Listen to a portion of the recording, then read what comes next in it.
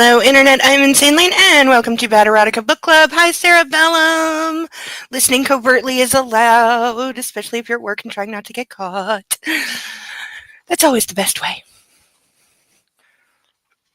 So, I think we're in for a pretty bitter winter because it has gone from pushing 40 2 weeks ago to where I'm cold now.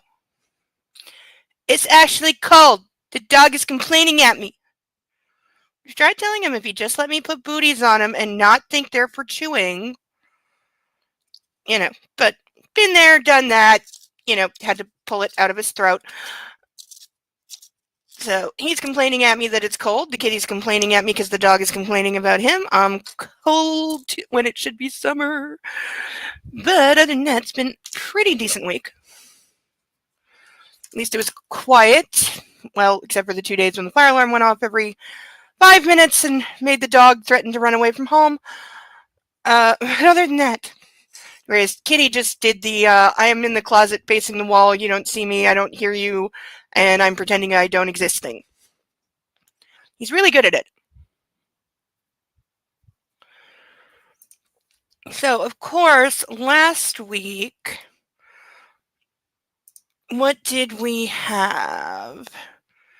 Oh, yes, they're still fighting over wedding vows because he wants her to love, honor, and obey. She told him to shove it. He got really misogynistic and sexist and possessive and controlling as hell, like always. Also, it's the same argument they've been having through the entire goddamn series. It goes back to the stupid contract that they never signed anyway and just kind of disappeared after the first book. He eventually backed off because they came to a complete impasse of either drop the word obey or we're not getting married. Because that's the closest thing to a conflict resolution these two ever freaking have. They never actually finish an argument. They never address the actual problem and talk about it like grown-ups and compromise and like understanding each other's feelings. Like they never do that. They just fight and then they fuck.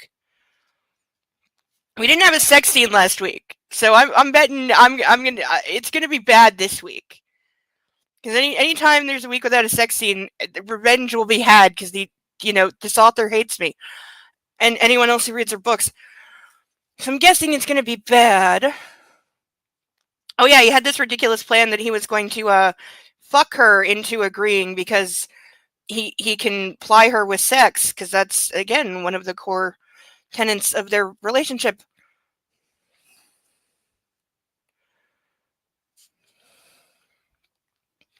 But he is still very much hung up on the obey me thing, I promise you, so I don't think that's going anywhere. We had more proof that he is the worst therapist ever.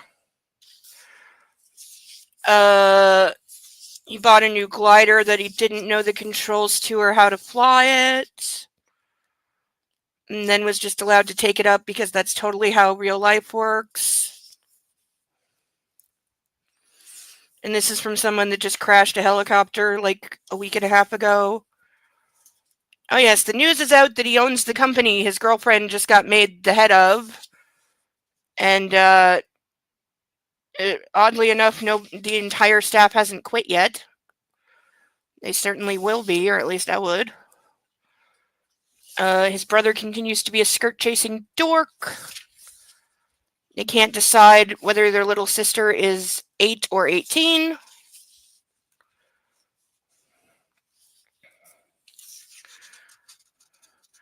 I think he bought the house and something designer person. What are we going to do with it? And of course he wants to tear it down and make something new and better and shiny. Oh, and there's a puppy on my leg. All right, while I pick up a puppy, I'll rise for the national anthem. Excuse me. If you're still struggling with consent, just imagine instead of initiating sex, you're making them a cup of tea. You say, "Hey, would you like a cup of tea?" And they go, "Oh my God, I would love a cup of tea, thank you." Then you know they want a cup of tea. If you say, "Hey, would you like a cup of tea?" And they're like, I'm not really sure. Then you can make them a cup of tea, or not, but be aware that they might not drink it. And if they don't drink it, then, and this is the important bit, don't make them drink it. Just because you made it doesn't mean you're entitled to watch them drink it. And if they say, no thank you, then don't make them tea. At all. Just don't make them tea. Don't make them drink tea. Don't get annoyed at them for not wanting tea. They just don't want tea, okay? They might say, yes, please, that's kind of you. And then when the tea arrives, they actually don't want the tea at all. Sure, that's kind of annoying as you've gone to all the effort of making the tea, but they remain under no obligation to drink the tea. They did want tea, now they don't. Some people change their mind in the time it takes to boil the kettle, brew the tea, and add the milk. And it's okay for people to change their mind, and you are still not entitled to watch them drink it. And if they are unconscious, don't make them tea. Unconscious people don't want tea, and they can't answer the question, do you want tea? Because they're unconscious. Okay, maybe they were conscious when you asked them if they wanted tea, and they said yes, but in the time it took you to boil the kettle or brew the tea and add the milk, they are now unconscious. You should just put the tea down, make sure the unconscious person is safe, and this is the important part again, don't make them drink the tea.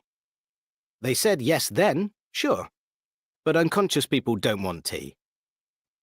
If someone said yes to tea, started drinking it, and then passed out before they'd finished it, don't keep on pouring it down their throat. Take the tea away. Make sure they are safe, because unconscious people don't want tea. Trust me on this. If someone said yes to tea around your house last Saturday, that doesn't mean they want you to make them tea all the time. They don't want you to come around to their place unexpectedly and make them tea and force them to drink it, going, but you wanted tea last week, or to wake up to find you pouring tea down their throat, going, but you wanted tea last night. If you can understand how completely ludicrous it is to force people to have tea when they don't want tea, and you are able to understand when people don't want tea, then how hard is it to understand when it comes to sex? Whether it's tea or sex, consent is everything. And on that note, I'm going to make myself a cup of tea. And we have a puppy. It's a puppy. Look at it. Look at the puppy. Look how cute he is. He's so cute. Yes, he's so cute. Yes, you're so cute, aren't you? Yes, you're so cute. He's upset he can't lick my face because I'm wearing makeup, and I smudged my makeup. Wow. Haven't even started yet, and I look like I gave myself a black eye. What the hell have I done to my face? I swear I am more competent than this with makeup. I mean, not by much, but you know, I missed that section in school. Mostly because I didn't give a flying fuck. Look at this. Look at how cute he is. He's so cute. Okay, he's going to help me introduce all of the ducks. Starting with the blue unicorn, we have Ralph, Charlotte, Steve, Paddington, Caspian, Inspector Clouseau, Dumbo, Sally, Bill, Xavier, Eloise, who tried to escape earlier, Pongo, Mitch, Sansu, Bob with two V's, Sasha Bartholomew, Alex, Chuckles, Melman, Naruto, Jeremy DeWitt, Cinemark, Alan Tudyk, Jeeves, Playboy, Gilbert, and Jethro. Those are our lovely ducks, of which we have more available. We have for the PayPal link should be in the top of the chat if I remembered to do it. Also, this is the first time I'm streaming on Rumble and Kick, so if you're watching on Rumble and Kick, hi! Welcome! Hope you enjoy yourself. And hopefully that's working, because I have no idea. But for a $10 donation, I will draw a duck at random and you get to name it. Or if you don't have a name, I will name it. We have about 11 ducks left in this bag. We have 6 that still need new identities. I gotta get cracking on that. Then we have our painted ducks that are 15. We have Mr. Spock. There is an RAF duck, a chicken jockey duck, and a diving duck, and an Orion slave girl duck. Those are available upon request. Just say which one you need, and it will be yours in perpetuity on the stage when they get added. You're getting chubby, you know that? Yeah. He's really a fan of this new kibble I got him, so he's been, shall we say, eating like a pig. So he's getting a little chubby. So he may have to be on a bit of a diet. I haven't worked out how to explain this to him yet. Because what's going to happen is he's going to eat all his kibble, and then he comes to me and goes, I'm hungry, my dish is empty, fill it up. And then he expects me to do that as many times as he eats it during the day, which normally you don't overeat, but with this kibble you overeat, and you're getting chubby. Now, of course, he doesn't see the problem with this. Because why shouldn't he be chubby? Right? Yeah, especially because the kitty's really fat. You think you win in a fight with him if you put some weight on?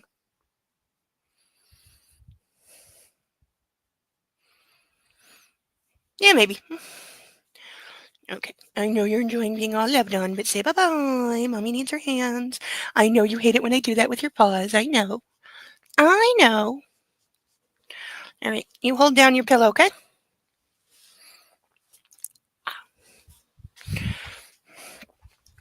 On our other sponsorship tiers, we have these very real handcuffs that I will put on for about 20 pages for $25.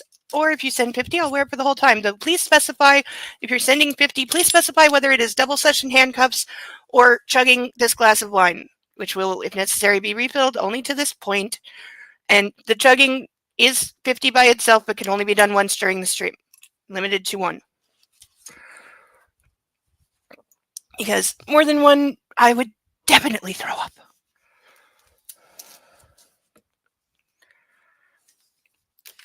But yeah, so we got up to, he dropped the obey thing. Nobody at work respects her, and he's now taking her up in, I guess, a 2-seater glider. I don't know what the other one was if it wasn't a 2-seater because they're both in it, but we were mid-chapter 11 when my sanity needed escapism. So, is it bad that you need escape from a book that is, like, the purest form of trashy escapism?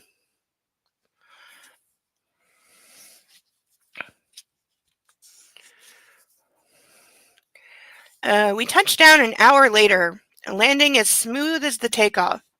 I'm thrilled with my new plane. She's everything I knew she would be and more. I'd really like to take her up one day and see how far she'll take us. Perhaps later this summer. Darius rushes towards us as I unlock the canopy. How was it? He gushes when he reaches us. Amazing. She's one hell of a plane. Adrenaline is still coursing through my body. Anna. Darius turns his attention to her. I agree with Christian. She's amazing. I undo the straps and clamber out and stretch, then lean in to unbuckle Anna's straps. This has been inspiring, I whisper, and give her a swift kiss as I make short work of the seatbelt. Her lips part in surprise, but I turn to Darius, who is still with us. Let's put her in the hangar. I'm behind Anna as we walk back to the cars with Sawyer and Reynolds. Her ponytail swings jauntily behind her. Oh, are they going to fuck in the car? Please don't fuck in the car. Like, there's other people in the car. The privacy screens, they're great, but they're not perfect. Hi, Persnickety!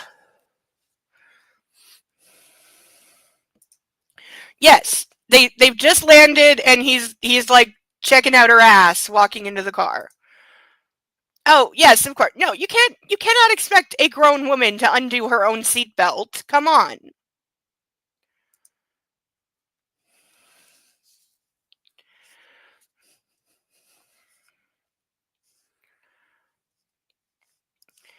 She's still wearing the cap, and beneath the short navy baseball jacket, her ass is shielded in tight blue jeans. I told you he was checking out her ass. Her hips swing back and forth, a metronome as she walks. We're definitely counting down to him referencing his cock. And the rhythm is hypnotizing. She looks so damned hot. I stride around her to her side of the car and open the door. You look great. I don't think I told you that this morning.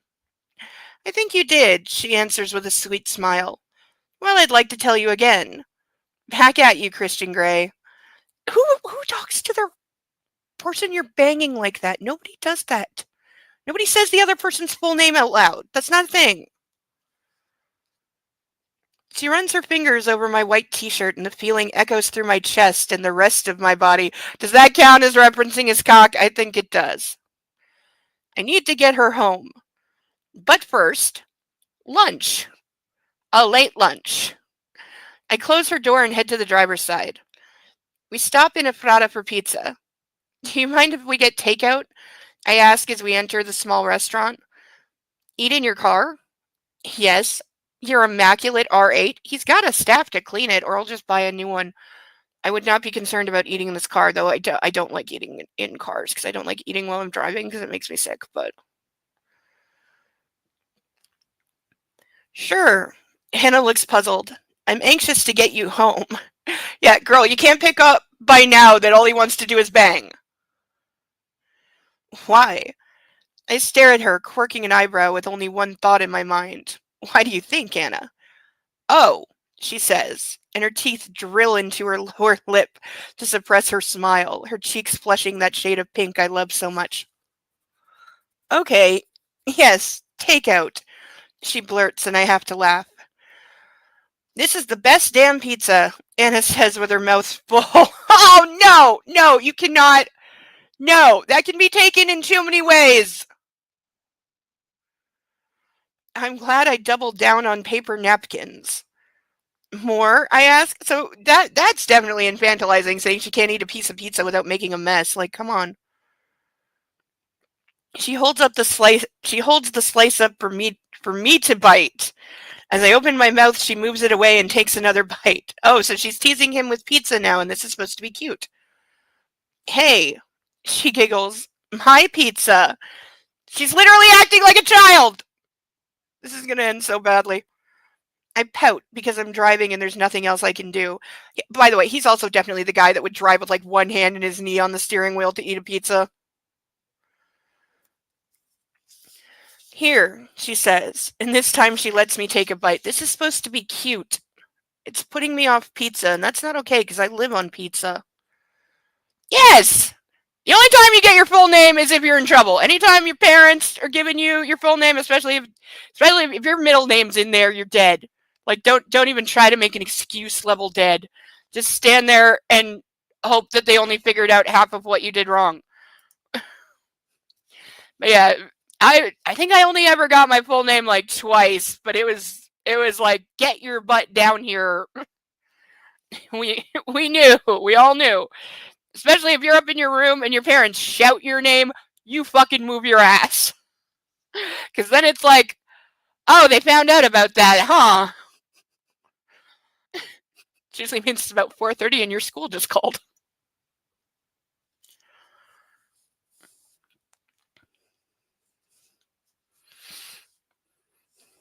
And thumbs up in the chat if you ever, as a kid, thought it was completely unfair that you could get in trouble at school for something. And so you already had to deal with that. You already got in trouble for whatever you did. And then thought it was completely unfair that you get home and that school rats on you to your parents, and then you get in trouble from your parents for something you already got in trouble for.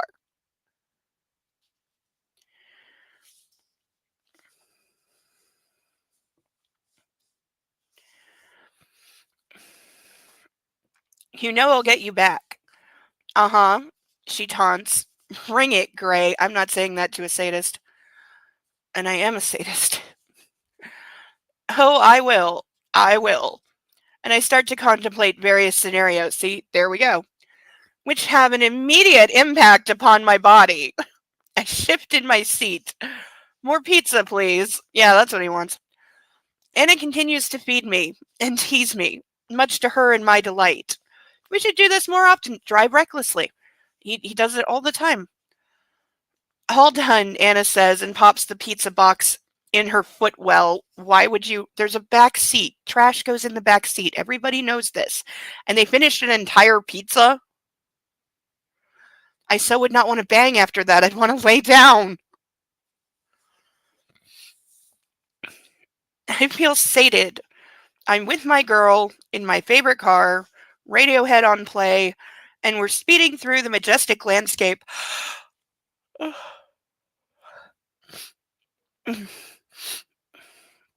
A majestic landscape beside the Columbia River and towards the Vantage Bridge. I'm overwhelmed by a sense of belonging. Before Anna, how did I spend my weekends? Soaring, sailing, fucking.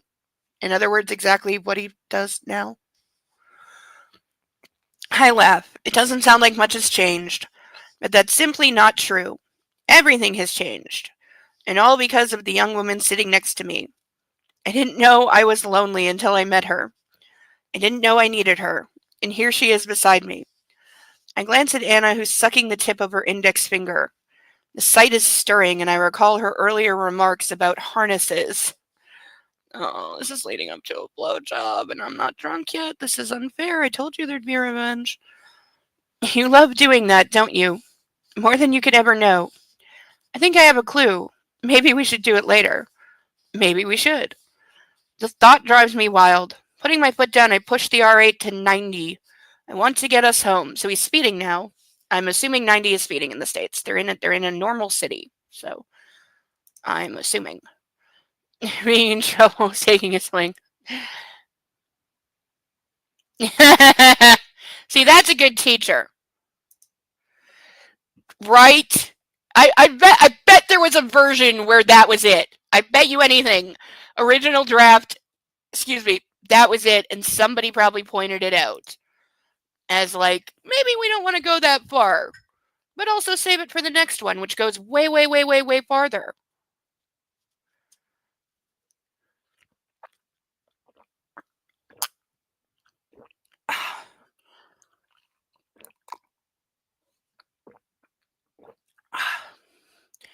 Okay, hot tea, good.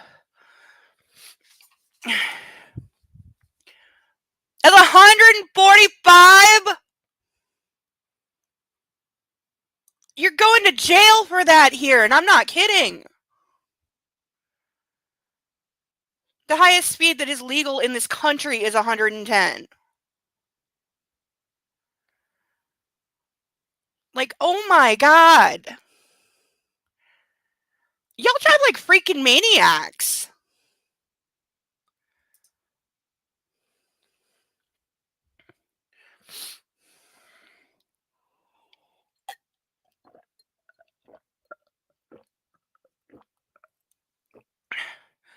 That's very likely true.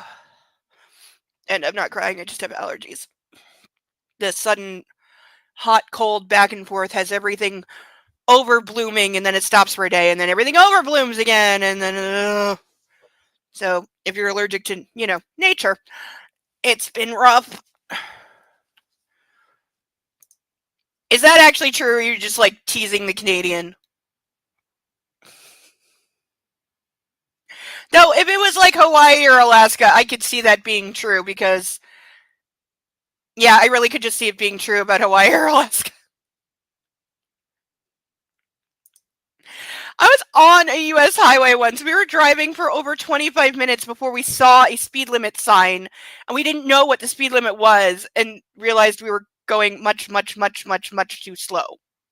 Which for us, we were already going super fast to where like there was like that really tense silence in the car because my friend was concentrating so hard because she'd never driven that fast in her entire life and was really, really scared to do it. But still, people were flying by us, and then when we saw the actual speed limit sign, we're like, okay, we're still doing like 20 under. And we're okay with that because we're already driving faster than we feel safe driving. We really did not feel safe. It was just noticeably so fast compared to what we're used to. It was very it wasn't good.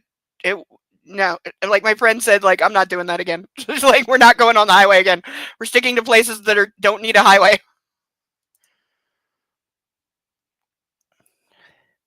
You would have to also, but just the one thing that drove us the craziest trying to drive in America was the lack of signage. We didn't even know what street we were on because there's no goddamn street signs. And then we saw like two street signs that were literally on the ground. And it's like, why is there a street sign on the ground? How the hell am I supposed to see that? Like, it made no sense.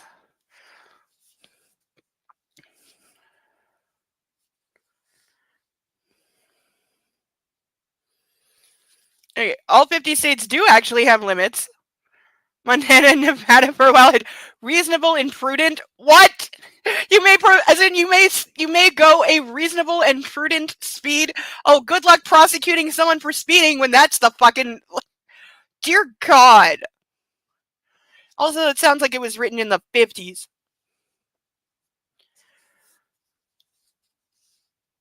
Like, there's so many stupid laws in the world, but like laws that matter have like loopholes like that.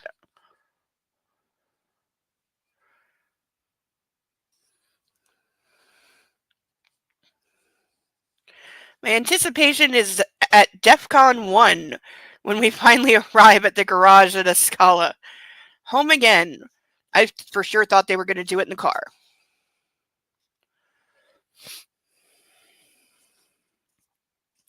Anna breathes when I switch off the ignition. Her voice is husky and quiet, drawing my attention. Her eyes meet mine and we stare at each other as the atmosphere within the R8 slowly simmers. It's here, between us, our desire, or whatever you put on the pizza. It's almost a separate entity. It's so powerful, drawing us together. This is an author trying to say, I swear they have chemistry, when we've seen no proof of this whatsoever. It's he's horny and she's a pussover. Consuming me. Us. Thank you, she says. You're most welcome. For what? She's looking at me through her lashes, her eyes smoky and full of sensual promise. Compelled, I can't look away. I'm under her powerful spell. Beside us, Sawyer and Reynolds pull up, park, and disembark the Q7, locking it up behind them. They head to the service elevator, and I can't tell if they're waiting for us or not. I don't know. I don't care. Anna and I ignore them. Our focus only on each other. Okay, these are the crappiest security guards ever, because they're not even in the same car as the people they're supposed to be protecting. And then they get out and walk to the elevator without knowing, again, where their protectees are and whether, like, they're going up. Because if you two are staying in the car, they should be staying, like, in their car, at least. I've heard that. People say that here. It's not true here. It hasn't been true for, like, 2 generations, but I have heard traffic in DC sucks. Excuse me. Ow. That's what I get for chugging tea.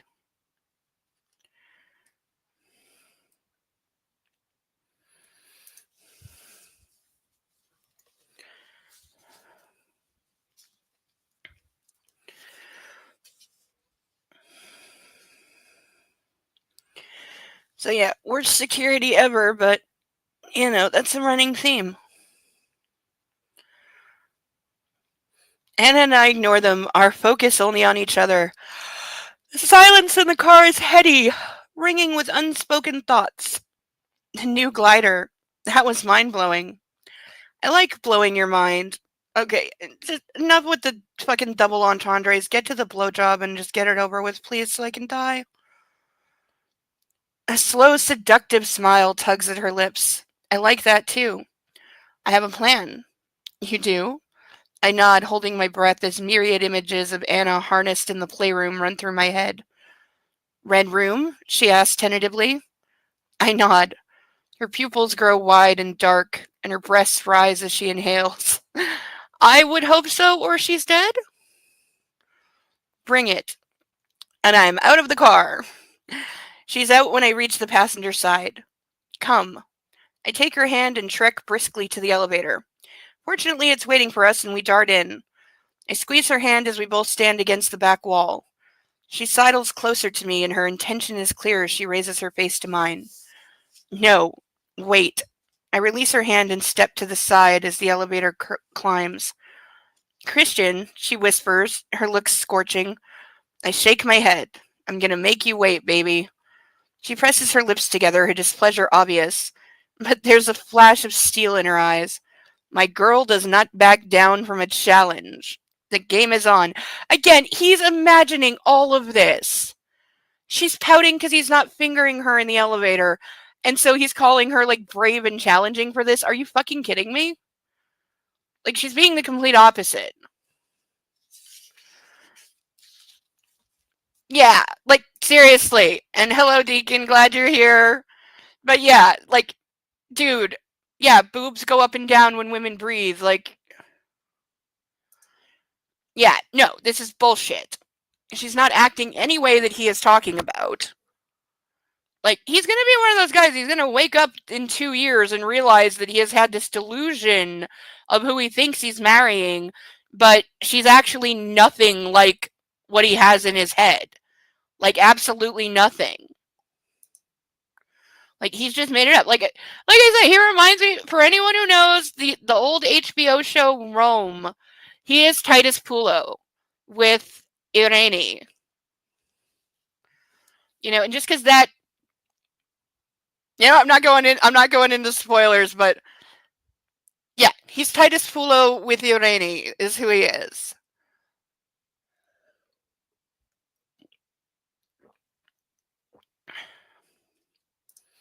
Yes.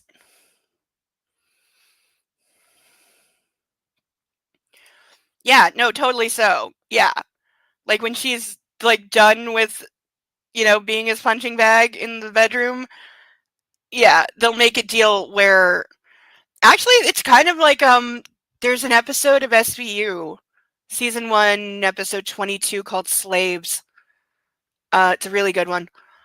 Where same situation, a very, and I've said this before of this episode because if you watch it, even though that in that episode it predates the 50 Shades series by 2 maybe 3 years, the guy in it, he could have played Christian Grey. Like, he's always in a gray suit, he's got blonde hair, he's a misogynist and a sadist and is into BDSM and all that, but takes it way, way too far.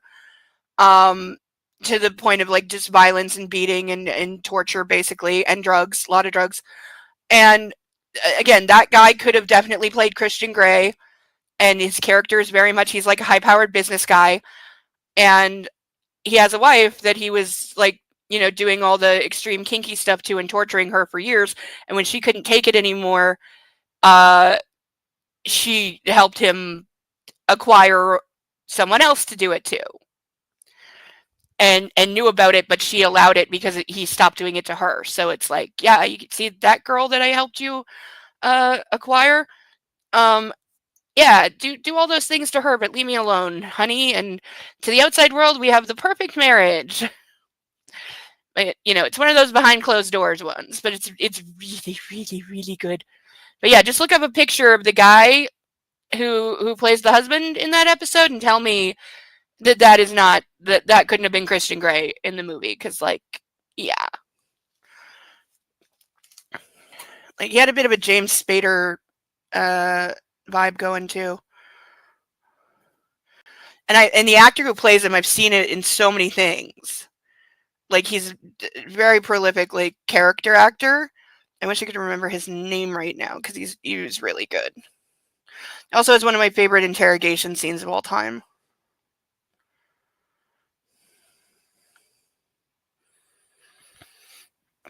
Yeah, season 1, episode 22, Slaves. Law and Order SVU. Highest recommend. The doors of the elevator open and I step back, giving Anna a courtly wave. Ladies first. Please don't. Please don't. Please don't. I know exactly which one you mean. The one with the Romani, the perversion of Romani culture. Yeah, and I love the actor who played the dad in that. He's so good. Like, I feel like I've been seeing him in everything my whole life. He's really, really, really good. I totally love him. But yeah, I know exactly the episode that you mean. What is it called? Ritual or something? But yeah, I know the episode. Yes, there are a few. Yeah. Perfect Storm with I believe the actress's name is Nikki Acox, also known from being in Supernatural. Meg in Supernatural. Her. But yeah, Perfect Storm is one of those.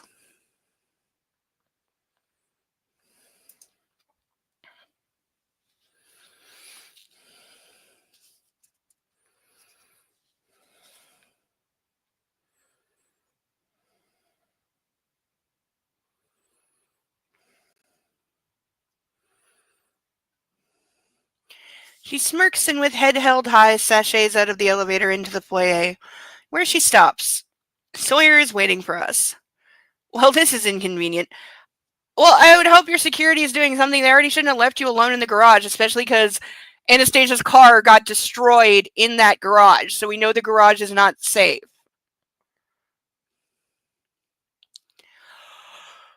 Okay. Mr. Gray, is there anything else you require? He's aware that Taylor has gone to visit his daughter, and I think he's trying to fill Taylor's shoes. He looks expectantly from me to Anna, whose attention is suddenly concentrated on the floor as she tries not to laugh. Hiding my amusement, I respond, excuse me, I'm good, thank you. Then, out of devilment, add, Anna, is devilment a word? Excuse me. And it's spelled exactly like you would think. Devilment. Excuse me. Why am I having hiccups? But I don't think that's a word. Excuse me. Ow.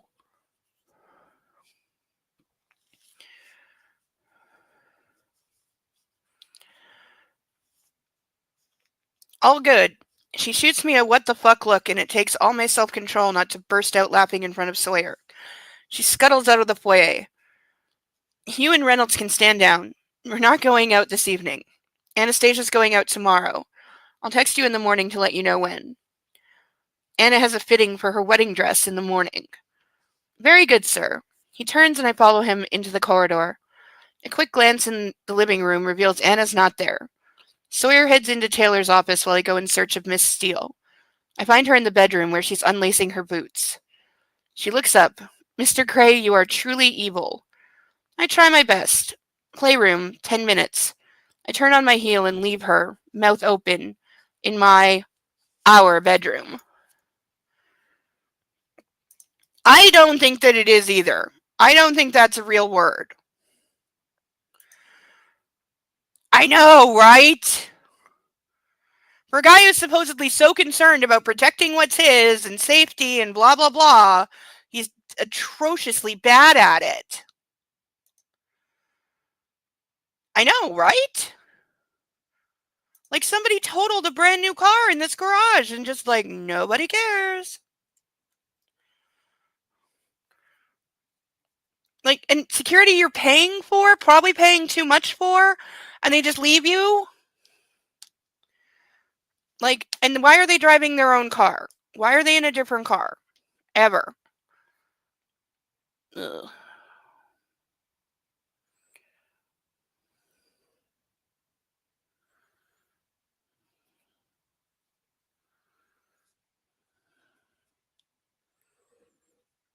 Why can I not make up today? I guess I'm trying to do it in a camera that's reversed.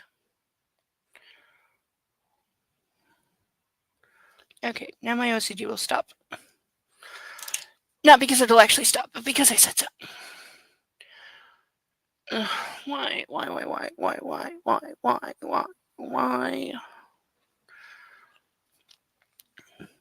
The playroom is softly illuminated, the lights glowing off the red walls. It feels, once more, like my haven. It's been a few weeks since we've been in here.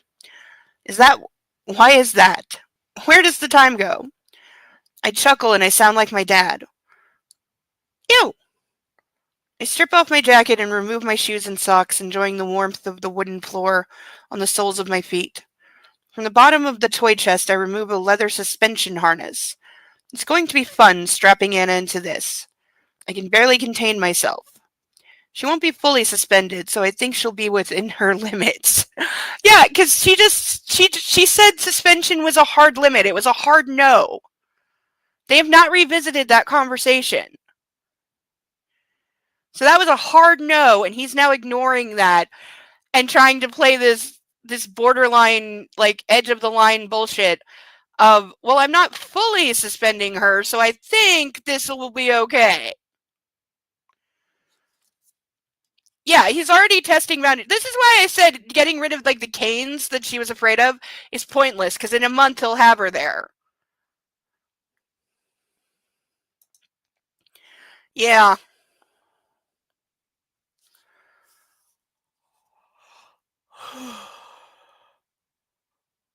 Ugh.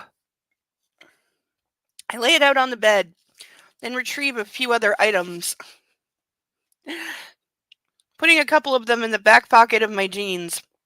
I leave the rest on the chest, then head to the door to the ensuite in the submissive's room. I pause when I come out of the bathroom. The room is unchanged since Susanna left. Anna never really occupied this space. It has an empty, abandoned feel. The decor is still neutral. White, cold. Susanna never wanted to decorate. Gray, stop. I don't want to go down that rabbit hole right now. Okay, do we think Susanna's alive or dead? And did he kill her in the sub's room? Not when my girl should be waiting for me. When I enter the room, Anna is barefoot by the bed, examining the harness. The sight of her halts me in my tracks. Oh, so she's not kneeling with her hair braided in her panties with her palms up on her thighs like she's supposed to be? He's gonna say it at some point, you fucking know it. The sight of her halts me in my tracks. She's changed into some lacy lingerie. She's all long legs, arms, and black lace, and fine see-through panties. Just for me. He's such a child. I can see everything. Everything. Shrouded in lace. These are all separate lines. No wonder this book is so goddamn long. My mouth dries as she steps towards me, her hair free, falling and curling under her breasts. Mr. Gray, you're overdressed. I could play this one of two ways. We are still finding ourselves in here. Today the dominant wins. You want to play? Yes. Yes, what? Anna's lips part in surprise. Sir. In that case, turn around. Yeah, he's going to do the hair because he has to. She blinks, astonished at my tone, I think, and a furrow forms in her brow. Don't frown. Suspension? No, not fully. Your toes will still be on the floor. It will be intense. Okay, sorry, but that is, you cannot just say because her toes are touching the floor she's not fully suspended. Nope, doesn't work. And also, that's a really bad setup because it's a really good way to break your toes or toenails, and that's going to really kill the mood. Never do the tippy toes thing unless you're suspending a ballerina. Okay, either feet flat on the floor or everything off the floor with about at least a foot clearance is how you avoid injuries. Okay, whoever is on Kick, this is not a place to advertise. Don't do it again.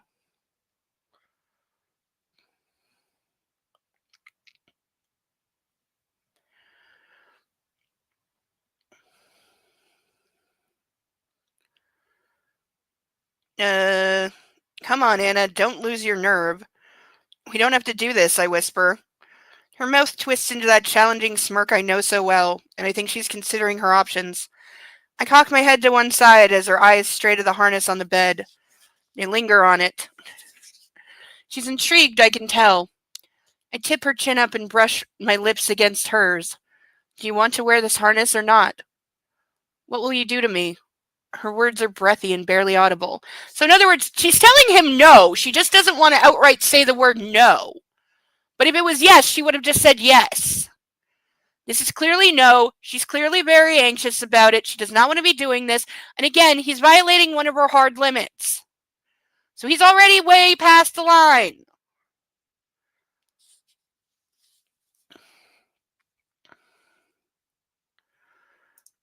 I know, right? It's almost like he's an unbearable bastard. This is also true.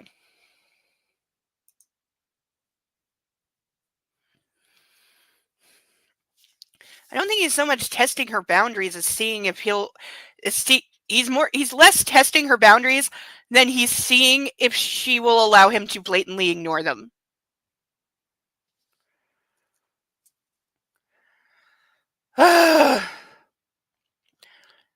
What will you do to me? Here's not a good answer. Whatever I want. She gasps and turns around immediately.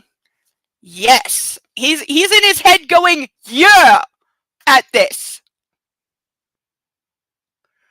Read the room. From the top of the chest of drawers, I grab a hair tie and gather her hair in my hands and begin braiding it. Of course. Because she has to look like mommy. Because I want to fuck my dead mother and then kill her.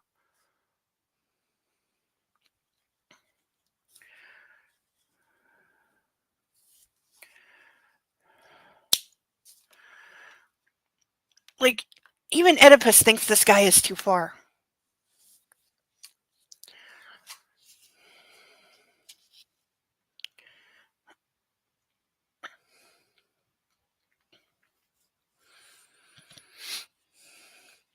It would never do to get her luscious locks caught in any of the straps. I make quick work of her braid, and once it's fastened, I give it a tug. Ow! She steps back into my arms. You look mighty fine, Miss Steele, I murmur into her ear. Love the lingerie. Remember, you don't have to do anything you don't want to do. Just tell me to stop, because he's always listened to that, as in never. Now, go and assume the position by the door. I told you! I knew he couldn't let it go! No, because he needs his ritual and his fucking, like, bullshit things that click him into, like, let's do it mode. And, like, dear God. Yes. Yes.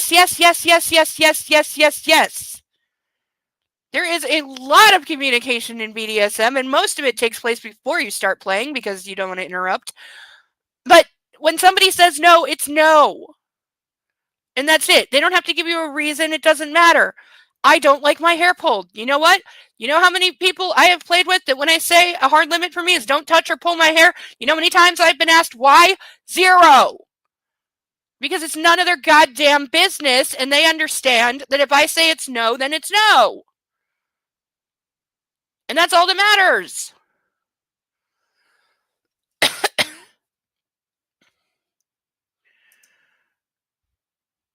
Yeah, right?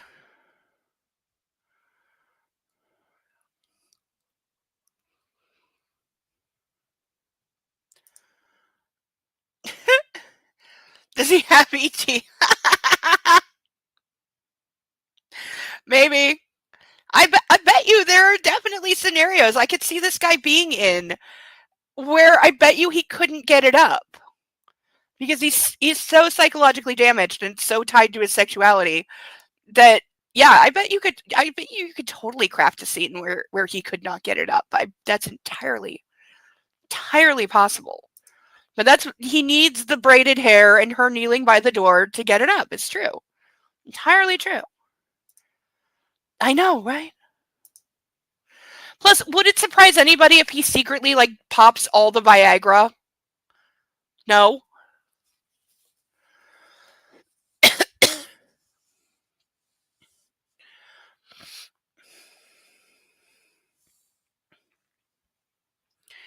She gives me a most unsubmissive look, which in another lifetime would have earned her a good spanking. But she moves to the door and kneels, resting her palms on her thighs and parting her legs. Even she thinks this is bullshit, and yet she does it. That's my girl. So close, but I can't set it on fire because it's not one of 2 phrases. It's really close, though. I'm so tempted. Nope, gotta stick to the rules. We're only allowed to burn good girl and husband material. She looks gorgeous. I could come just from looking at her. I'm sure he has. Steady, Greg. Get a grip.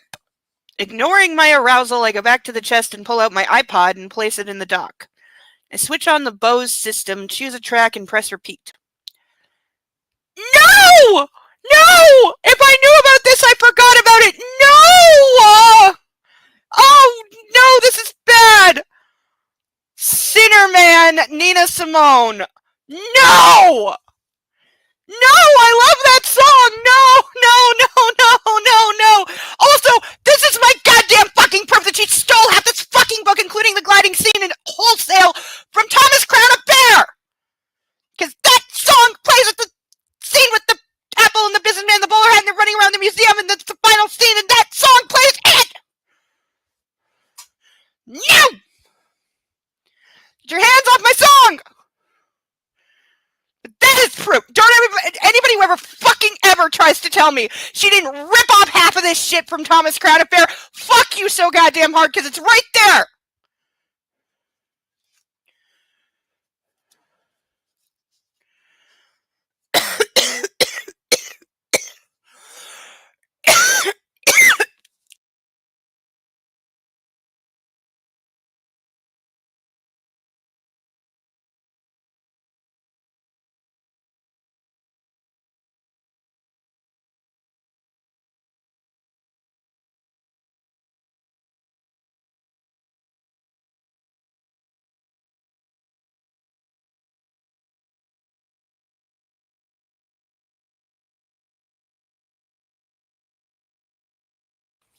Okay, so I'm not dying. Yeah, I know that's just the mute. I couldn't hit the camera because my hands were busy. And no, do not drag Nina Simone into this. No. Yes, she does. But dropping that song, I promise you that was her not so subtle, but thinks she's really clever way of nodding to Thomas Crown Affair and thinking it's like a subtle reference.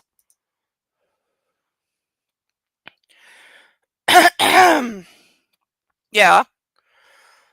Like I've said before, take the gliding scene in Thomas Crown Affair, put it side by side on one screen with the gliding scene in 50 Shades. They're identical. Like, I don't know if the people who made the movie did that on purpose or if they knew they were almost like shot for shot identical. I don't know if that was on purpose, if maybe they knew that that's where she got the scene from and they thought, well, like, instead of ripping it off, we'll just call it an homage and then nobody can accuse us of ripping somebody else off because that's how you get around that. I don't know if they were doing it on purpose, but the two of them match up like perfectly. Even the music is extremely close. This is true. He was not a rapist. I mean, that movie's got a great sex scene, but it's extremely consensual, and if anything, she's the one pushing him. Like, I like when they, like, stop for, like, a snack and water break, and he's like, clearly, like, they've gone at it for a while, and she's like, you don't think we're done yet? And, like, they give her, like, such sexual power. That's great. Oh, though, it totally has he just magically has a closet full of clothes for her scene, you know, because he's trying to impress her by saying, like, oh, I found out what kind of clothes you like behind your back. I found out what this weird thing is you drink. And she's like, well, I know about this and I know about this, because they're hunting each other effectively. So they're trying to do this one-upsmanship thing of who can find out what about who, because they're both very private people. But there it works. And I also love that her response, Rene Russo in Thomas Crown Affair, her response to him, like, whisking her away to this vacation house on some island, and he's got a closet full of clothes that he says are, you know, I believe they're your size. He pulls that and leaves her to change, and she comes out to meet him on the deck wearing a towel and a sun hat and nothing else. Which I thought was perfect, because it's like, yeah, screw your clothes. I'm just going to walk around naked. We're on a tropical island. Why not? You know, but it's a you won't control me moment, because they spend the entire movie trying to control each other in their own, like, subtle ways. But there it works because good acting and actual chemistry. Oh yeah, there's stalker elements to it, that's for sure. There is but you know, she's like a professional stalker almost, but it works in the movie. Plus, in any movie with Dennis Leary, and it gets a +1 from me. I'm never forgiving E.L. James for writing that song as being in this. Anna is watching me. Eyes down, I warn, and she dutifully casts them onto the floor. I close my eyes. Every time she does as she's told, It's music to my soul. I really thought he was going to say music to my dick again. I can't get her to obey outside this room, but I'm going to take full advantage in here. This is what you want to hear from somebody you're having sex with. I amble back to her and stand directly in front of her. Legs. Wider. Is he going to pick her up and put her on a Cyban machine? And then, like, duct tape her to it? I mean, I'm not saying that's not a good time, but... She shuffles and moves her thighs. I groan in approval. Strip off my t-shirt and toss it onto the floor.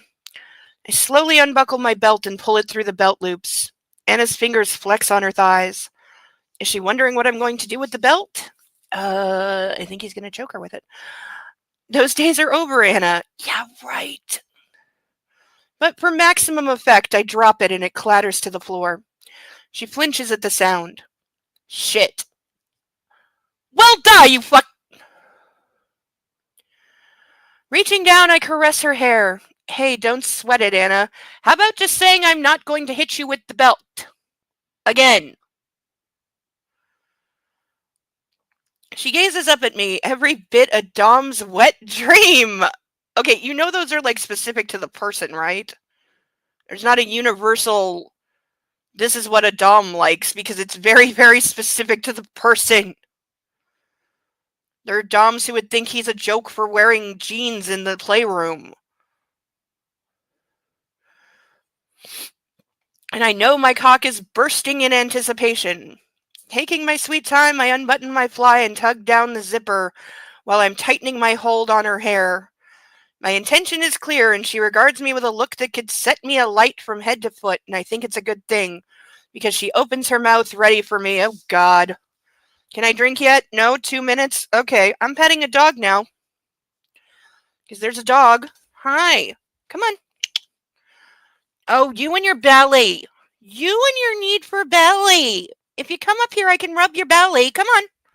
Come on, you know you want to. Up, up. And we have a dog. Hi. Aren't you the most beautiful doggy in the history of doggies? Everyone give the doggy some love. Okay, tell him what a good boy he is, because he is. Yes. I know, it does. It does, and I've personally been screwing with ChatGPT for like 3 weeks now, just to see how many times I can get it to break its own rules against writing explicit content. The answer is a lot. But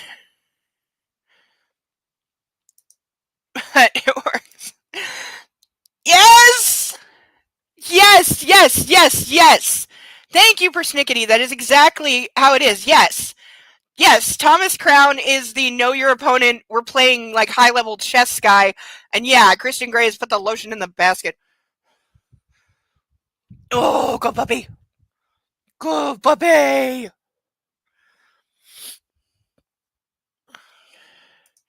Yes, his mom was a junkie and a terrible mother, and he was abused as a child, and all that sucks. But, yeah. And also, the age doesn't work for him associating his mother with sexuality, because he was only like 4 years old. If he was like older than that, if he was right around like 8 or 9, then I get it. Then it makes actually more sense that he would have, that would have like informed his love map and his perception of sex, etc. But at 4, no. At 4, he turns into Dexter. Right, puppy? Right? Is that right? Should there be more ducks? Should there be more ducks? You think so? Because you're hoping secretly you get to eat them? But yes, Doggo says, please sponsor. It helps my mommy feed me. Yes. It helps her buy the chicken kibble that I like so much. Also, shout out to the company Beneful, because they've apparently really nailed the chicken flavor in their kibble.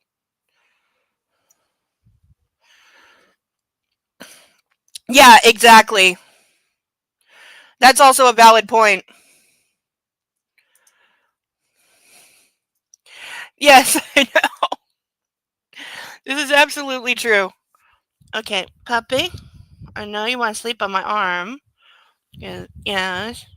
I'm sleeping on you. You can't put me down because I'm sleeping on you. That's what I'm doing. I'm a doggy. Okay, let's try and read this with the doggo. Okay, partially putting the doggo on on the on the desk. Okay, there we go. Yes. Yes. I know. What am I doing? You don't like it up here. I know. Don't worry. Okay, don't worry. Mommy just needs her cuddle baby.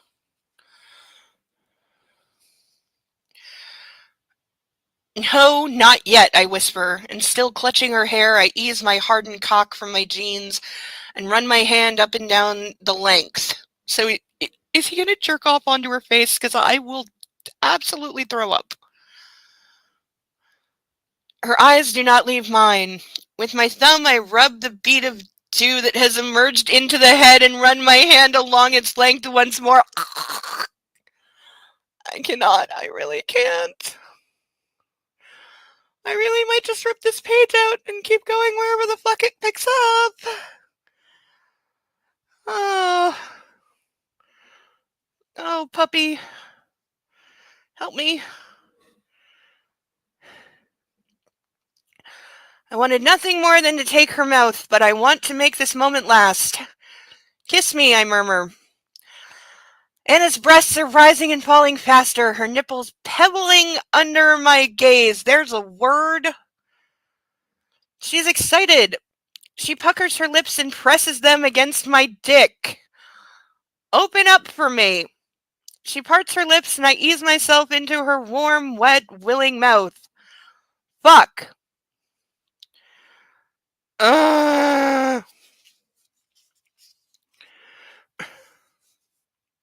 Yes, I know. And thank you for spelling Bo correctly. The dog is like pieced out at this point.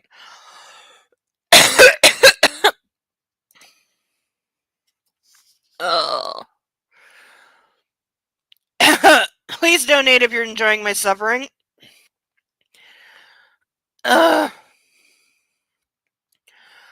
I ease back, then push my way in once more. This time she sheathed her teeth, so the effect is immediate as she sucks me.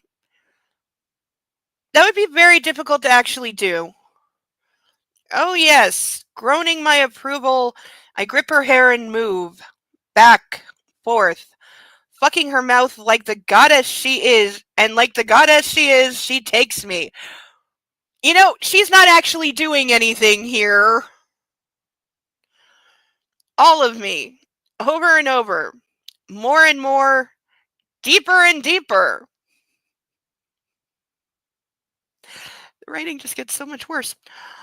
On and on, I lose myself in her wondrous mouth. Fuck, I'm going to come, but I don't care.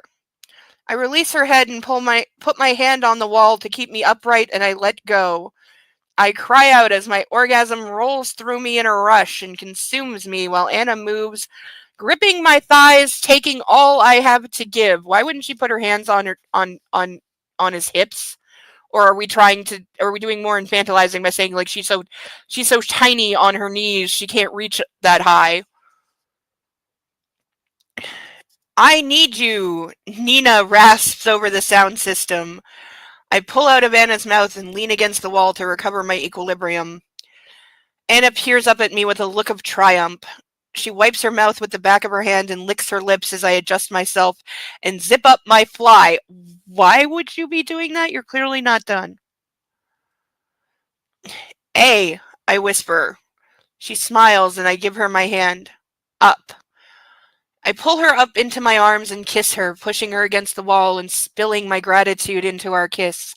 She tastes of me and sweet Anna. It's a provocative, potent mix. I pull back. When I pull back, she's winded. Her lips are a little swollen. That's better. She responds. The sound of deep, sexy noise in her throat. I grin. Now we're going to have some real fun. I lead her to the bed where the harness is laid out. Now that I've come, I'm calmer and so ready for part 2.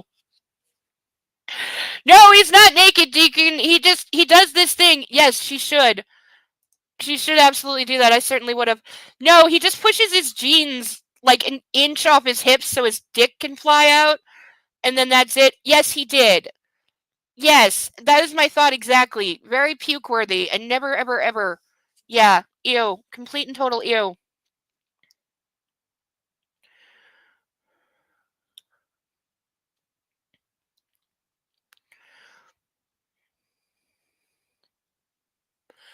I look down at Anna, who's gazing at me expectantly. What?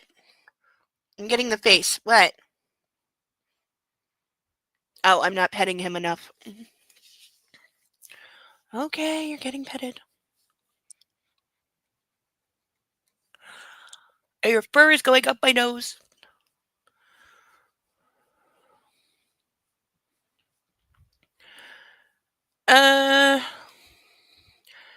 As much as I love what you're wearing, we need to get you naked. Excuse me. She hooks her fingers into the waistband of my jeans. And what about you? All in good time, Miss Steele. She pushes her lower lip out in a word I've never seen before in my life, and I think she either made this up or there's a typo. Does anyone know a word? And I'm not even going to try to pronounce this because fuck it. Does anyone know a word that is spelled, I swear to God, M-O-U-E? And there are no accents on any of it. Pushes her lower lip out in a whatever the hell that word is, and I gently take it between my teeth. No pouting, I whisper, and start to unhook the basque she's wearing. Honey, what were you trying to say? She like basque is a word here. B-A-S-Q-U-E. That's a word, but it's not clothing. Like, were you going for like brassiere or bodice, or did you get confused? Freeing her bountiful breasts. Slowly I peel her out of it. Once it's off, I place... It is a French word? I thought it was a French word. Pronounced moo. French for pouting. Okay.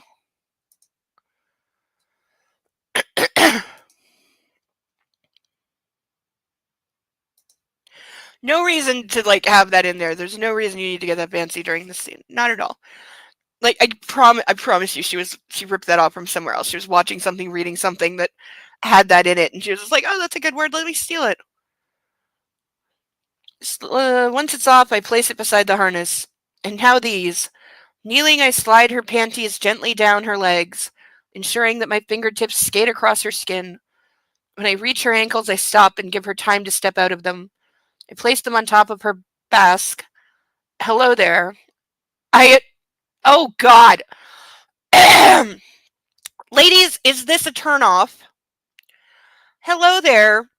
I address her vulva and plant a kiss just above her clitoris. She smirks, and I remember a time that a kiss on this part of her anatomy would make her fidget and blush. Oh, Anna, we've come a long way. Yes, in the entire 6 weeks that you've been sexually training and brainwashing this woman. Standing, I grab the harness. This is like the parachute earlier today. Where you got the idea? Yes. Well, you gave me the idea. So step in. Here.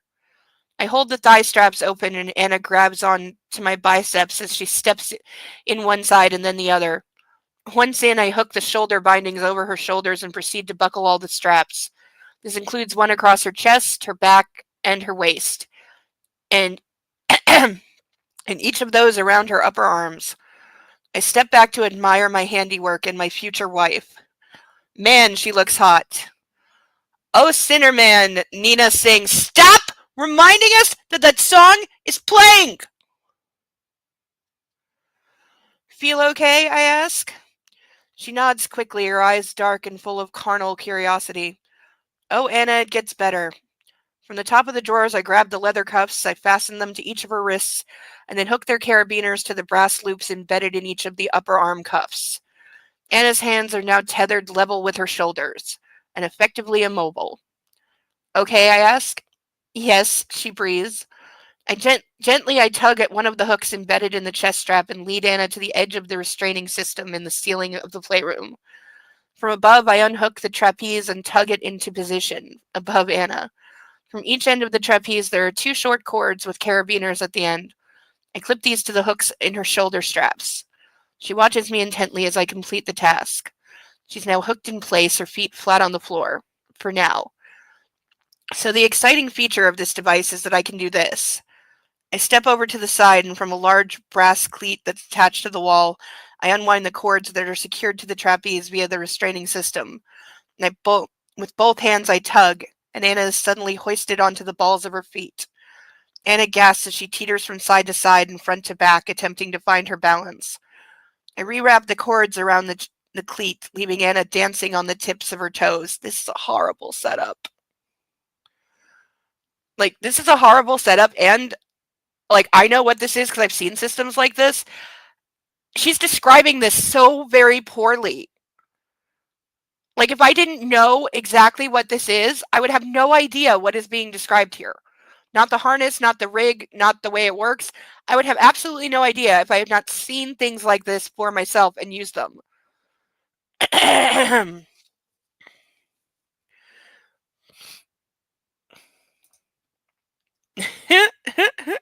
Yes, just randomly moo at things. Let people wonder. It'll be cute. Is that true? I've never seen that movie, but I have heard that line. Yes, he's a son of a bitch. Okay, I'm sorry, but you keep kicking me.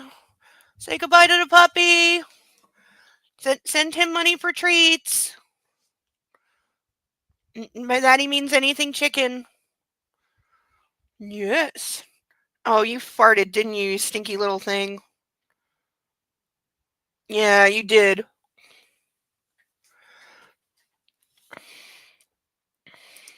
He'll be back, don't worry.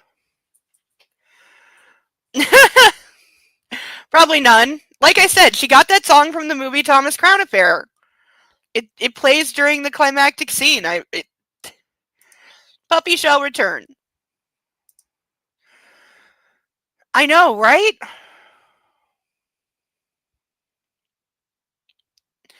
Oh, so he's doing the guy lying thing and getting it wrong. Yeah, okay. See, I used to hear boys doing that, but it was in middle school.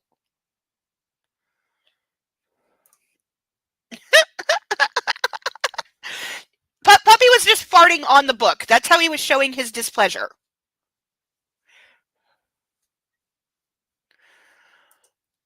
He didn't want to risk getting told off for barking late at night, so he decided to fart on it.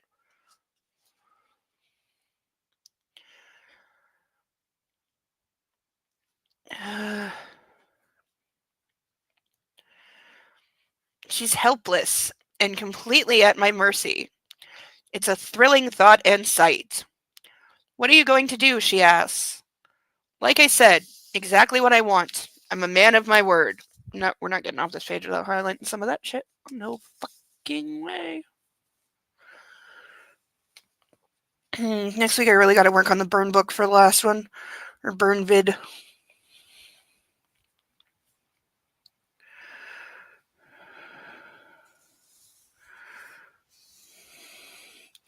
No, I will try to make her sound less like a chipmunk in this one.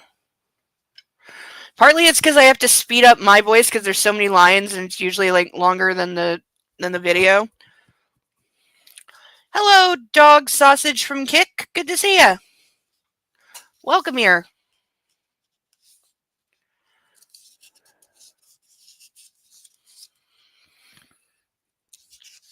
You walked in the middle of a sex scene, by the way.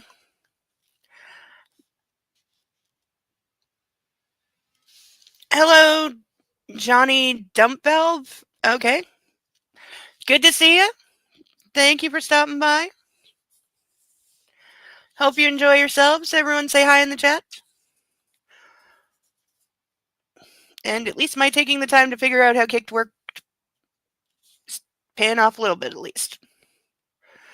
Not that I know how. Okay, we're gonna chill out in the chat before I throw some cold water on some people, but you won't leave me like this. She looks panicked. Yeah, this is why you don't restrain someone when you don't have clear like traffic lights and safety words, and we know he hates safe words and traffic lights. He's got an issue with stopping, and they didn't talk about this. Okay, I'm apparently going to have to figure out how to kick people out of the chat from Kick, which I don't know how to do yet, but I'm very willing to find out. Oh, good. Why people gotta be bitches? Why? Why, internet, do you have to be a pack of mangy dogs? Like, making me have to pause and go on Kick now and figure out how to kick you fucking assholes out of my goddamn chat. Like, why?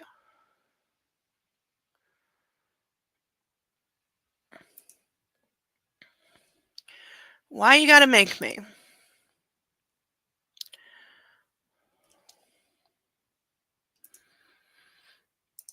Alright, there will be a way to do this.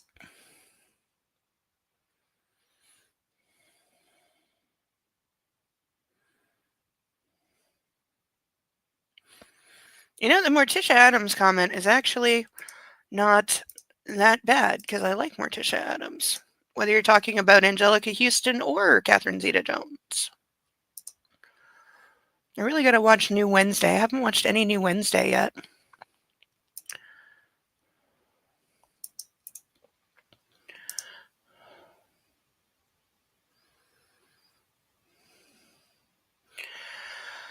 Okay, seriously, how do I do this?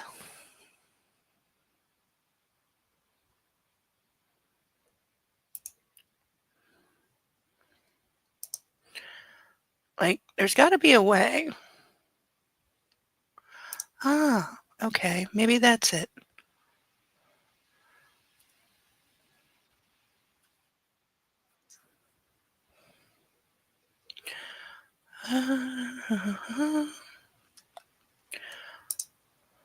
Hmm.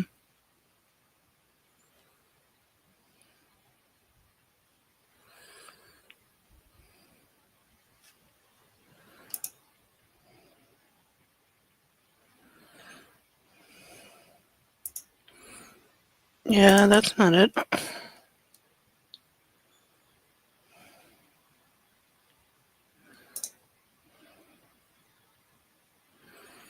Do I have to make myself a mod? Wouldn't that be automatic, or does that make too much sense?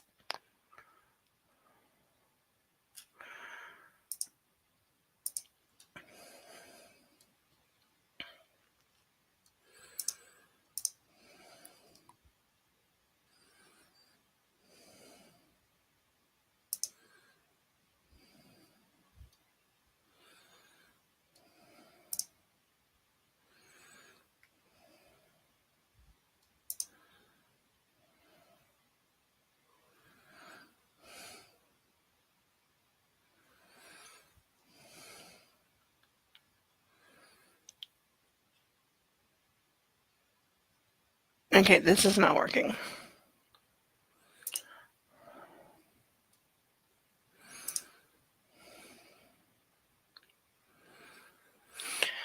Great. I have no idea how to do this.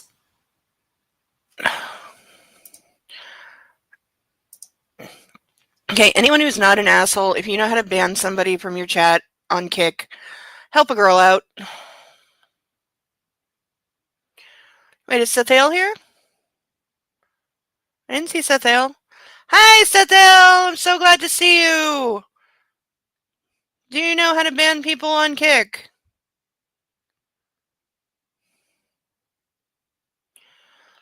Or, you know, if you could just stick your dragons on some people.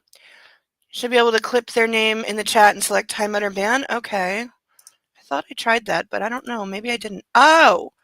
Oh, okay, okay. Thank you. Thank you. It's working. Why didn't it do that when I did that? I swear I tried just straight clicking and it didn't work. Though it's entirely possible that I'm wrong. Because I don't know what I'm doing. Alright, I'm leaving the kick thing open in case they come back.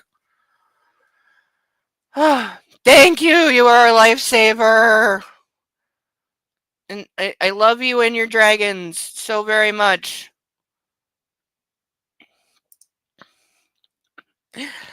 I should have been doing house cleaning today. I'm sorry for not knowing and having to stop, but the dangers of new tech. It just it should have, because I've been on the internet long enough to know better. But it just didn't occur to me I would get that kind of trolling on the first time that I am ever on that platform. Why do I still think like the internet is capable of being nice to new people? Like, thank you, Deacon. Thank you, everyone, for understanding. I apologize for the interruption. So back to unsafe bad sex.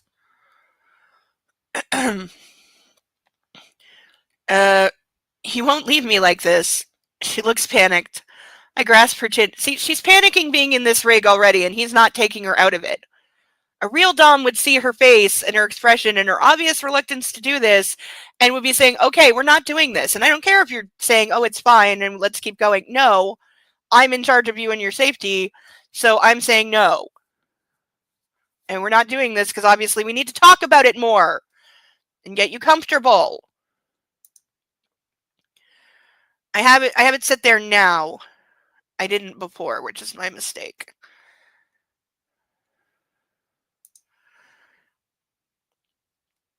This is true.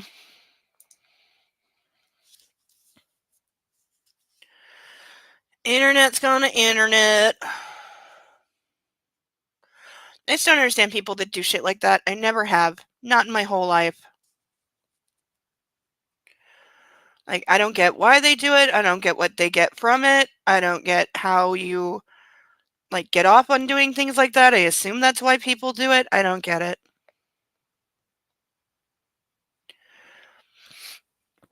No, never. Rule number 1, never leave someone who's restrained alone, ever. I kiss her quickly. You okay?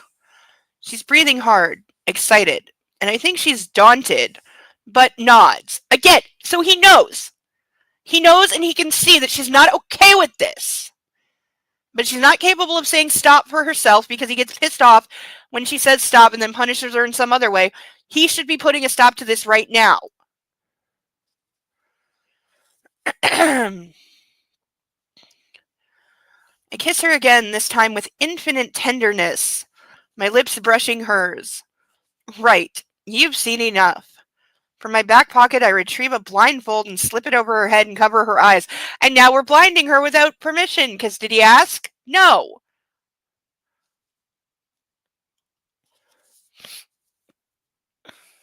You look so fucking hot, Anna. And this is where if I'm her, I'm worried that he's taking pictures and I just don't know it. Because we know that he took pictures of his former subs in here and they didn't know it.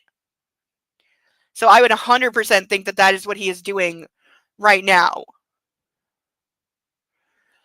Taking a few steps back to the drawers, I pull out the one item I require and slip it into my back pocket. I circle Anna, admiring my handiwork until I'm facing her once more. I run my thumb over her lips and down her chin, down her sternum. Power! Nina bellows out through the playroom. Stop! Referencing the song. I'm going to listen to this song on repeat very, very loud later just to reclaim it. Are you going to obey me in here? I whisper. Do you want me to? She asks, her voice all breathy and needy. I skim my hands over her breasts and her nipples lengthen beneath my thumbs. I tug both of them. Hard. Ah, she cries. Yes, yes, she says quick. I'm not gonna throw up, I'm not gonna throw up, I'm not gonna throw up, I'm not gonna throw up, I'm not gonna throw up, I'm not gonna throw up. Because I fucking said so.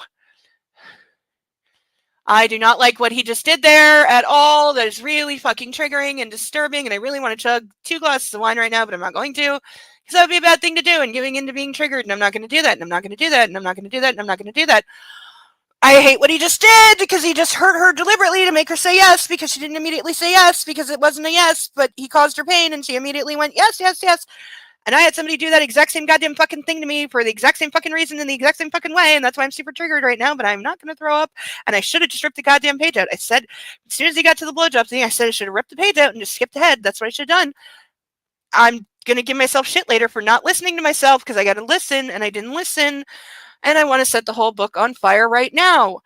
Good girl, I continue. See, now I get to set part of it on fire. That's in the rules. That's one of my phrases. Now I get to play with fire. And don't anybody tell me to stop. If I burn half the book right now, the part we've already read, is that okay?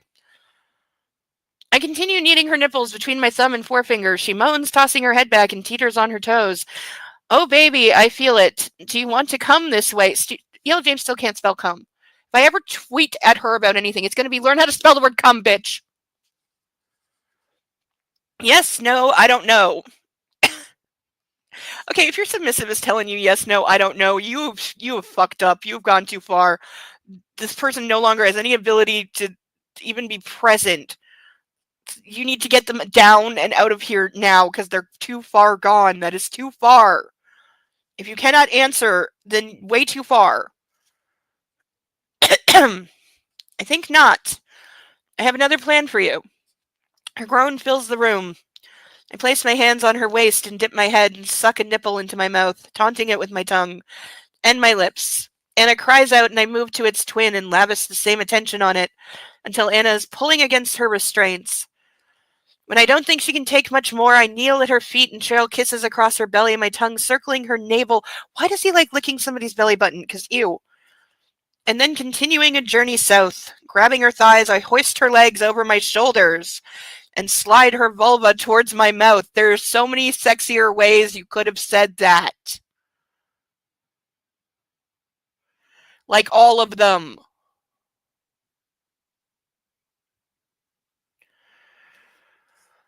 Ow.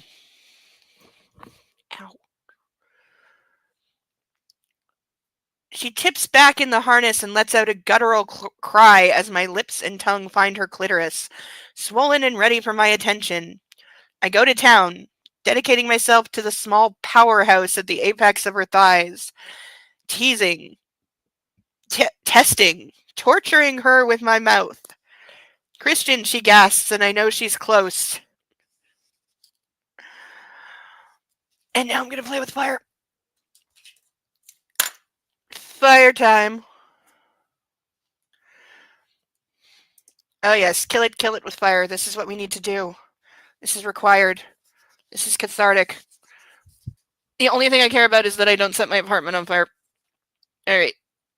It's the part that I'm going to burn on the screen. Yes, it is. Okay, good. And 1, 2, 3.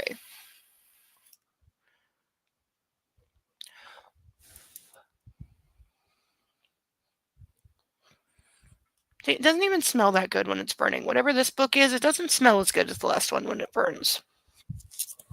And it crackles weirdly. Like, what kind of paper crackles like this? And, like, I barely touched it.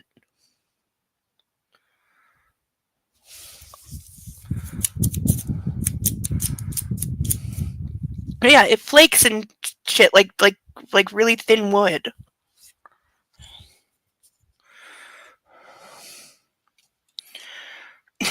Yes. It's a repurposed Necronomicon. We found the modern Necronomicon. That's what it is. See, the real Necronomicon, it's not a book of spells from the devil. It's this!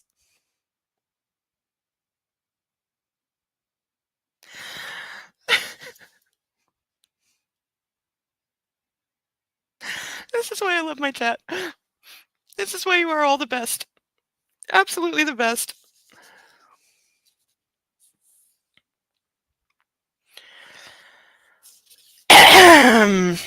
You may gift ducks or cups or wine or whatever you want. There should be a link at the top of the YouTube to a PayPal link that should be working. I think I remembered to pin it. If I didn't, I can fix it. You may gift whatever you like. That is entirely up to you.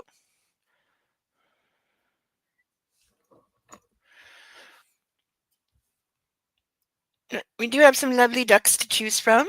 We also have our painted ducks.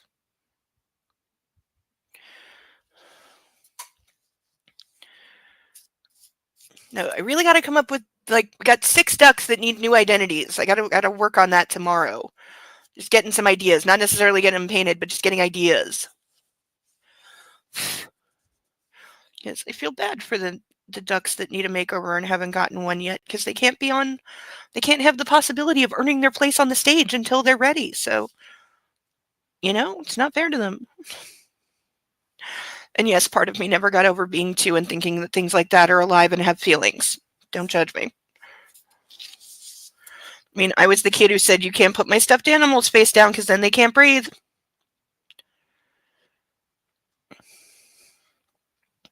I stop and set her back on her toes. I want her to come with her toes bouncing on the floor. It'll be intense. It'll be bone-breaking. Standing, I steady her, and from my back pocket, I grab the ridged glass dildo and run it over her belly. He's had that in his back pocket this whole time, and it didn't fall out and break. I call bullshit. Yes, cold, she breathes. Cold. Good. I'm going to put it inside you. And after you've come, wait.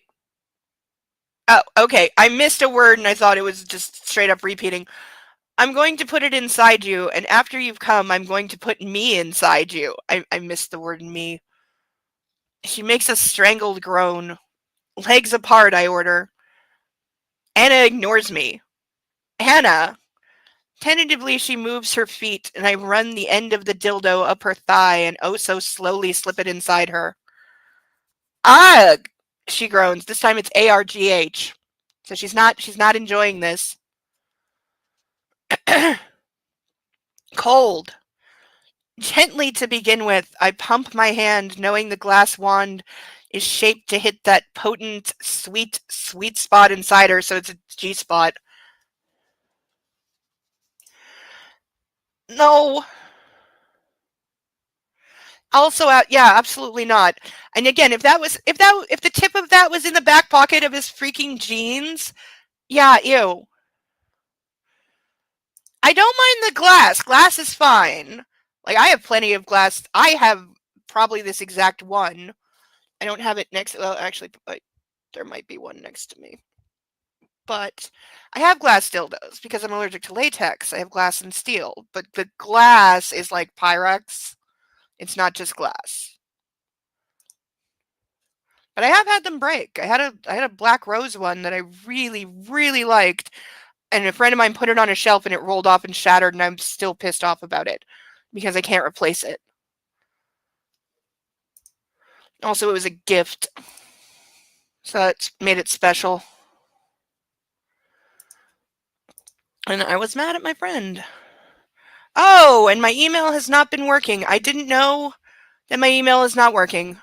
I'm sorry, I didn't see PayPal till right now because my email needed to refresh.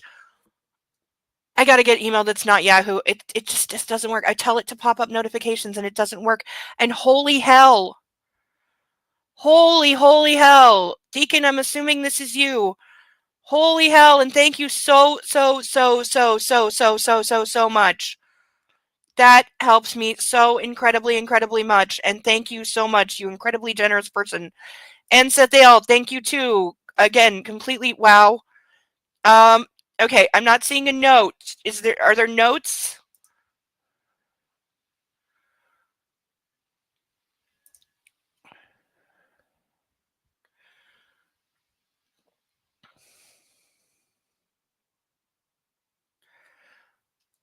Okay.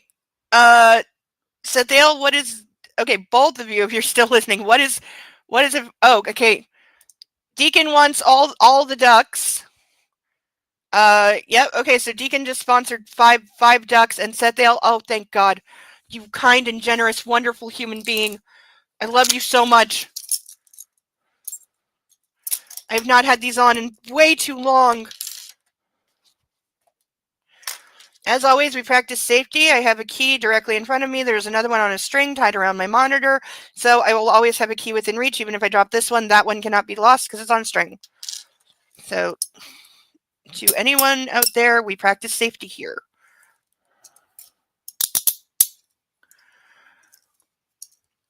All right, one.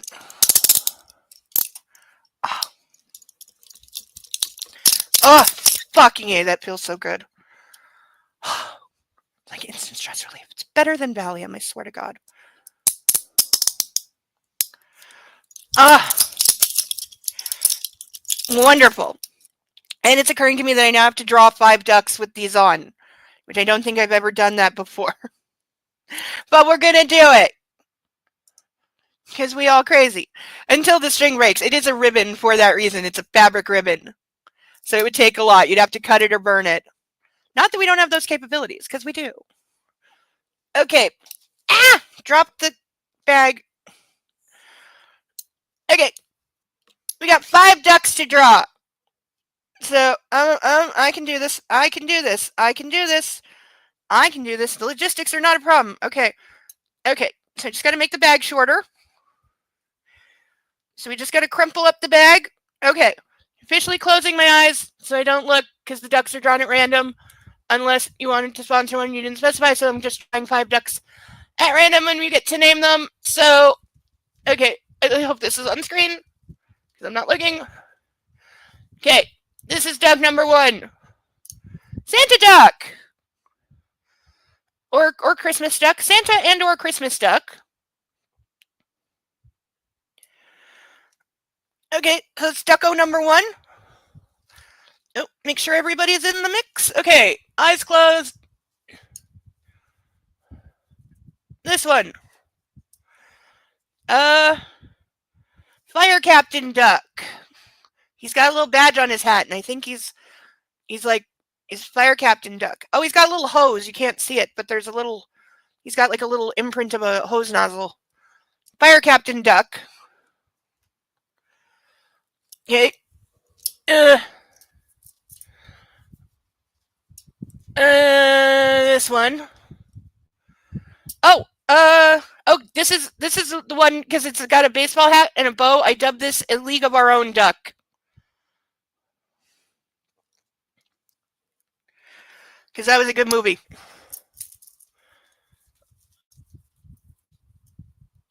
Oh, this one's trying to escape. Okay, what's this one? Surgeon duck, whose eyes are in a weird place, but it's holding scissors and a tiny scalpel, which is why I'm dubbing it Surgeon Duck. They all need names, so start putting some names in the chat. Deacon gets to name them because they sponsored them, but if Deacon doesn't want to, everyone else can jump in and we'll figure it out. Okay, this is the last one. Construction worker duck. He's got a hammer and a little wrench and a hard hat.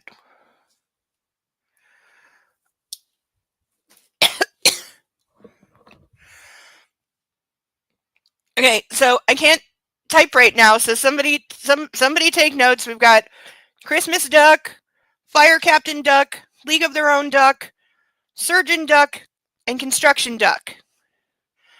Deacon has no name ideas. Okay, then do you mind it being just like an open free-for-all that we'll all name the ducks?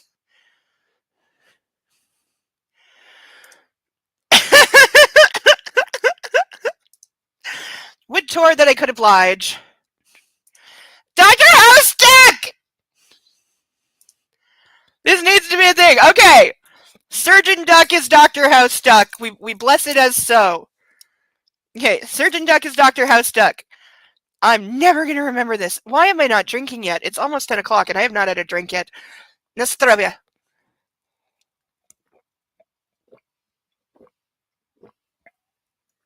Okay, stop, girl. I'm sorry, I was thirsty.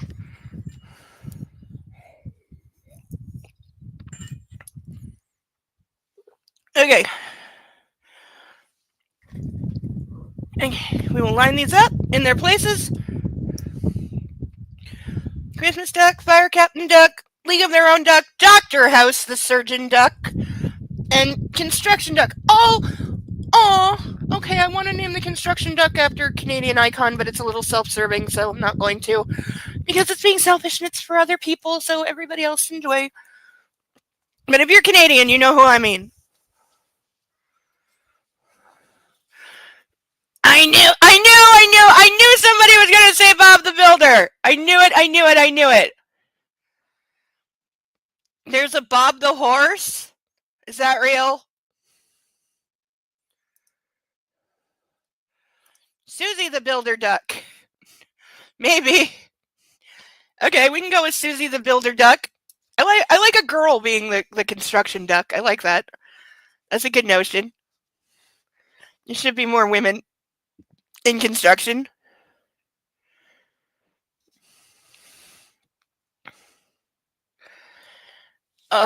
These make everything so much better. I may sleep with these on. I've done it before.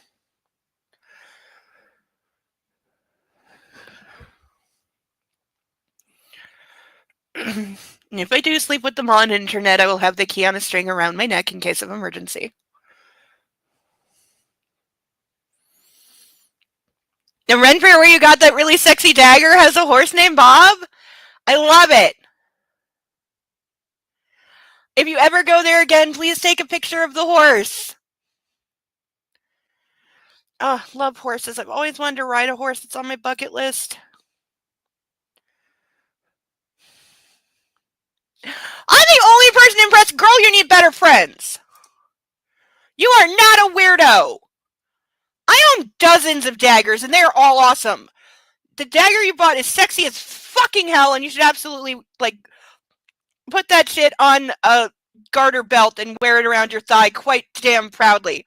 Next time you go to the Ren Fair, wear a dress that's slid up to there and show it off like it deserves.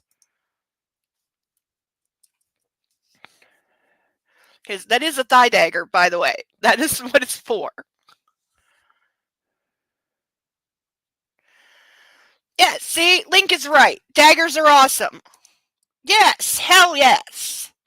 Also, a girl's got a right to protect herself. Yeah, Deacon's got a whole sword. A kitchen sword specifically. Is it for chopping and julienning things? Because that would be awesome. Family. Some sort of knife thing. How old is your brother? Because if he's above the age of 3, that's unacceptable. How do you not know what a dagger is?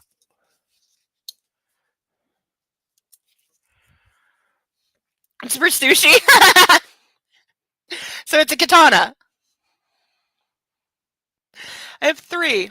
They're wrapped up in a box right now. He's 50 and unimpressed. Well, then I am unimpressed with your brother because he clearly lacks taste and doesn't know about the important things in life.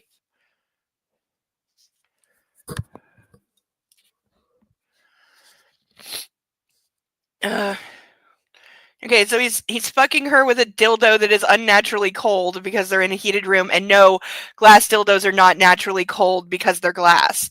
It's glass. It takes on room temperature quite easily. I mean, you can put them in the freezer or run them under hot water, and they take on whatever temperature you expose them to extremely quickly. But he didn't do that. It was in a drawer in a room temperature place.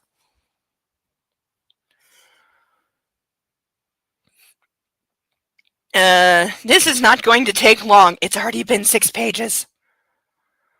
With my other hand, I circle her waist, holding her close and kissing her throat, inhaling her rousing scent. Anna comes apart in my arms. Why does C.L. James always write women orgasming like a doll falling apart and its limbs falling off and like the head falling off and like why? Why is it always coming apart or dissolving or bursting or like she's so close. So close. You just said that she hi puppy on my leg. I really can't pick you up right now.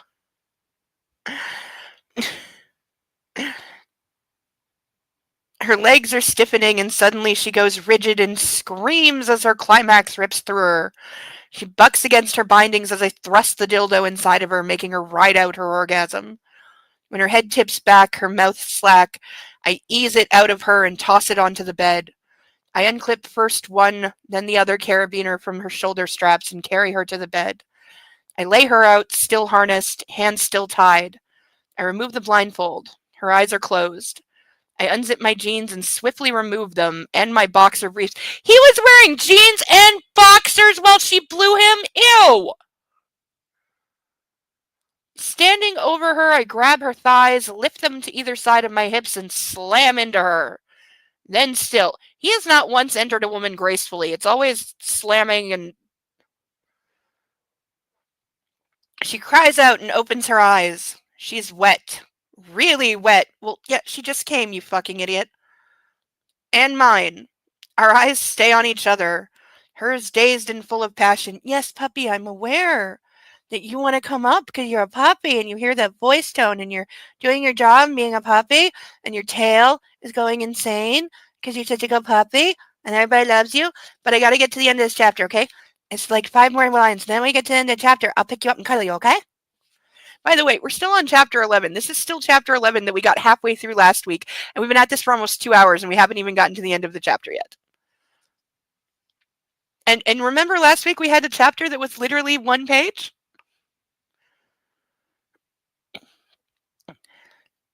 She cries out and opens her eyes. She's wet, really wet, and mine. Our eyes stay on each other. Hers dazed and full of passion and want and need.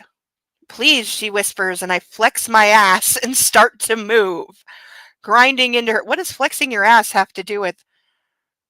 My fingers grip her thighs, and she crosses her legs behind me, holding me. I rock into her, back and forth, and as I get closer, I release her legs, which she tightens around me, and I lean over her, my hands on either side of her shoulders, my fingers crushing the red satin sheets. Come on, baby. Again. Okay, women do not have like a 90-second reset button. You know, guys think they need a while to recover after orgasming. So do women.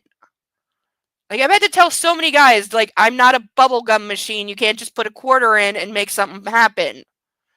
Also, just playing with my clit incessantly after I've come is just going to make me tell you to fuck off because I'm too sensitive right now.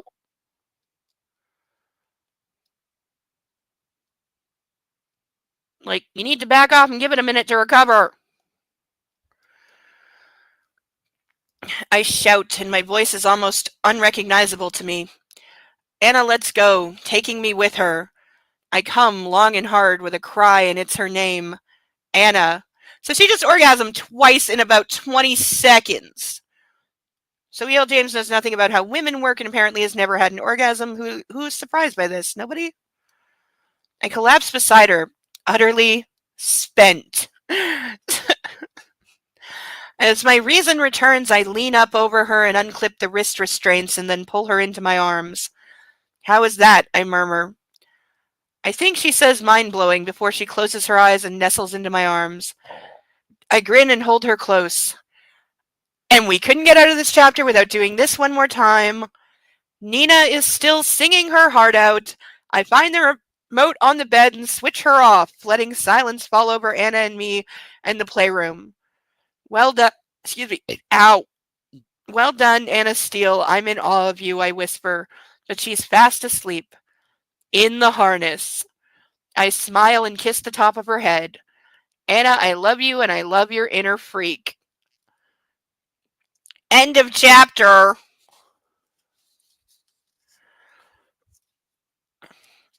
I'm curious, how many pages did we actually get through? Because it's not that many. It's 12.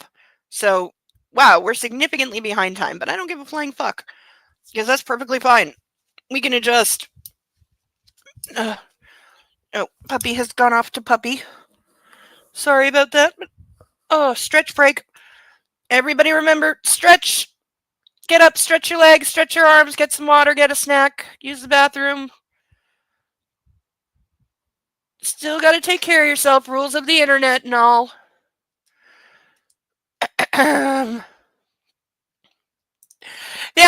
he's a rocking chair. Yes, I love it. This is true.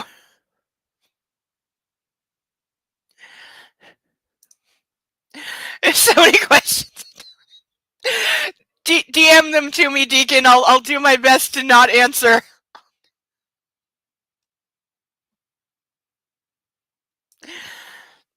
Yeah.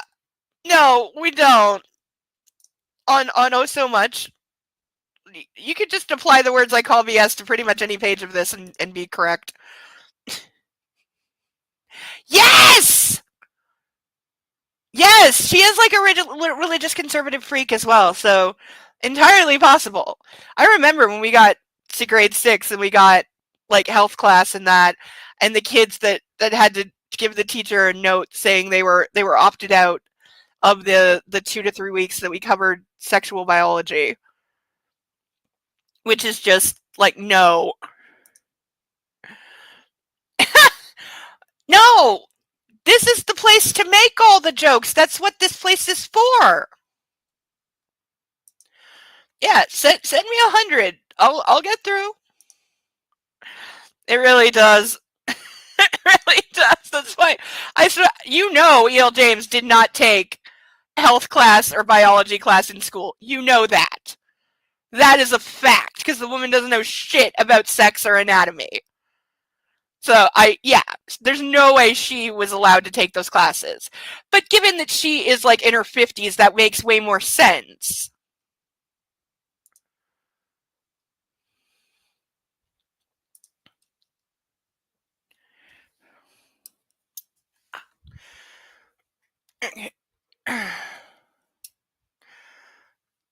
Yeah, a lot of kids were. I was surprised because I went to a public school, and so I was surprised. Like when I think it was like 7 or 8 kids out of a class of like 20, so it was a lot.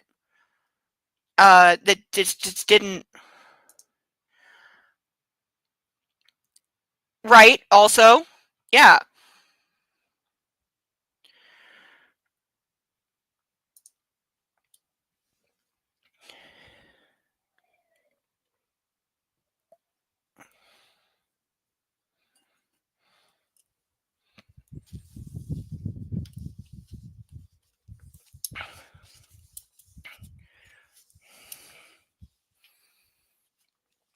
Okay. Oh,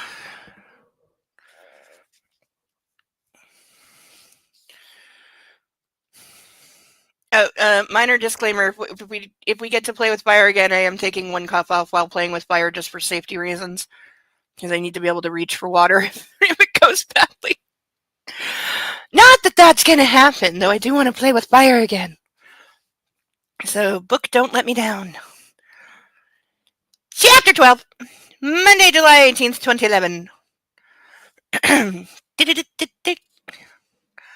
It's early, and Bastille is his usual tyrannical self as we warm up. Good cross. Again, he shouts, his words a staccato. I jab and land a punch on his palm pad. Okay, I know what he's referring to because I have those. That's not what they're called.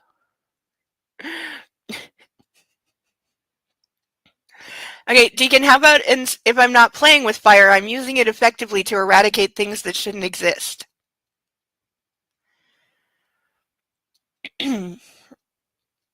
Again, jab, cross. I comply. Change hands, leg back. My right leg is back and I'm in a fight stance. Go.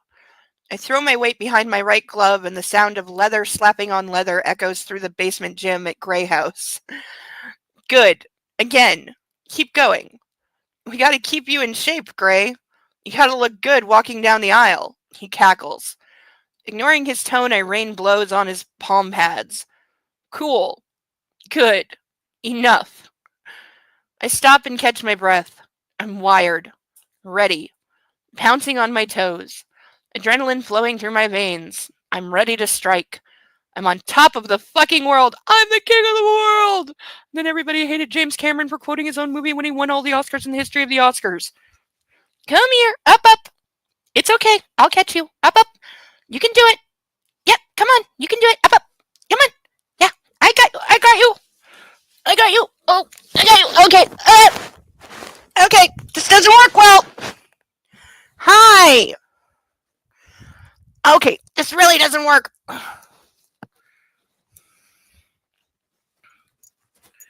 Okay. Puppy. Hi. Hi. You're a puppy. Hi. Okay. I really can't hold you and read the book at the same time with cuffs on. See, he's not liking this either because he's like, you're not holding me right. You're not holding me right, Mommy. What are you doing? You're not holding me right. I don't like this. I'm a doggy. I'm a doggy. I'm a doggy. Okay, where is your foot? Where is your foot? And, puppy, what have you done? Hello, hi. What have you done? Okay, you need to get down. I'm sorry. I'm sorry, but down we go. Come on. Jump out of Mommy's arms. Go down. No, I know you don't want to. I know you don't want to, but you have to. Down we go.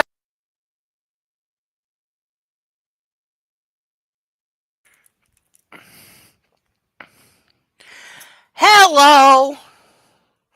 What's on my arm? Oh, I'm sorry. Oh, he's going in his cage to sulk because that was an unsuccessful cuddle. Bo, I love you. You're not in trouble. Okay, he's crying at me because I put him down and he doesn't like it. You're a good boy. You're not in trouble. You're a good boy. I love you, little baby. Mommy loves you. I know you don't understand. No, why didn't you cuddle me? I'm gonna sulk now. Oh, poor baby. Don't worry, he's fine. He's been cuddled about 50,000 times. Oh, the claw. Oh, these are wrong. Yeah, these are old. These are weeks old. The scabs finally came off. They're just still red because the scars haven't like adapted yet. He might have got me a couple times. Yeah, he has sharp claws because what he does is he chews his claws because he hates me cutting his nails. So he chews them and then he breaks them off like super sharp.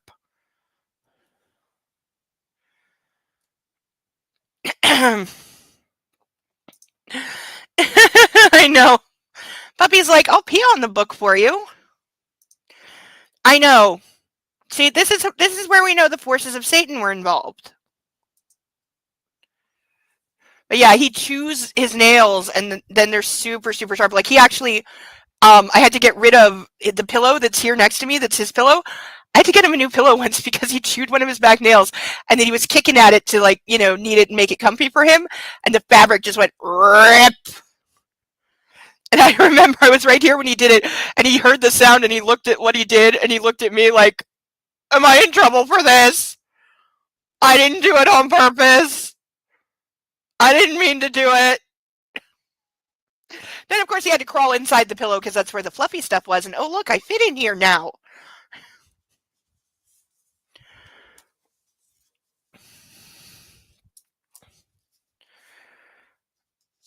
For a minute, he was like, I'm in trouble. I broke it. I don't know what I did, but I broke it.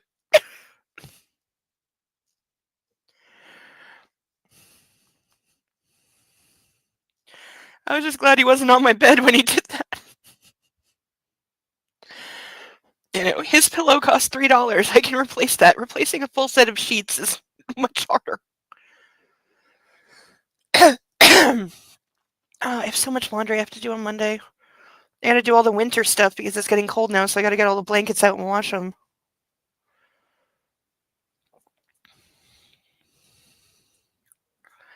I think that's enough warm-up. Let's blow the corporate bullshit out of your brain. I could take that to mean so many things. You're on, dude. You're going down. He flashes me a broad, bright grin as he slides his glove over taped hands. That's fighting talk, Gray. You know your girl is making fine progress. She'll keep your ass in line. She'll make you one worthy opponent. Okay, so I guess in the background she's started taking lessons with him now, which they talked about but we never saw. She's a worthy opponent now, and she keeps my ass in line. And I keep hers. Don't think about that right now. He raises his fists. Ready, old man? Why, again, what is with the weird references to him being older in this book when that's never been a thing in any of the books that he's getting referred to as like old man and she's like teasing him for being so much older than her even though he's like at most like 4 years older than her.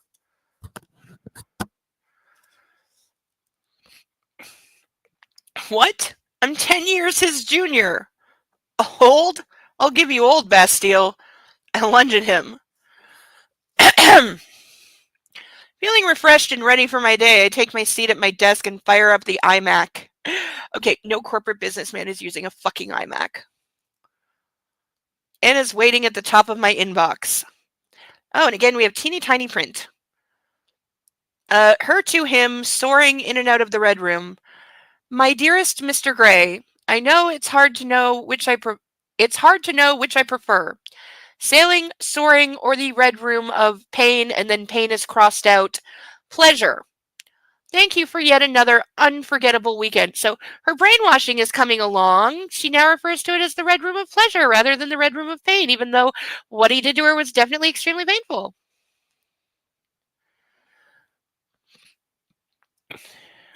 Thank you for yet another unforgettable weekend. I love flying high with you in every way. Probably because he keeps her pretty high. I am as ever in all of your talents. All of them. Your soon-to-be wife, XXXX. My grin in response to Anna's email is out of control, but I don't care. I look up when Andrea places a cup of coffee on my desk and she looks a little disconcerted. Thanks, Andrea. Shall I ask Roz to come up? Andrea asks, recovering her composure. Please do. I clear my throat, wondering what's bothering my PA, and type a quick response to Anna. You know you could ask her. Him to her physical pursuits. My darling Anastasia, I love soaring with you. I love playing with you. I love doing you. I love you always. Okay, who says doing you past the age of 13? P.S. Which talent in particular? Inquiring minds must know. Roz knocks on the door and enters my office. Good morning, Christian, she chimes as I press send. She's unusually cheerful. Standing, I wave her to the table. Good morning. Why the frown? She asks as she sits down. I don't think I've ever seen you so upbeat. Her smile could rival the great Sphinx at Giza. God is good. I raise my eyebrows. This is very un-Roz-like behavior. Taking a seat opposite her, I wait patiently for an explanation. She shuffles her papers and hands me the agenda for our meeting. It's obvious she's not going to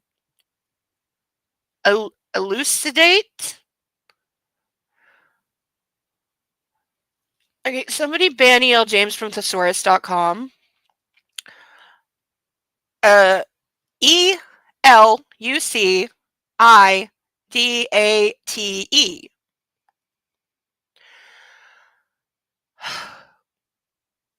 And I don't wish to pry.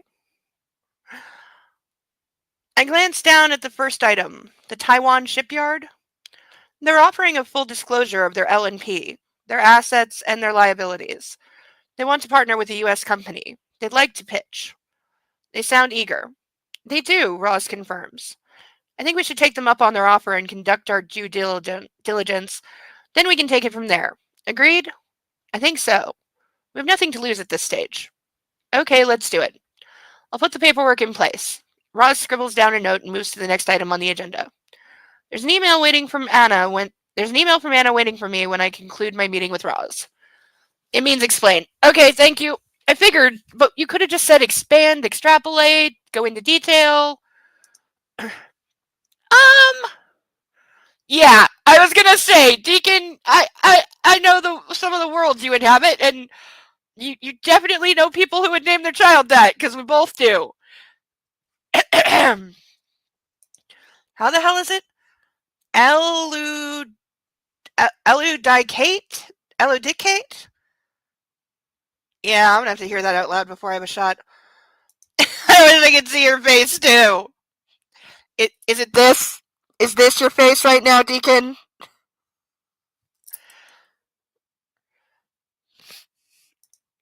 Of course nobody knows math in these books. Are you kidding me?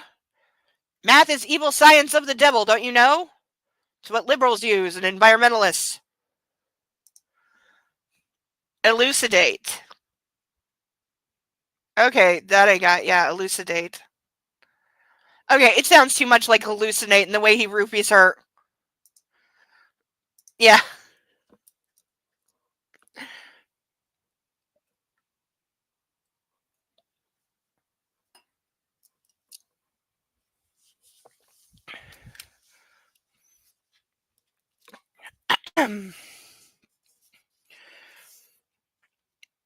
Her to him your physical pursuits. Why, Mr. Gray, so rude and so modest. I think you can guess your sexpertise knows no bounds.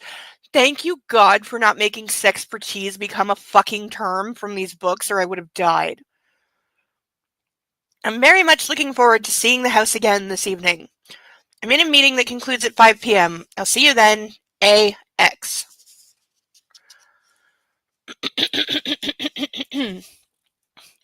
I pick up my phone and I dial her direct line. Anna Steele, she answers in a crisp executive voice. She's 3 weeks out of college, dude. No, she doesn't. Anna Steele, Christian Grey. My talented fiance. How are you? Very well, thank you. Excuse me. Taylor and I will be there at 5. Great. Now I need to get back to daydreaming. I mean work. I don't want my boss's boss's boss to catch me shirking my responsibilities. What do you think he'd do if he did? She gasps and the sound sends a thrill through my body. Something unspeakable, she whispers. That could be arranged. Your twitchy palm? As you know, it's perpetually twitchy, and it's not been used to its full potential of late. Stop, you're making me moist. No grown woman says you're making me moist. What?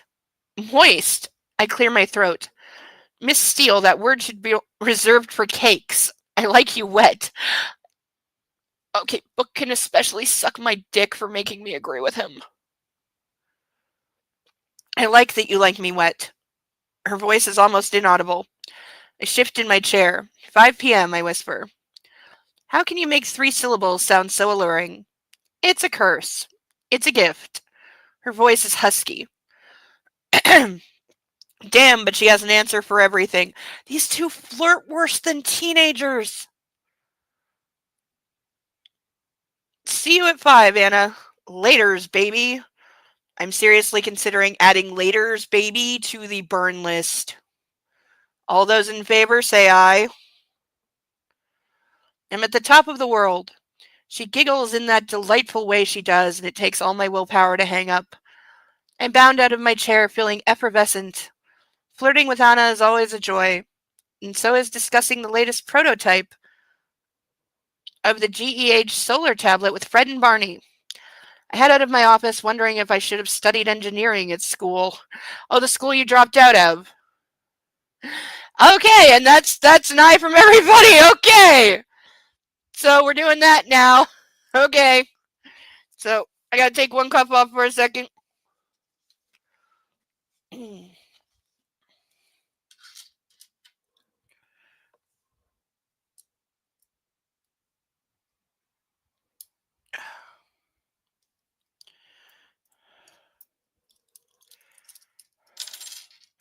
Yes, it has passed by unanimous vote.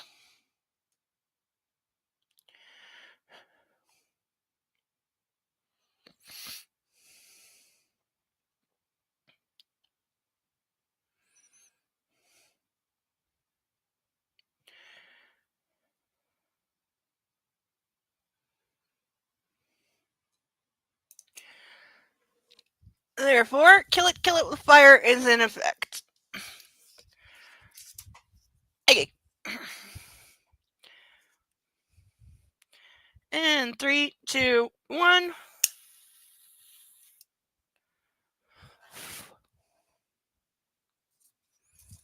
Making sure the other pages went out. Yes, they did. It catches quickly, but it goes out quickly. I'll give it that. But it's got that shininess that the first one had. But again, I've never seen paper crack like this. And flake.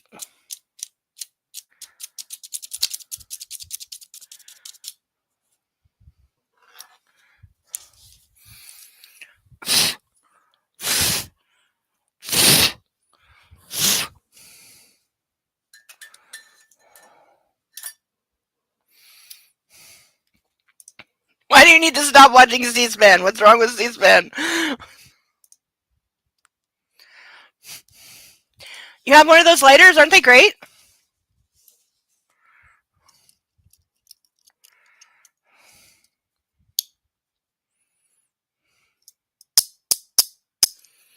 I got 2 of them off Amazon for like $9.99. The other one's still in the box. They came 2 in a pack. This is true. Well, I think all governments are like they're on summer break right now, like ours are. Like all our courts are on summer break right now. Though I think the Superior Court comes back after Labor Day. So they should be back next week, I believe. For creme brulee. Oh yeah, it'd be really good for that. Never had creme brulee. Again, thing that is on my bucket list. Creme brulee, riding horses, eating a peach.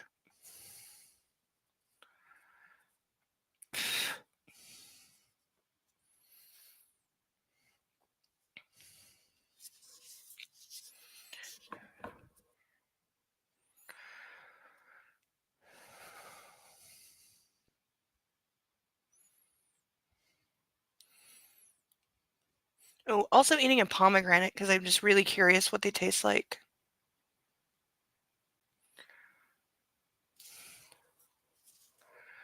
I'm eating my lunch and my phone flashes with Elliot's goofy face. Pro. Hey dude, we still on for later today? Yes. Anna and I are looking forward to it. Tartish and sweet? I'm assuming that's pomegranate. Actually sounds pretty good. Cool. He pauses. What is it? I ask. Gia. She'll be there too? He scoffs. Like that would be a problem. I'm talking bachelor party, hotshot, Saturday.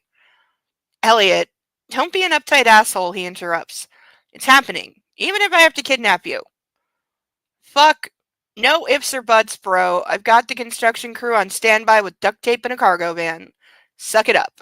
I believe his brother. I believe the duct tape in the cargo van, because I think they definitely, as teenagers, killed some hookers together. My sigh is as exaggerated as I can make it. Elliot laughs. What's the worst that can happen? Have you seen any of the Hangover movies? I haven't, but I've heard tell. I don't know, Elliot. Depends what you have planned. It will take your mind off your woes. Woes? What fucking woes? I don't know. Somebody's trying to kill you?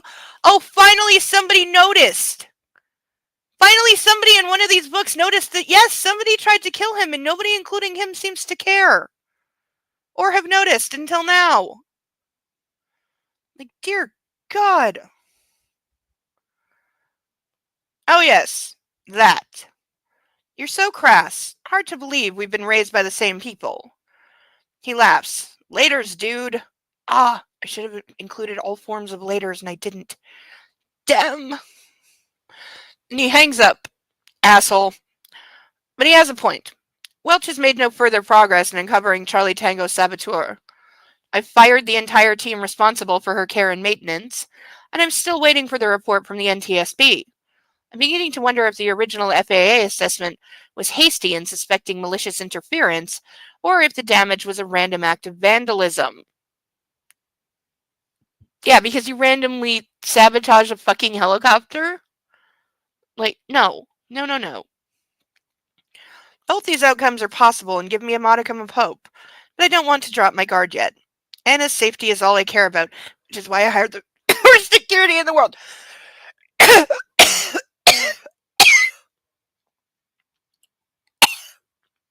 think I just choked on a piece of burned book.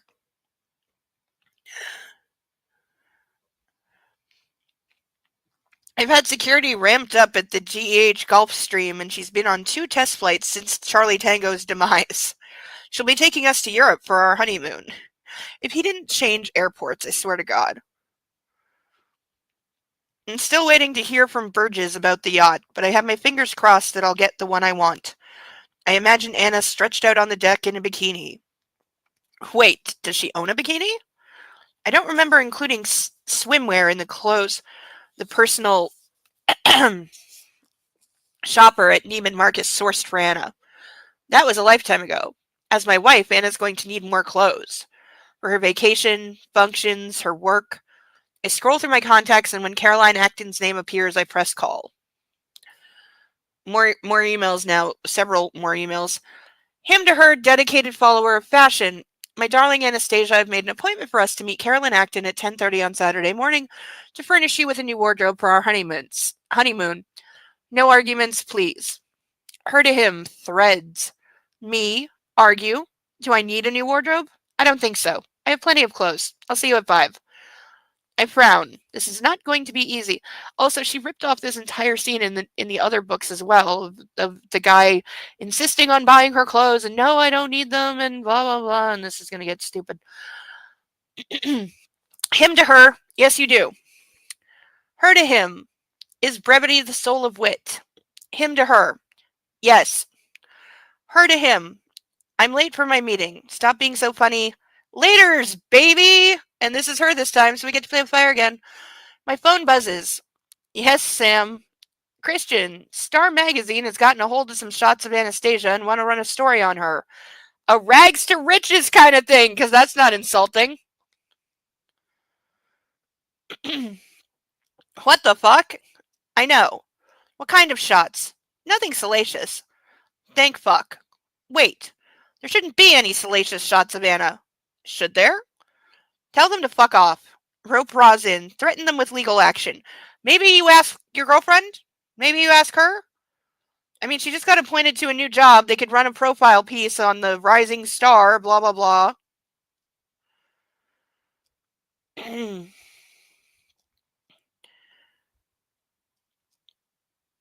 Sam takes a deep breath. They'll be published while you're away on your honeymoon.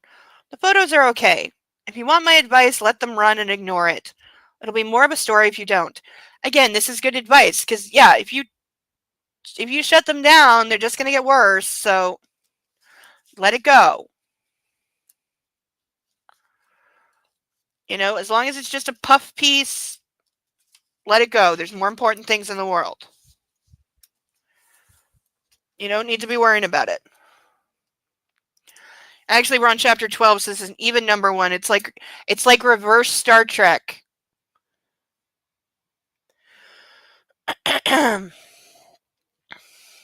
But yeah, random Neiman Marcus reference. And I don't think that was the store that he mentioned before about the clothes. I really don't. Deacon, did you steal my puppy? He's under the blanket having a nap so that he can't remember that he didn't get cuddles. I was trying not to make that reference for Snickety! I was trying not to make that reference! I was this close. I'm blaming it on you. You made me do it. I know. And she has a contract too, but she signed hers. You know, after Trump bought her out of the first one. Which is true, by the way. Like, everybody knows she was working as an escort. That's why they dated for 9 years, and then he bought her. And they have a literal marriage contract. They have 2, in fact, because when he won the White House, that was never in the cards. So she renegotiated. And then renegotiated again when he won the second time. It's entirely true. Like, people think that's made up. No, it's not. They have a contract marriage. Always have. Always will. That's just how it works. And I don't begrudge anyone having that. But don't pretend it's some goddamn love story or she's lucky or anything. It's no. He wanted a hot woman on his arm. She wanted money. And it works. And again, I have nothing against people having that kind of quid pro quo relationship if that's what you want and it works for you. Yes, it's not a marriage, it's a business arrangement. And yes, she did not want him to win. She never wanted to be first lady. The woman doesn't even live at the White House now. She lives in New York with her son and her boyfriend that she's had for 20 years and everybody knows it. And that's why she didn't want him to win and didn't want to move to DC in the first place and stayed in New York the first 6 months he was president the first time. Because she was renegotiating her marriage contract during that time and she wasn't moving into the White House until she got what she wanted.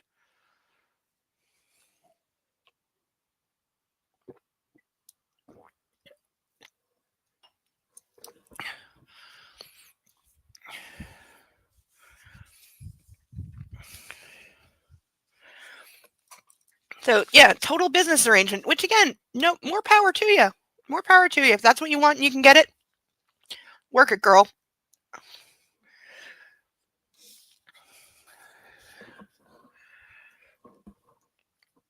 I mean, she's a horrible person, but I don't, I don't hold her tactics against her. Just the Obama birther crap.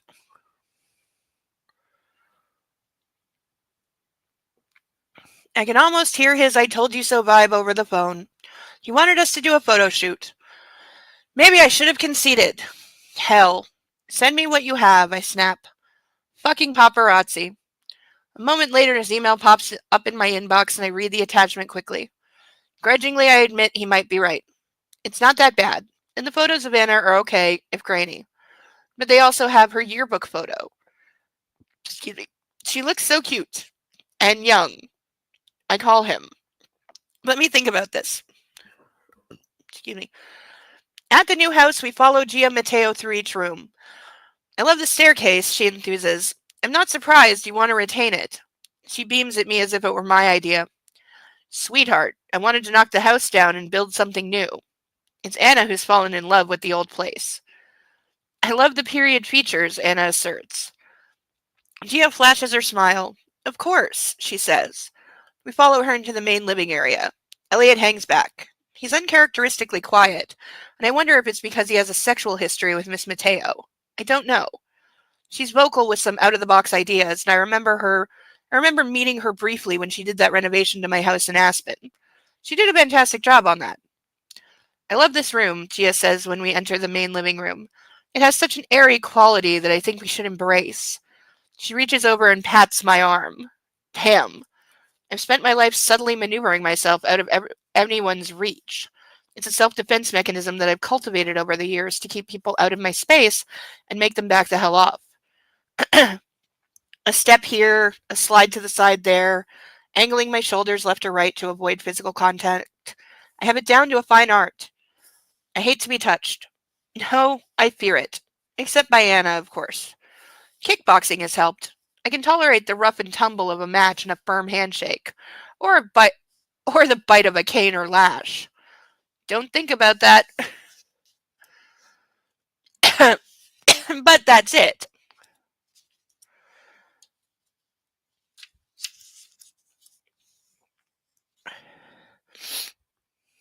Oy.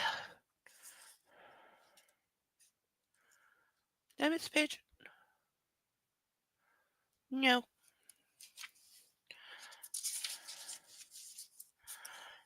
Okay. Now that I read the back of it, I can play with fire again.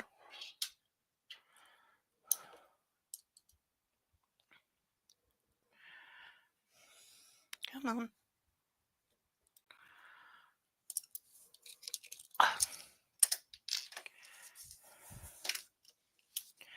Alright. I'm going to try not to burn it through because this is on the thick side. So, laters, baby. Indeed.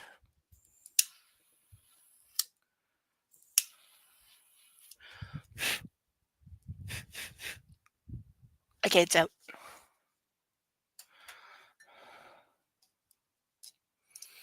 Yeah.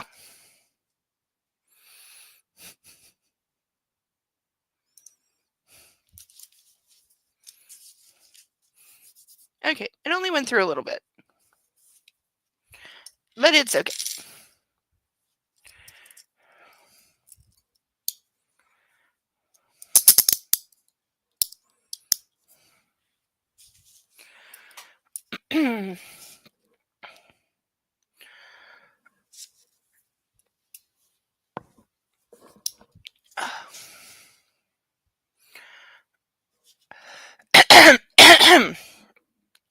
But that's it. In addition, I've developed a fuck off, don't touch me glare that's proven effective. However, not on Gia Mateo. She's fucking touchy feely. It's irritating. And not only with me. She reaches out to Elliot as he enters the main room and gives him what can only be described as a carnal smile as she takes his arm. Elliot gapes at her cleavage, which is on show for all of us. Eat a dick, you fucking asshole. Anna notices and I see a frown cross her face. I wonder I wonder if what my brother says about Miss Mateo is true. She's a woman who doesn't take no for an answer. One of those overtly sexual, tactile women who disregards all boundaries. In other words, she's a slut. So we're slut shaming a woman for enjoying sex. Nobody gets to say he's not a rapist with that mentality, Christ. A bit like Elena. The unpleasant thought pops into my head and makes me pause. I don't remember Gia being that way when we met a couple years ago. Stop overthinking this, Gray. Yeah, seriously, dude, you want her to, like, decorate this place. Shut the fuck up. And Deacon, I told you with the font. I know. It's like they took a picture of the emails and then shrunk it to make it fit and cut down on page size. But yeah, I wasn't lying when I said the emails are in teeny tiny font, and I don't know why.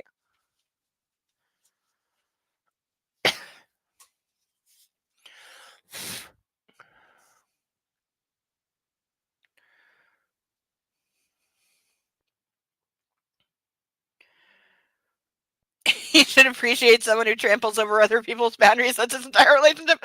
You're so right. That is his entire relationship. He should like this woman.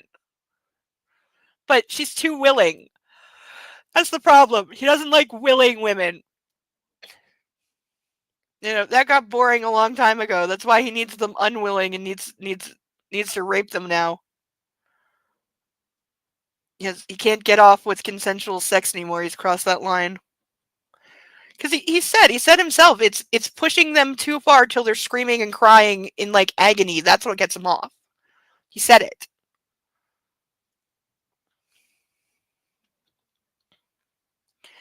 But as we walk through the house, I find myself putting as much distance as I can between her and me.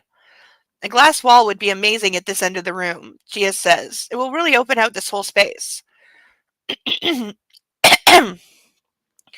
Anna smiles but keeps her counsel and takes my hand. Taylor weaves through through the evening traffic back to Escala. What did you think? I ask Anna. Of Gia? I nod. The Gia show, she says. Oh, now she's going to be the bitchy, slut-shaming, jealous bitch, because all women have to be jealous fucking bitches of other women and not just act like a goddamn adult. Yeah, she has a lot of personality, but she had some great ideas, and we've seen her portfolio. It's impressive. Anna bursts out laughing. Yes, her impressive portfolio was on full display. So just right in there with she's a whore. And obviously she has no talent because she dares to show cleavage. And you can't be, like, sexual and smart. I laugh. I don't know what you mean. Anna arches a brow and I laugh again and take her hand. Thank you for being funny, I whisper and kiss her knuckles. What do you think?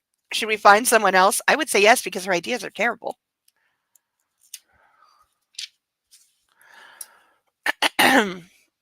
She did have some good ideas, which you can easily just hand to somebody else. Anna sounds almost begrudging, but she smiles. Let's see what she comes back with. Agreed. Shall we go out to eat? We've been cooped up enough at Escala. Is it safe? Since when do either of you care? Yes, sir. No, I think so. I turn and catch Taylor's eye in the rearview mirror. Columbia Tower, please, Taylor. Yes, sir. Mile High Club? I suggest to Anna. Suits me. I clasp her hand. I did like her idea for opening up the view from the back of the house, Anna says. Yes, me too. But we're in no rush.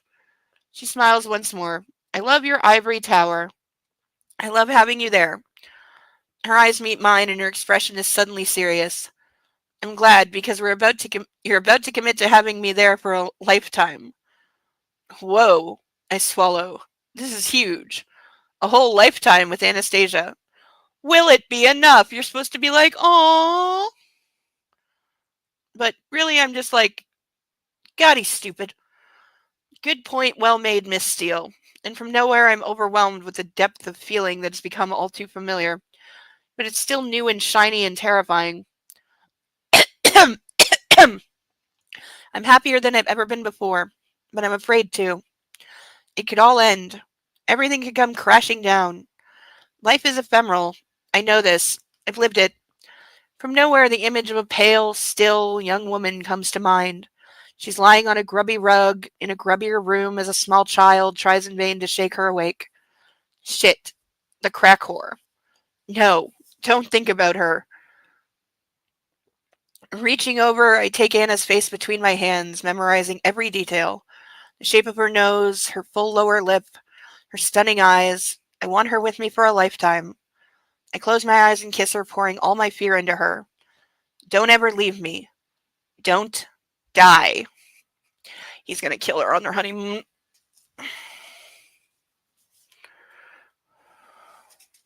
End of chapter. By the way, that whole chapter was like 4 pages. I hate the jealous girlfriend trope. I hate it, I hate it, I hate it. Yes, she is a toy. That's all she's ever been. She is a fuck doll. She is a sex toy. That's all she has ever, ever, ever, ever, ever been. No, it really isn't. I need more wine. Ow, my fingers.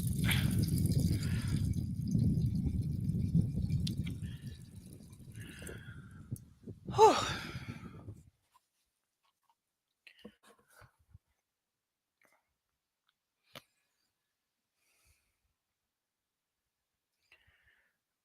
Oh.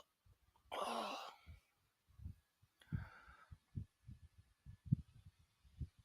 Oh.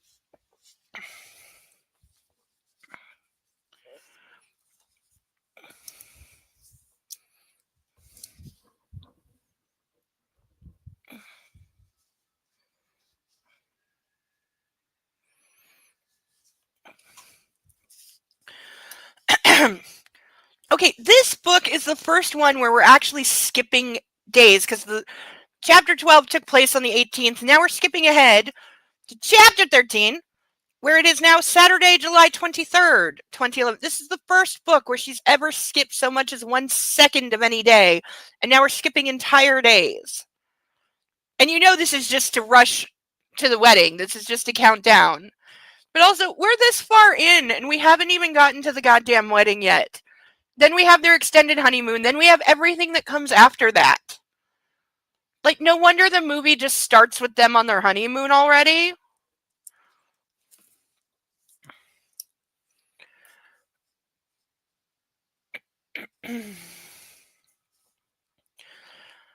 What do you think Elliot has planned? Oh, it's bachelor party day. Anna's sprawled over me, her index finger making small circles through my chest hair. It's a weird sensation, one that I'm not entirely comfortable with. Enough.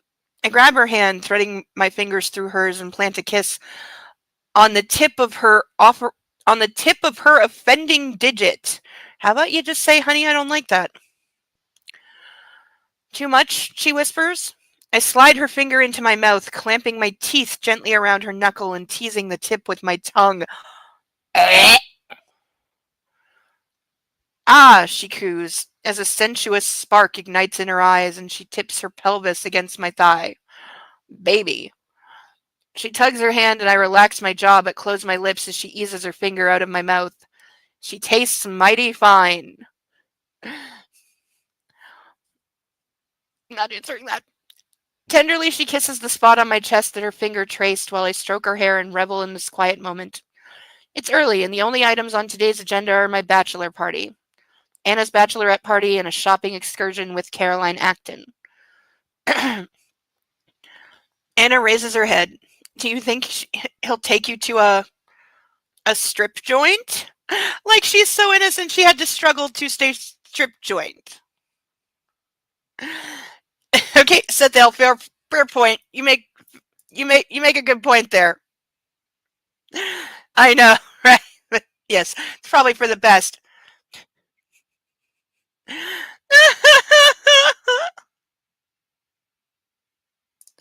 Right? Try it in real life. Let me know how it goes. A chuckle rumbles in my chest. Strip joint. Anna giggles. I don't know what they're called. Oh, she's so innocent. Bite me, bitch. She went to college. I sigh and close my eyes, envisioning the hell that Elliot probably has planned. Knowing Elliot, it's a distinct possibility. Elliot's rich. He's not going to take you to a strip club. He's going to hire strippers to come to your house. Duh. I'm not sure how I feel about that. And her reply is tartly, oh, now she's going to get all conservative about him looking at strippers? Like, you think married men don't go to the strip club? Like, are you kidding me? I grin and, rolling over, press her into the mattress. Why, Miss Steele, do you disapprove? I run my nose down hers and she squirms beneath me. Deeply. Jealous. She makes a face. I'd rather be here with you, I reassure her. You're not really a party animal, are you? She says. No, more the loner. I figured this out. Her teeth graze my chin. Could say the same about you, I murmur. I'm the wallflower nose in a book type. I skim my lips from her ear to her throat. You're too beautiful to be a wallflower. Again, he's the only one who finds her beautiful, and I'm not saying that's not how it should be, but, like, stop pretending she's some stunning, gorgeous, like, walking femme fatale when that's just not the case. Not that there's anything wrong with that, but...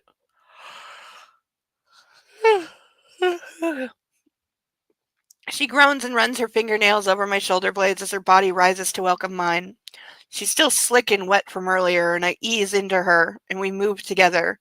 Slower and sweeter this time. So he's just on top of her and just randomly just goes full on. Just no asking, no warning, no, hey babe, you want to go again? No, just does it.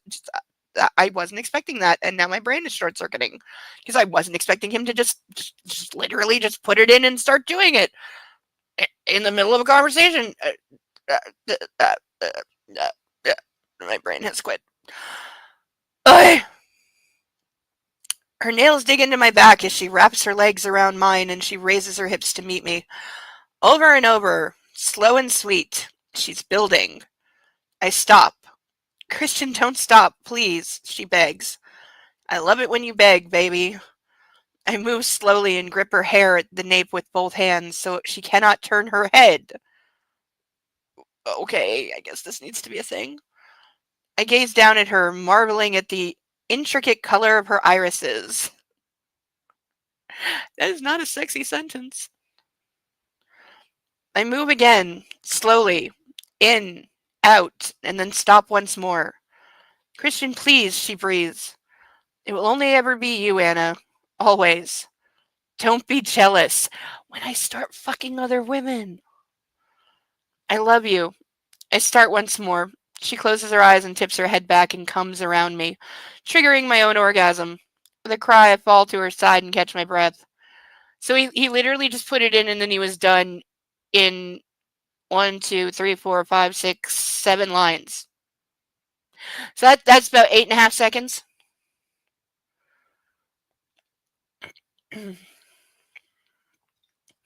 I love waking up to Anna. I turn over and pull her to me, kissing her hair.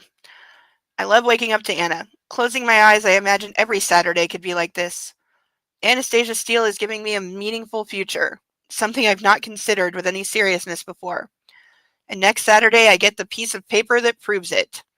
She'll be mine. So again, with the only reason he's marrying her is for the possession. That's it. Then that's literally why he did it. That's literally why he proposed. It's like, oh, if I marry her, she can't ever leave me. Yes. Yes, he has. He's been grooming and brainwashing her since the second that they met. That's entirely true. There's multiple videos on YouTube proving and showing that he uses the exact tactics that cult leaders use to break down a new initiate and cement their loyalty to the cult to the point where, like, people are willing to jump off a building or something, or this Tokyo sarin gas attacks, or all kinds of things that cults have done. Manson family, there you go. Yeah. It probably is. It's quite possible.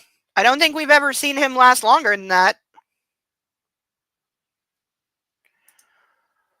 I mean, he's usually 1, 2, 3 done. Of course, so is the guy in the other book, which makes me believe that is what E.L. James thinks good sex is, which almost makes me feel sorry for her, except that she wrote this.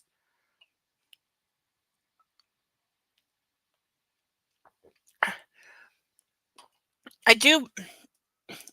As far as I know, E.L. James is a member of the LDS. She is a devout Mormon, which is a cult, in case anybody is unclear about that. They're a cult. Not all religions are cults, most of them are. But Church of Jesus Christ of Latter-day Saints is definitely a cult.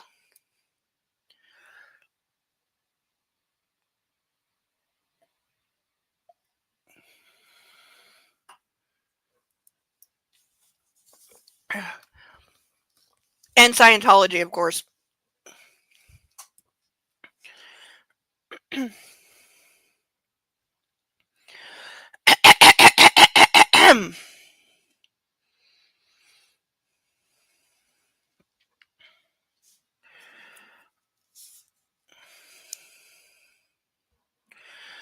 Until death do us part. He's really getting fixated on this death part. Anna lying on the cold, hard floor flashes before my eyes. Oh, now we get Anakin Skywalker visions. No. I rub my face. Stop, Gray, stop.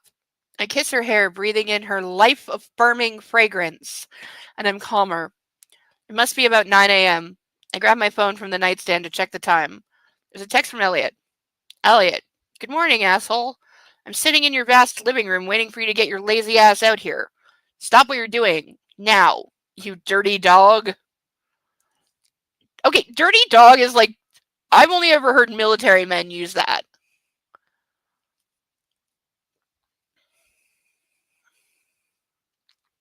What the hell? What is it, N-ass? Looking tousled and fuckable? Elliot's here. Outside? Anna sounds bemused. I ease her out of my embrace. No, he's here. She frowns. Yeah, I don't understand it either. Dude, just say he's in the living room. I get up, stalk into my closet, and drag on a pair of jeans. Elliot is sprawled on my couch, staring at his phone. Good morning, hotshot. About time, he hollers. Glad you're dressed for the occasion. He eyes my naked chest and feet with amused disdain. What in God's name are you doing here, dude? It's 9 a.m. Yep, surprise. Get your ass in gear. I've got the day planned. What? I'm supposed to take Anna shopping. He scoffs, disgusted. She's a grown woman. She can do her own damn shopping. But yeah, dude, just give her your credit card. You're not really needed anyway. Dude, I'm saving you. Shopping with women is hell. Go. Put some clothes on, you pervert.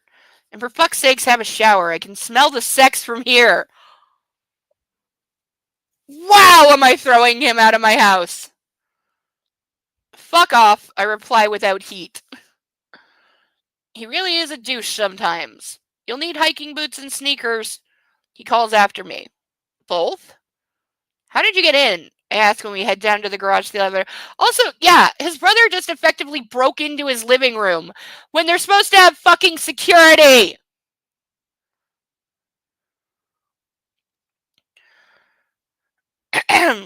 Elliot is in an ebullient mood. It's catching. We're cruising in his pickup along I-5. Okay, nobody this much of a douchebag and rich drives a pickup. No fucking way. Where exactly are we going? I ask over the god-awful yacht rock that's blasting from the cab. What is yacht rock? Like, it says yacht like the boat and then rock? Do I even want to know? Because that sounds like the most preppy white guy, you know, um, Cape of something where rich people go starts with H. Help me. Like Cape Cod, not Cape Cod. There's one specifically I'm thinking of that's always like in every movie of like rich people where they go. It's near New York. I cannot remember. Damn it.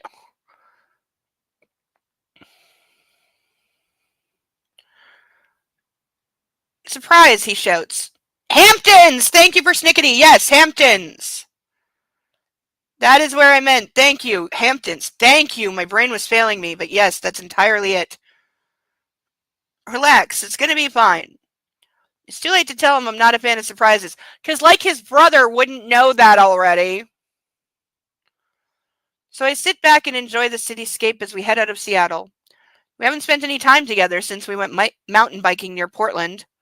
That was a most interesting night. The first night I slept with Anna. The first night I slept with anyone. And Elliot fucked Anna's best friend. But then, Elliot has fucked many of the women with whom he's come into contact. It's not surprising, really. He's good company. Easygoing, good looking, I suppose. Women flock to him, I'll give him that. He puts them at ease. No, he has a wallet that puts them at ease. You jag off. Absolute jag off. Yeah, same here.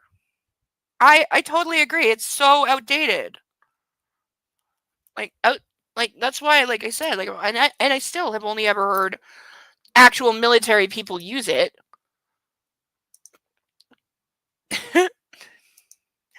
Yeah, his security does suck. This is an undeniable fact. I know, right? Like, it wouldn't surprise me. It wouldn't surprise me.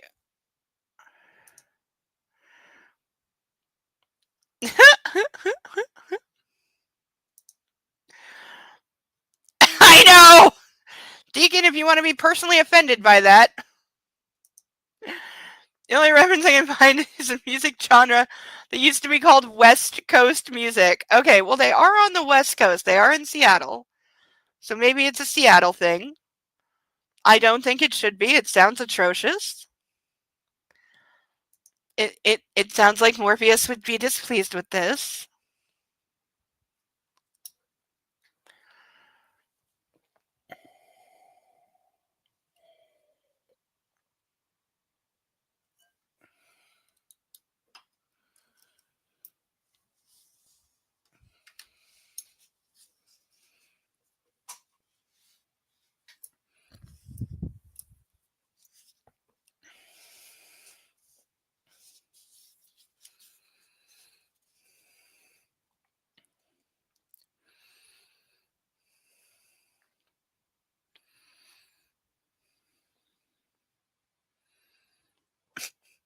We used to have this book was written by Google searches. Yes. Yeah, I can agree with that. Google searches and Chat GPT.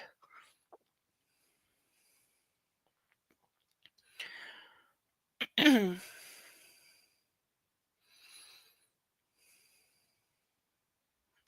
just realized I skipped an entire fucking paragraph and I didn't even notice. Okay, apparently there isn't an answer. We're backing up just a little bit because I missed it and I skipped half a page. How did you get in? I ask as we head down to the garage in the elevator. Taylor. Ah, that's why we have no security following us. Oh, so they're also ditching the security because that's really smart. Yep, I figured you were leaving with me so you'd be fine. Your man Taylor was reluctant, but I persuaded him, and like Taylor wouldn't be fired for this.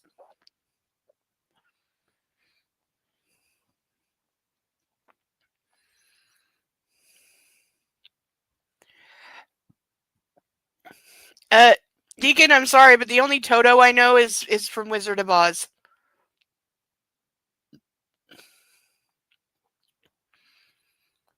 I nod, please.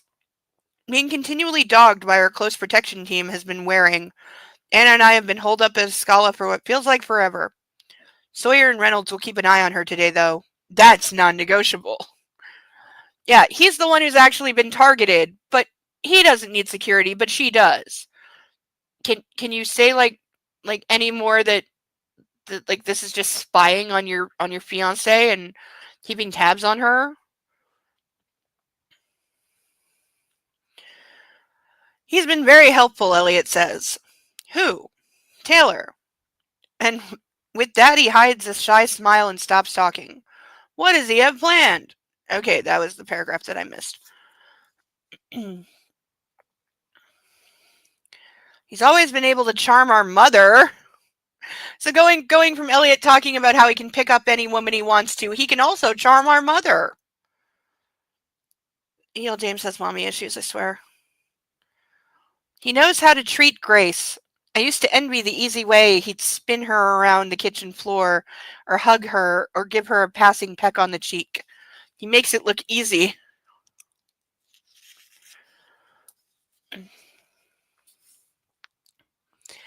As of yet, he shows no signs of settling down. And if he does, I hope to God it's not with Kavanaugh. You're not getting your wish there. I send a quick text to Anna. Why does email exist in this book if texting also exists? Like, just fucking text like everybody else. You fucking... No idea what Elliot has in mind. This is not how I plan to spend the day. Enjoy your shopping experience with Caroline Acton. Missing you, X. She replies, missing you too. Love you, AX. Okay, you don't have to sign a text with your name. He knows who it's from. Elliot leaves I-5 for the 5:32. Kamano Island, I ask. He winks at me, which is annoying. I check my watch, then my phone. Dude, what gives? She'll be fine without you, for fuck's sakes. Show some dignity. I pack some snacks. I know how disagreeable you get without food. Snacks? Where? He opens the car caddy, revealing subs, chips, and Coke. Ah, all of life's pleasures. If you're Elliot. Nutritious, I mutter dryly. It's all good stuff, Burrow. Quit complaining. This is your bachelor party. I laugh because chips and Coke are not my idea of a good time. Subs, on the other hand. I smirk at my little private joke and then reach for a can of Coke. What the fuck is a car caddy? Is that the center is that what it? Somebody in America, do you call the center console a car caddy? Or is this just E.L. James being stupid? About 5 miles onto Kamano Island, Elliot turns right. We drive through a farm gate into an open pasture, along a track and up to a barn, where he pulls into a parking lot. We're here. Where is here? A friend's place. It's not open to the public yet, but it will be soon. We're guinea pigs. What? Okay, I'm getting back in the car and locking the fucking door. I gotta loosen one of the cups because it's cutting off circulation, which is bad.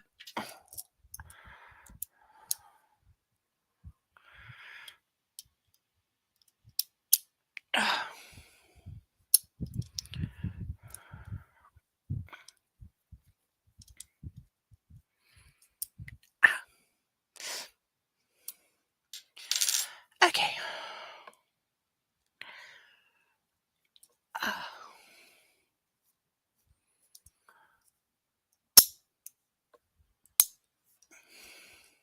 Okay, that's better.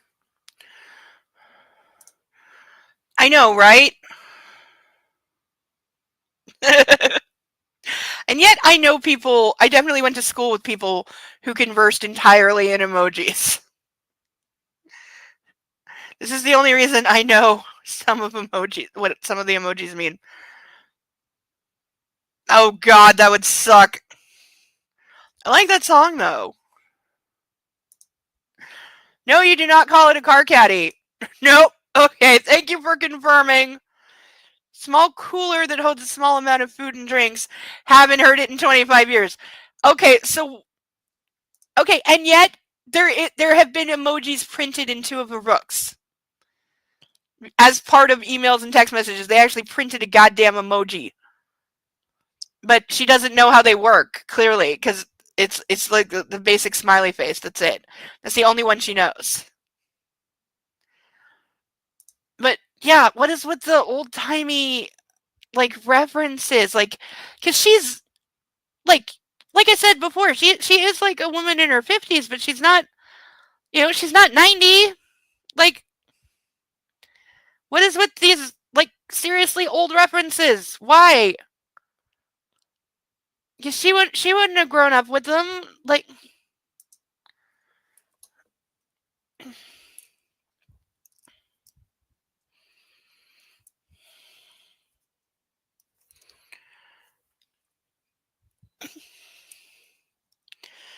oh, where's this one spot?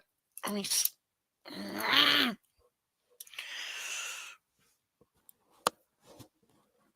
Oh, there we go. Oh. As well you should be.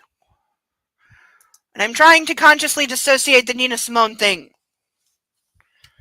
Like I said, that's my song. I like that song. It's a good song. Evil James doesn't get to ruin it.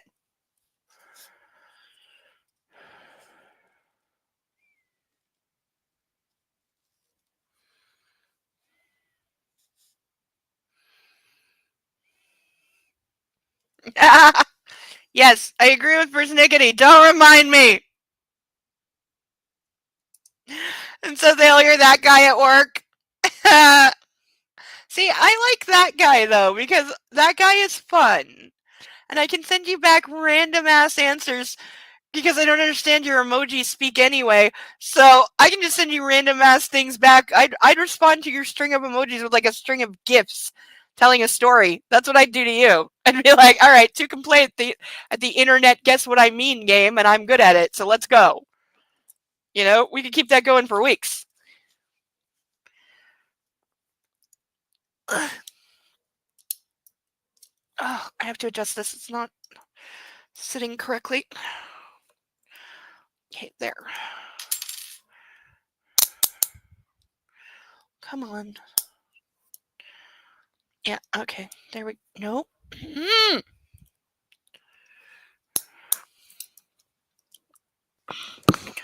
Keeps going too low on me and it's driving me crazy.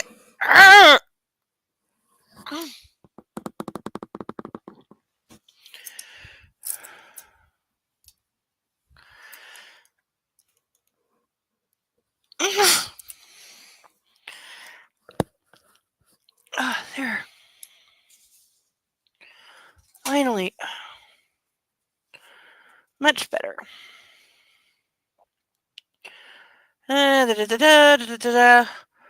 I figured marriage is pretty much a high wire activity.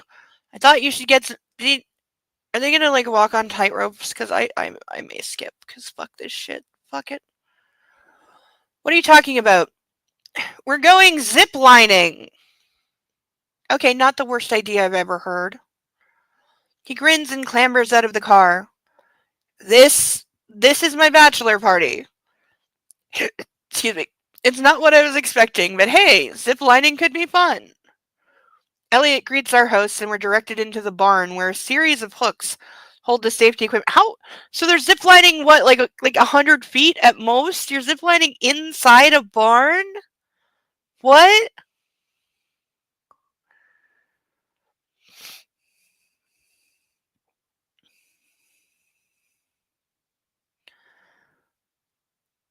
Elliot greets our host and we're directed into the barn where a series of hooks hold the safety equipment. Hard hats, harnesses, straps, and carabiners. It all looks reassuringly familiar. Hey, Hotshot, these harnesses are damn freaky. We could get... Okay, keeping in mind this is his brother. Hey, Hotshot, these harnesses are damn freaky. We could get up to some kinky shit in these. Okay, we're having like a Sam and Dean Winchester moment here. Elliot blurts as he slips his on, and for once I'm at a complete loss as to what to say. Does he know? Are the tips of my ears red? Shit. Has Anna talked to Kate? Okay, just your brother's an idiot, okay? Elliot looks his usual guileless self, so I assume not. Because if he knew, he'd have razzed the shit out of me. You're an idiot. This is like a shoot, I reply. Distraction is the best policy. Got a new sailplane last week. You should come out to Ephrata for a day and we can take her up. For 2? Yep. That would be super cool. Okay, riddle me this, and somebody alert Mark the sarcastic law student, because I'm clearly going to need his input. He's the only one who can answer this. How in the fuck did he take Anastasia up in his other glider if it was a one-seater, which this book has gone out of its way to now, for like the 27th time, say that the new sailplane is the first one that has 2 seats, because it's supposed to be like, ooh, you took a girl up in the sailplane. You never do that with anyone. So that was always a solo activity. So how did he take her up in it before? I don't think she's allowed to sit on his lap in an aircraft.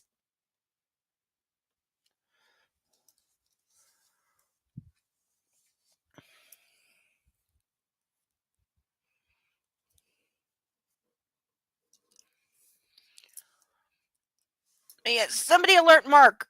He will know. And remind him I made the RAF duck for him.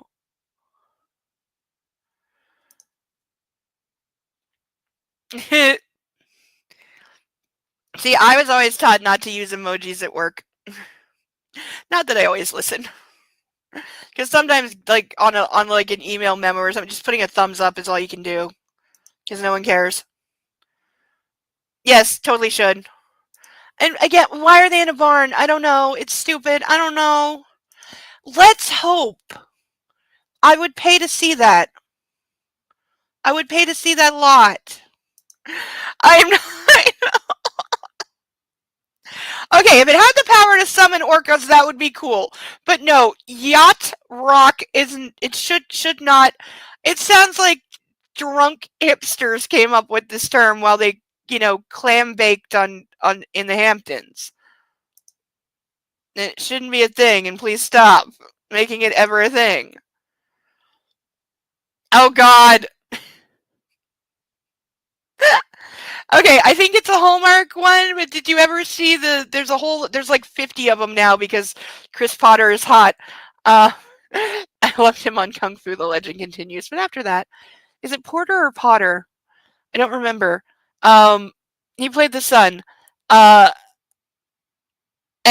they did a whole series called The Good Witch, which he stars in, and then one of them was good, and then they made $1 million because it's Hallmark, and they make like 10 movies a week for 50 cents each.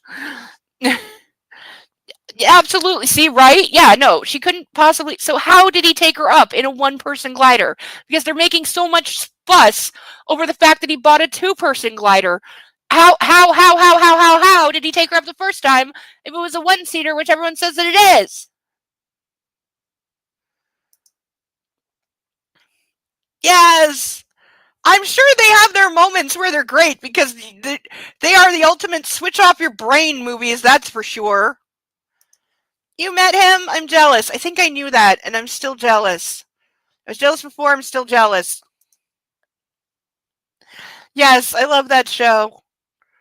I love that show. I kind of had a, like, not a romantic crush, but I wish my parents were like that crush on Kane, on David Carradine. I was very sad when he died.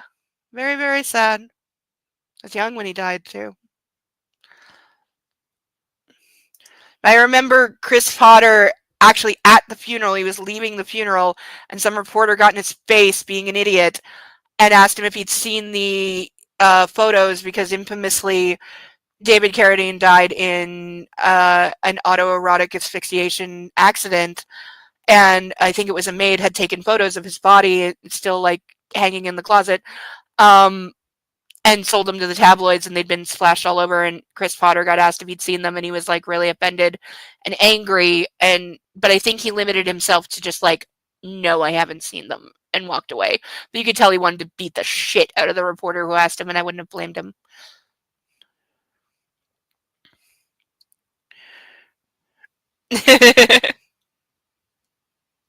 Oh, it is cheesy AF, that's for sure. And it's so early 90s. There's so much 80s hangover in it. You crushed on Chris Potter? You can have him. I wanted Kwai Chang Caine. That was my go-to. Again, not in a romantic or sex way. Completely not. But in a paternal way. Again, I was very young watching that show. Very, very young. And I was watching it because my mom grew up with the original Kung Fu series, which I didn't know existed for a very long time. And I've never seen. I don't know if it's still around or if it's been remastered or anything.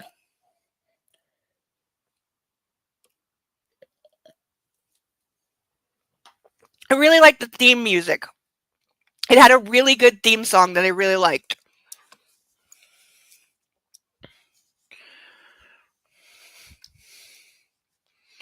But I like instrumental music and flute music, so it had both, which is good.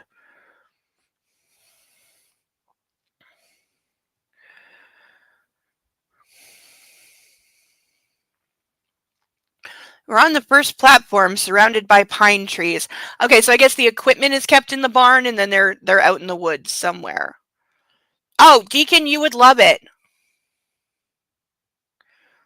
I genuinely, yeah, it's on YouTube because I know I've looked it up and listened to it before. But yeah, the theme to Kung Fu Legend Continues. You would definitely like it, for sure. I'm sorry. Did they actually think that shaving David Carradine's head made him look Asian? Because if they did, wow, is that racist? Because his character is not Asian in the show.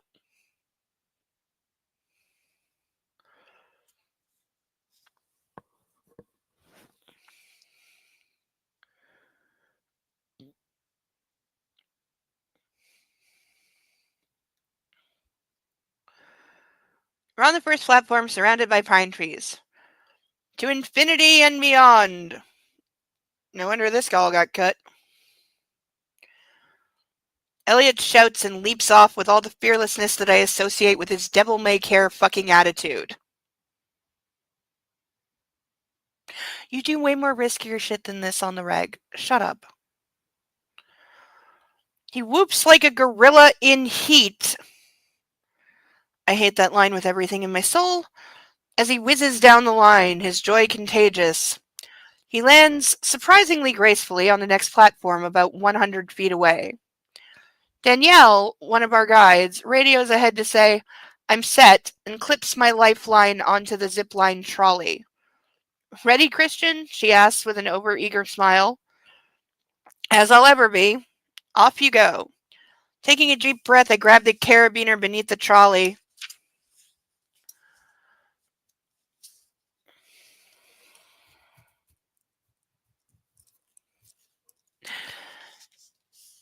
With one hand, I grab the carabiner beneath the trolley with one hand, my lifeline with the other, and I jump. I fly through the fresh, lush forest, the pulley whistling above me, and the summer breeze on my face. I'm on a roller coaster without the car, sailing between the Douglas firs, beneath a brilliant blue sky. If you're actually going through the trees, you're way too fucking low, and you're gonna get whipped in the face with branches. And they hurt. It's thrilling and liberating in equal measure. He would be bored as fuck with this. He's somebody who fucking parasails, paraglides, glides, flies fucking jets. This would be so boring for somebody of his level of adrenaline junkiness.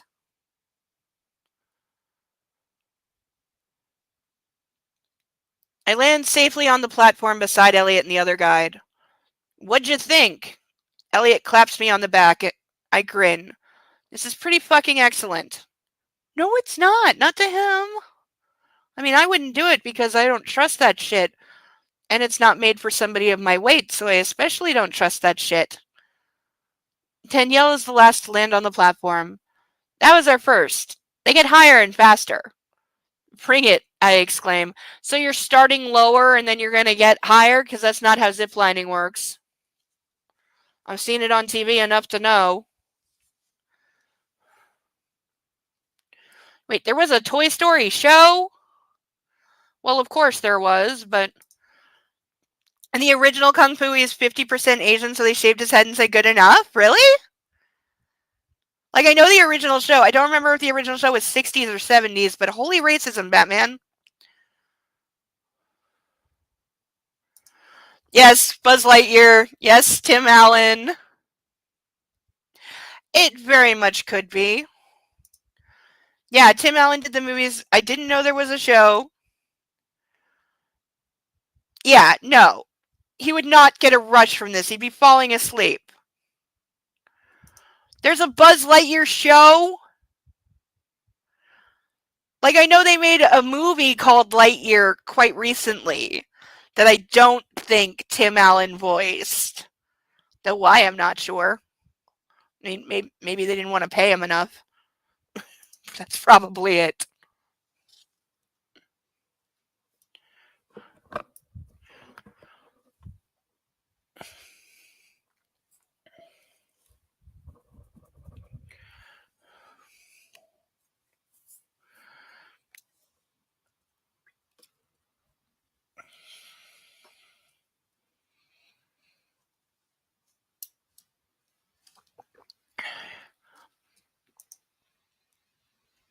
Really?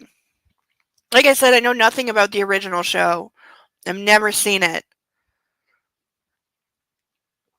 So the continuation pretty much just ripped that off and put it on the Sun.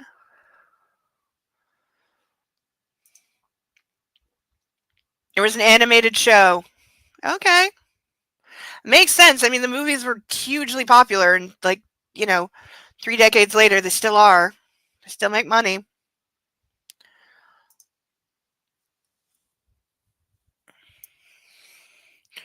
And we'll also say in Kung Fu: The Legend Continues, I liked Peter's adoptive parents, and I loved that them and his actual dad always got along. There was never conflict. There was never, like, jealousy. They always got along, and everybody, like, liked each other and respected each other's positions in Peter's life, and it was very nice. And I think the first time the first time we see his adopted mom is it's episode 4 or 5, I think, Sunday at the Hotel with George, one of my favorite episodes, and I love the bad guy character of George. I love him. So yeah, Sunday at the Hotel with George, and I think it's Sunday at the Museum with George is the other one. But I loved him as a bad guy. Those are some great episodes.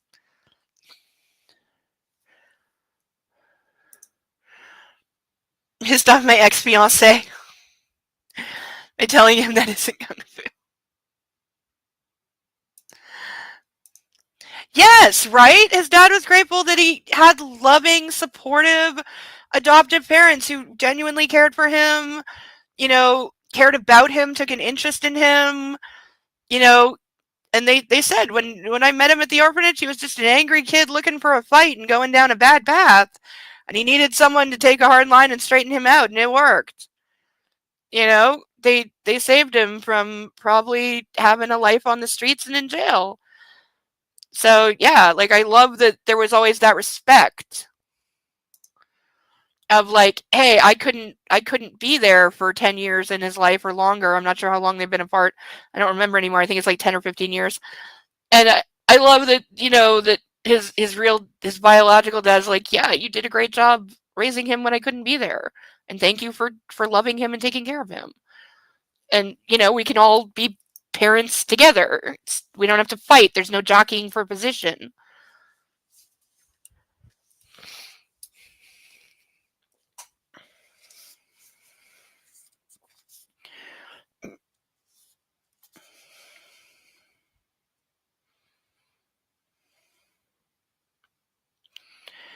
2 hours later, still buzzing from our high wire activity, we're back on the road. Elliot's behind the wheel. Bro, as experiences go, that was right up there. I acknowledge he's lying his ass off. Excuse me. Excuse me. Ugh. Okay, I hate it when burps, like, stick in your throat and you can't breathe for a second. Better than sex, Elliot cackles. You've only just discovered it, so probably not. Why does everyone think he's a virgin? Just because he doesn't brag about every conquest? Like, I hate that so much.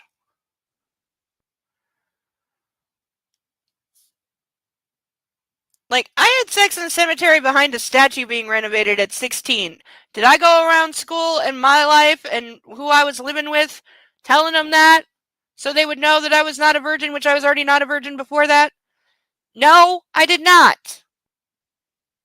Ask anybody I went to high school with, they will tell you they definitely thought I was a virgin because I was too scary for anyone to sleep with, and that was on purpose.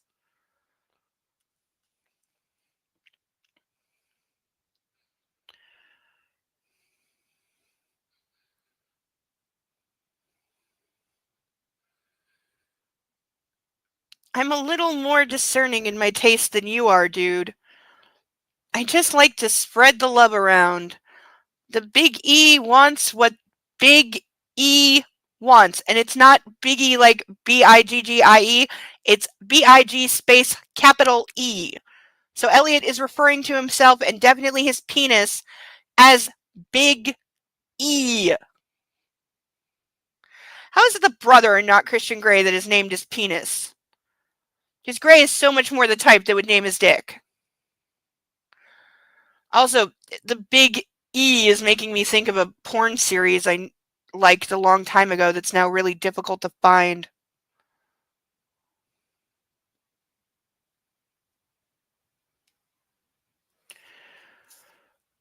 There's one in particular in the series that is really good. Now I can't find that series anywhere because the porn site it was originally on is long gone. Doesn't it suck when your favorite pornos get taken down and then you can't find them anymore? Ugh. I didn't know how to download things from the internet back then.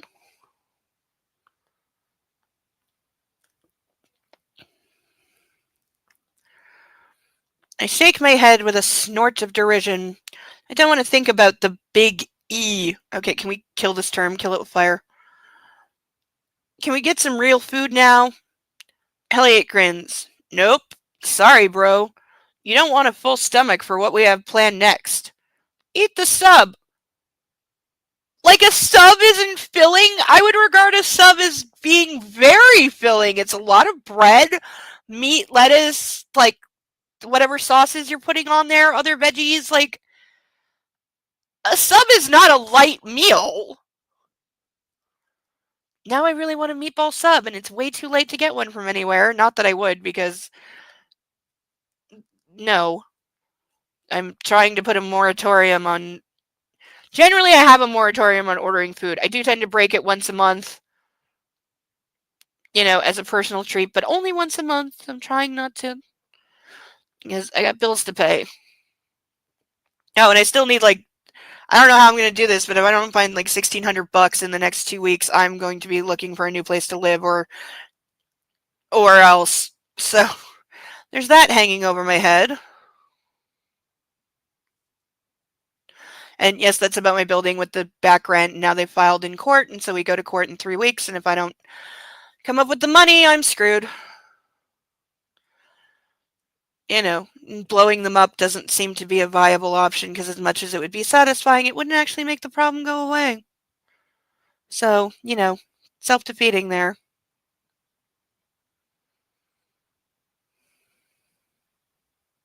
And they were supposed to move my mailbox yesterday after a month and a half. They've made every excuse in the world and they're blaming the post office for it, which actually could be true. But because the post office has been in and out of strikes for the past several weeks, so several months. What am I saying? Several months.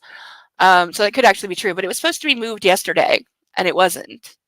And I have to wait till Monday to call them and say, what the hell? Because you promised me it would finally be moved yesterday, and it wasn't. Oh, and did we fix the parcel room? No. Did we fix the shattered window in the lobby? No. Did we fix my bathtub or the shower that doesn't work? No. How about the broken cupboard door in the kitchen or the stove that turns itself on? No. How about the floor you never finished in my kitchen that's been unfinished for 2 years and now water is getting underneath it like exactly what I said and it smells bad and I can't clean it? Did we fix that? No. Did we fix the unsafe balcony? No.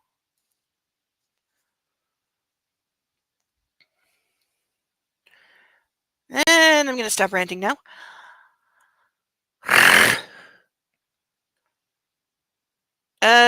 Next, Elliot, the zipline was great. There's more? Oh, yes. Suck it up, Buttercup. Okay, I got told that when I was like 5 and I hated something and was making a grumpy face. Gingerly, I pick up one of the subs.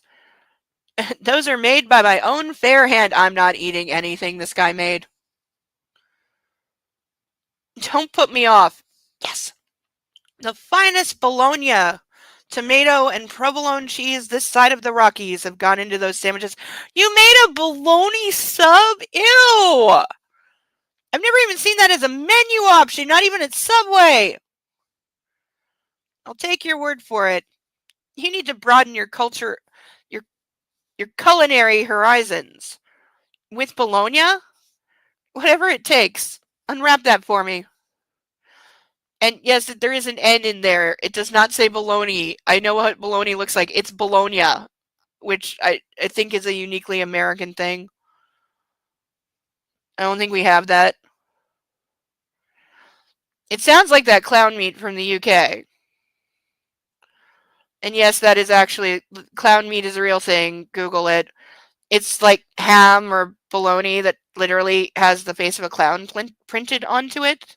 I don't know who came up with this, but it's frightening. I peel off the parchment paper and hand him the dubious-looking creation. He shoves it into his mouth and starts to chow down. It's not a sight for the faint heart, and I realize I have no choice. It's bologna or starve. I'm choosing to starve. While I eat, I text Anna. Ziplining. That's what Elliot had planned. And bologna sandwiches. I'm living the dream. Her back. Lol. I'm spending a great deal of your money. Not entirely consensually. Caroline Acton is a force to be reckoned with. She reminds me of you. Stay safe at whatever Elliot throws at you. Love you and miss you XXX. Him to her. I love it when you spend my money. It will very soon be your money too. We'll report on Elliot's next surprise XXX. Since when is she okay with, like, oh, you have to go? Okay, bye, Deacon. Have a good night. We'll miss you very, very much. Have a good night. But since when is she casually okay with spending his money? This has been a fight since day one. She hates spending his money. She hates him spending money on her. But now she's just on some whirlwind shopping spree, just happily spending, no doubt, tens of thousands of dollars because she's an even fucking Marcus. Like, one bikini there is going to cost you $2,000. So, like, now she's just suddenly okay with just spending a ton of money, and I do mean a ton of money. I mean, I know on the honeymoon he buys her a 30,000 euro bracelet to cover up the cuff marks on her wrist because he was abusive as fuck, and that's what abusive assholes do. They buy gifts after abusing their women to say, I'm sorry and please forgive me. Also, in this case, literally, to hide the evidence. He literally goes into a random jewelry store and buys her a 30,000 euro cuff diamond bracelet to cover the cuff marks on her wrist because he's afraid that people will notice and take pictures because they've been followed by reporters on their honeymoon. That happens. Can't wait for that to come up in here. What do you bet it's retconned? And I just dropped, I think, one of my bookmarks. And now I don't know where it went.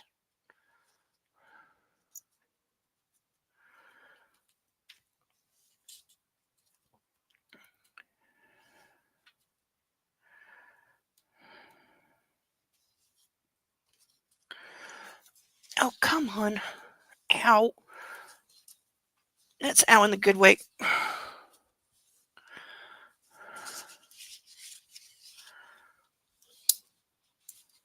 I could have swore.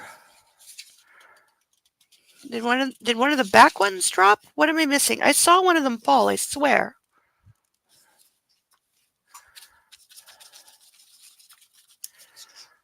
Okay, I don't want to make them fall out and one of them is slipping, but I'm going to have to check that now. Because it's going to bug me.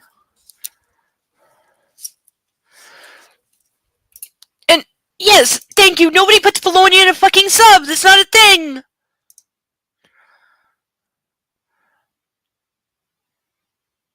What kind of videos?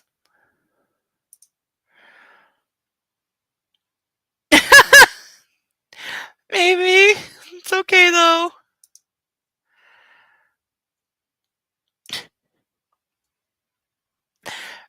Maybe when she's looking for ideas for sex scenes, because they're definitely worthy of being in really cheap, really bad porn.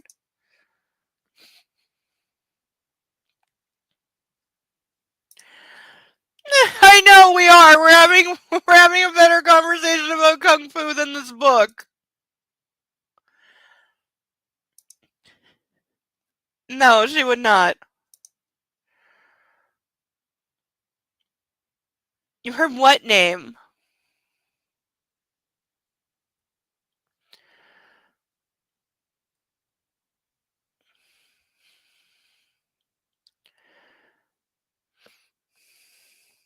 It's not though. That's not the word. Because I've always seen baloney as BOLONY. That's baloney, or IE sometimes instead of Y. This is BOLOGNA. I've always been told to pronounce that as Bologna. Always. Is that a Canadian thing? Because yeah, Bologna is BOLO NY or NIE.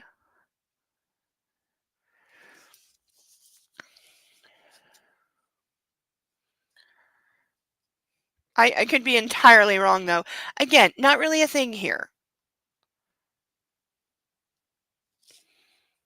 Like I've never eaten a bologna or bologna sandwich ever.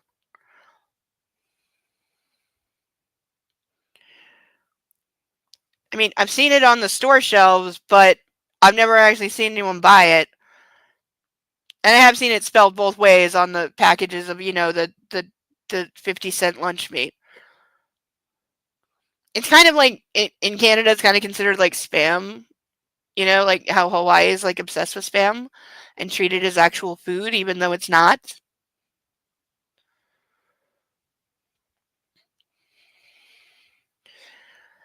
Elliot drives smoothly off I-5 and onto the 2. Where the fuck are we going? I thought we were headed back to Seattle. Surprise, he responds to my questioning look. Seems to be his word of the day. 15 minutes later, he pulls into the parking lot at Harvey's Airfield. Hey, there's a steakhouse here. We could go have some real food, I grumble. Maybe later. We've got a class to catch. Class? Come on, hotshot, you've not guessed it yet? Okay, do they know nothing that he does? He drives past the steakhouse. No, we're taking the plunge. Because you're taking the plunge. What the hell? Elliot puts me out of my misery. Skydiving. Oh, okay. Fuck. I guess this is not okay? Hi, Cerebellum!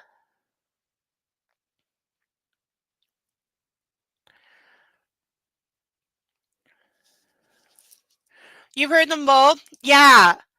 Oh, I forgot. Sometimes it is NEY as well, yeah.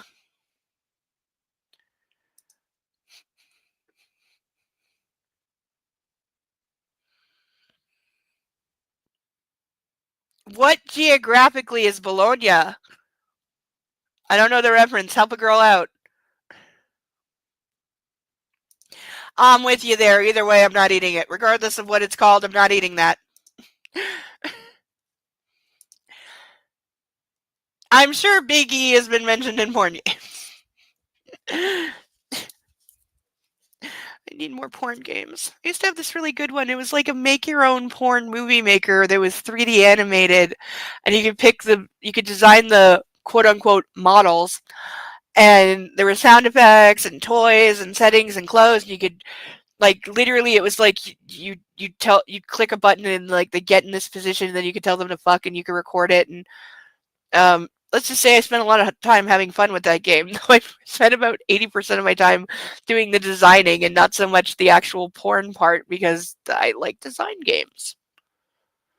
It's like the exact same tech as Sims. I'm pretty sure the same people worked on both because it looks like early versions of Sims. It was called what was it called? It was either called 3D Kink or Kink 3D. I'm not sure. I doubt it's still around, but oh, Bologna is a city in Italy. Yes, it is.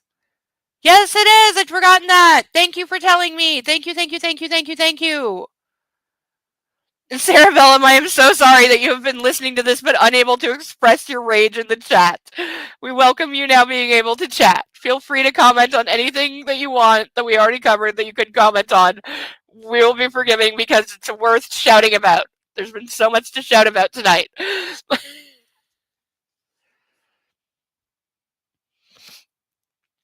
It'll be great. I've done a tandem jump before. It's wild. Of course he has. He'll be fine. Yeah, sure.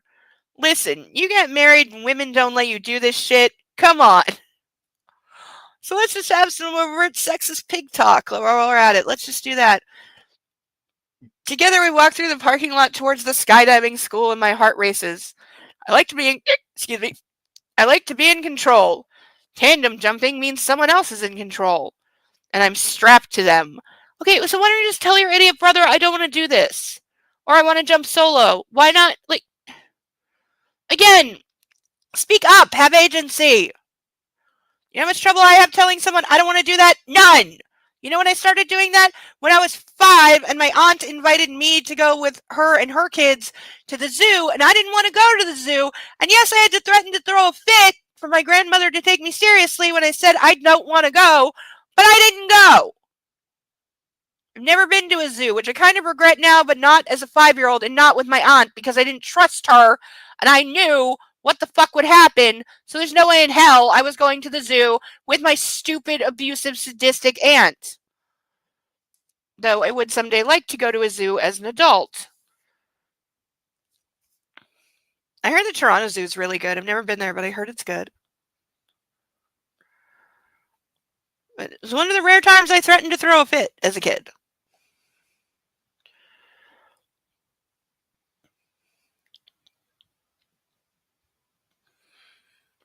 And they're touching me. At great altitude. Hell. I've been as high as 15,000 feet in my sailplane and 20,000 feet in Charlie Tango, but I was seated and piloting an aircraft that could fly. Leaping out of a plane? Into the sky? At height? Never. Shit. But I cannot, simply cannot, wimp out in front of Elliot. Oh, great. So now he's got a dude bro ego. This is not true. This is so out of character. He would tell his brother to fuck off. I'm not doing this. It's stupid. You're stupid. And I'm getting back in the car and we're leaving. That's what Christian Grey has described to us would do. He would not be giving in to his brother's stupidness or trying to prove anything because he'd be like, I am so much harder than you fucking know and so much more extreme. I don't have to put up with your frat boy idiot antics and I don't have to explain myself to you. I swallow my apprehension as we enter the building. My brother has booked us an exclusive jump. After a short informative video, we sit through a briefing with Ben, our instructor, and I'm grateful it's just Elliot and me in the class. I was coached on how to use a parachute as part of my glider training, but I've never actually done a jump. While Ben is explaining what we need to do and what to expect, it occurs to me I haven't provided this training for Anna. She needs to do this before she goes up in ASH 30 again. Oh yeah, it never occurred to him that strapping a parachute on her is only useful if she knows what the fuck to do if she needs to use it. So in other words, the parachute she was wearing was useless because she doesn't know how to use it.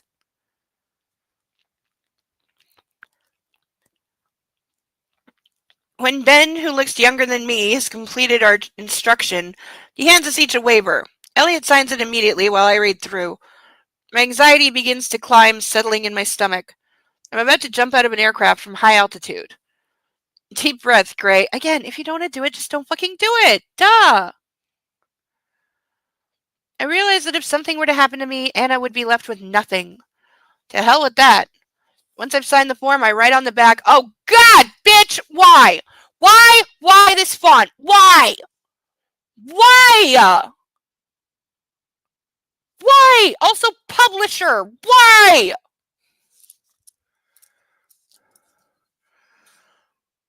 This is so, like, This is my last will and testament. In the event of my death, I leave all my worldly goods to my beloved fiancée, Anastasia Steele, to be dispensed with as she sees fit. Signed, Christian Grey, date 07/23/2011. This would never stand up in court.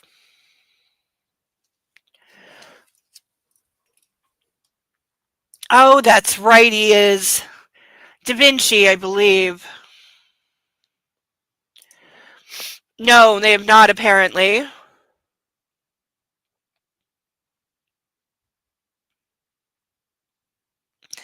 This is good to know. If I'm ever in Italy, it'll help me not sound like a tourist. No, I'm pretty sure it'd stand out. But what is this font? Why? Why? And take a quick photo with my phone and zap it to Roz before handing the signed waiver back to Ben. Yeah, because I emailed it to somebody at work. That makes it legit. No, it doesn't.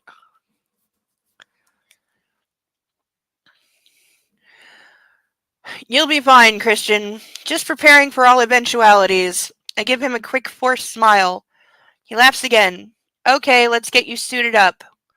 We leave the building and head across the tarmac to an open-air hangar where all the safety gear is located. Chutes, helmets, and harnesses. I'm detecting a theme. Elliot swaggers to the hangar as if he doesn't have a care in the world. It's infuriating, and right now I envy him more than ever. Ben hands us each a jumpsuit. Literally, a jumpsuit. There's a period after every one of those words. Who told her this was effective writing? Whoa. Hey, hotshot. More kinky shit. Okay, does his brother know or not know? Because if he doesn't know, having him make a kinky shit reference one time can just be a random reference, but 2, 3 times, no. He knows. Elliot crows as he pulls the safety harness over his attire. I roll my eyes and turn to Ben. I apologize for Elliot. He only speaks asshole. You two related? Ben asks. Elliot and I exchange a look. Yes, but no, but yes. Seriously?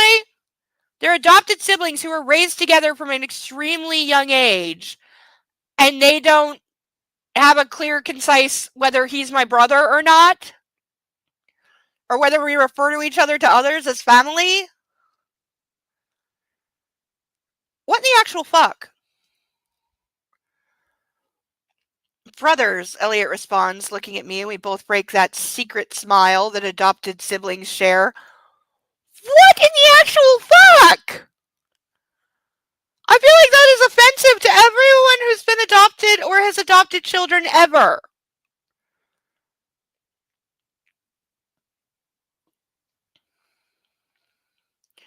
Ben knows he's missing something, but he says nothing and helps first Elliot and then me into our harnesses. It's decided that I will tandem jump with Ben, and we're joined by Matt, who will tandem jump with Elliot. Another instructor, Sandra, tags along, complete with a GoPro to film the whole escapade. Hi, Matt says as he shakes our hands. Special occasion? My brother's bachelor party. He's experiencing the last gasp of freedom, Elliot says. Fuck this attitude so fucking goddamn fucking hard. Whoa! Okay, wait. Okay, I was gonna say, there's no way. Okay, there's 13 pages left. I don't know if we'll get through all of them, but I will try.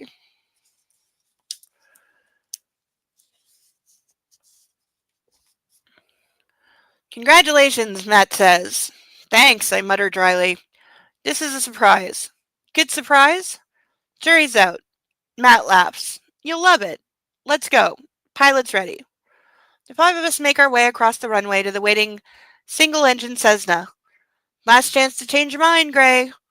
There are only 2 seats at the front of the plane, behind the pilot, but Matt and Ben sit down on the floor and motion for us to sit in front of them. We comply and we start the process of buckling us into their harnesses. As his hands move over the straps, I realize that I'm not unnerved by the physical contact with Ben. He'll have my life in his hands. You've flown before? He asks, raising his voice above the sound of the engine. I'm a qualified commercial pilot, I respond. Rotorcraft, and I have a couple of sailplanes. This will be easy for you. My laugh is hollow. Yeah, no. I'm a pilot for a reason. I'm in control. I take a deep breath as the plane leaves the runway and begins its ascent. Snowish Valley falls away as we climb higher and higher into the cloudless sky. Matt and Elliot are talking crap. Ben joins in. I block them out and think of Anna. What's she doing? Is her wardrobe complete? Like she's on a fucking quest. I think of her in my arms this morning, wrapped around me. I place my hand on my chest where her fingers trace small circles. Calm, Gray, calm. As we near 12,000 feet, Ben hands me a leather cap complete with chin strap and some goggles. As I put them on, he runs through a quick reminder of all I need to know. The other instructor opens the rear door. The draft is almost deafening. Shit, this is happening. And I'm refilling my glass. Okay, giving her any credit is too much credit, but yes, it totally could be. And again, headcanon, his brother's business has secretly gone under, or his brother embezzled from the business because the parents secretly cut him off, and so now he's killing his brother to take over his business and his fortune, because that would make a much better story than this absolute garbage. And I think there's a reason that the movies cut literally everything that we have read so far and started at the honeymoon. Keep in mind, yeah, everything that we've read so far, we are 151 pages in, and absolutely every single part of this was cut out of all of the movies. Not one of these scenes was committed to celluloid, okay?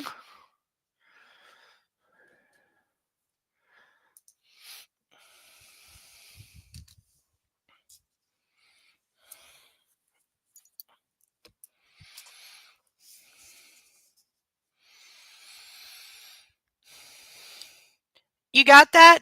Ben shouts, referring to his quick refresher. Yes? Ben checks the altimeter on his right wrist. It's time. Excited? Let's go. We shuffle towards the open door, the sound of the single engine and the wind rush even more thunderous. I glance at Elliot, who gives me a thumbs up sign and a fuck you grin. You asshole, I yell, and he laughs. I cross my arms and clutch onto my harness like my life depends on it. Because my life depends on it. We couldn't do better than that, really? Then I'm hanging, attached to a man I don't know, over fucking Washington and the Snohomish Valley. I squeeze my eyes shut and for the first time in a billion years offer a prayer to the God that abandoned me years ago. Then I open them again. Again, why is he so out of character here? What the hell? What was in the sandwich? What was in the Coke? Actual Coke? Here we go, Ben shouts, and he launches us out of the aircraft. Fuck! I bellow, and I'm flying. Really flying. Above the earth. Either I don't have time to be afraid or the adrenaline streaking through my body has blotted out the fear. It's super exhilarating. I can see for miles. And because I'm not behind glass or plastic, it's hyper real. I'm in the sky, cloaked in it. It's holding me up. The rushing sound of air as we dive to the ground is familiar, like an old friend. I free my hands and hold them out to feel the wind racing through my fingers. Ben holds a thumbs up in front of my face and I return the compliment. This is beyond amazing. Scanning above, I get a glimpse of Elliot and Matt, and Sandra comes whooshing past us. The camera turned towards Ben and me. My grin is goofy. This is great, I call out to Ben as we surf the sky. I see Ben raise his wrist. We're at 5,000 feet. He tugs at his ripcord and we slow immediately as above us a multicolored canopy unfurls. The nature of the dive changes from terminal velocity to slow motion, and it's all quiet as we hang in the air. My anxiety evaporates, replaced by an inner calm that surprises me. I'm on top of the world, quite literally walking on air. Ben's got his shoes. Ben's got this. He knows what he's. And yes, it would serve him right if Elliot drugged him. Hell fucking yes. He knows what he's doing, and from somewhere deep in my mind, the thought materializes in my head. I hope that my marriage to Anna is this thrilling and this easy. Bite me. The view is breathtaking. I wish she were here. Though it would give me a coronary watching her jump out of a plane. Want to steer? Ben asks. Sure. He hands me the risers and I tug on the left and we turn, slowly and gracefully in a wide circle. Dude, you've got this, Ben calls, patting my upper arm. We do another circle before Ben takes the risers back in order to steer us towards the landing zone. The ground is approaching at speed and I lift my knees as instructed as Ben gently drops us to the ground. We both land on our asses, and the ground team is there to welcome us. Ben unclips his harness from mine, and I stand feeling a little unsteady from the adrenaline rush. Behind us, Elliot and Matt land, Elliot whooping like a gorilla again, his favorite form of expressing excitement. I pause and catch my breath. How was it? Ben asks. Man, that was sublime. Thank you. Great. He offers a fist bump, and I return it. Elliot rushes over to join us. Fuck, man, I exclaim. Rad, huh? Nobody says rad in the 2000s. I was shitting bricks. I know. It's good to see you finally losing your fucking cool for once. It's a rare event, bro. Elliot laughs, but his grin reflects mine. Better than sex? He asks. No, but close. 15 minutes later, we're back in his pickup. Dude, I could use a drink after that, I say, and I can't shake my shit-eating grin. Me too. Well, we're going to part 3 of your bachelor party. Fuck, there's more? Elliot clams up. Smug asshole. He's not telling me. I check my phone. From Anna. Home. We shopped till we dropped. I'm going to have a bath, then get ready to meet Kate. I haven't heard from you. You know I worry. AXX. X. We were skydiving from 12,000 feet. You were right to worry, but it was amazing. Reminds me, you need parachute training. If I don't see you, enjoy your night out, but not too much. Her to him. Skydiving. Wow. Glad you're safe. Parachute training. Didn't we do that last weekend in the red room? Winky face! There's another emoji. There's another emoji in the book. And actually, that is not an emoji. That is an emoticon. Because it's just a semicolon with a bracket. So that is an emoticon. If my camera will fucking focus. Come on, you piece of shit. Yeah, see? Emoticon.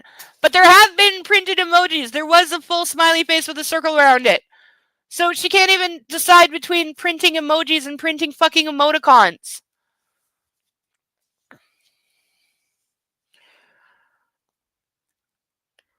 I laugh out loud. What? Elliot asks. I shake my head. Nothing. Elliot drives back to a Scala, though this time he lets me play some decent music from his phone. As we ride up the elevator to the penthouse, he says, You need to get changed. Something smarter. Excuse me. What have you got planned? He winks. Asshole. That's a given. He grins. The doors to the elevator open and I'm hoping to see Anna. My gear is in your spare bedroom. I'll see you down there in half an hour. We're leaving then. Okay. I'm hoping to catch Anna in the bath. She's not in the living room and I worry she's left already. But I find her in the bedroom. Halting on the threshold, I watch quietly as she adds the final touches to her makeup. Ugh.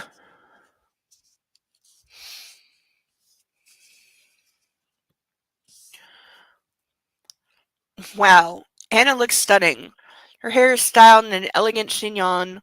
She's wearing high heels and an off-the-shoulder black dress that shimmers. She turns and is startled when she sees me. She takes my breath away. Hanging from her ears are her second chance earrings. Second chance earrings? Dear God. I didn't mean to spook you, I whisper. You look lovely. She smiles her warm, welcoming smile that's full of love. It swells my heart and she sashays towards me.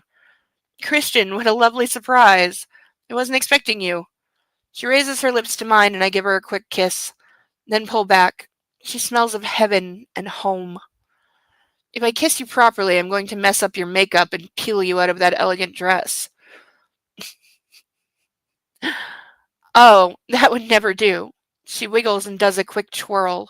Her skirt flares up slightly, revealing a little more leg. You like? She asks.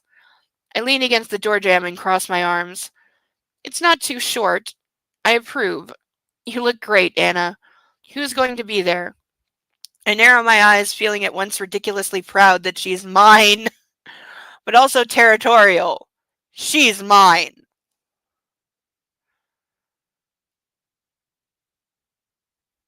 He is such an obnoxious dickbag.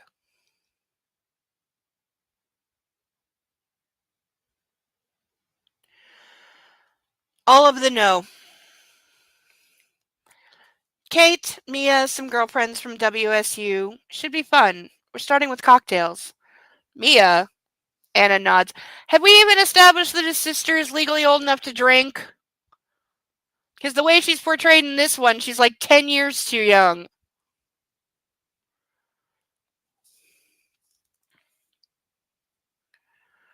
I haven't seen her in a while. Say hi from me.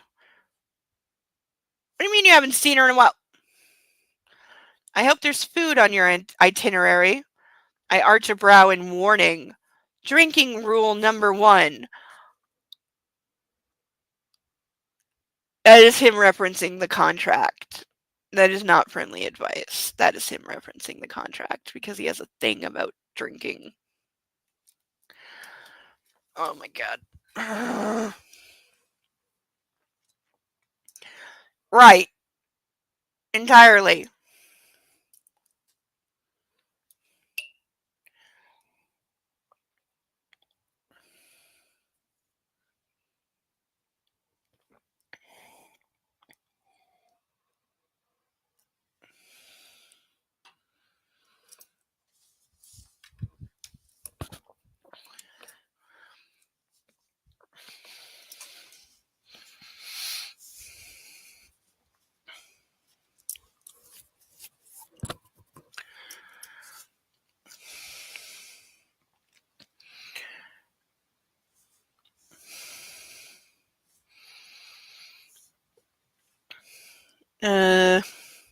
She laughs.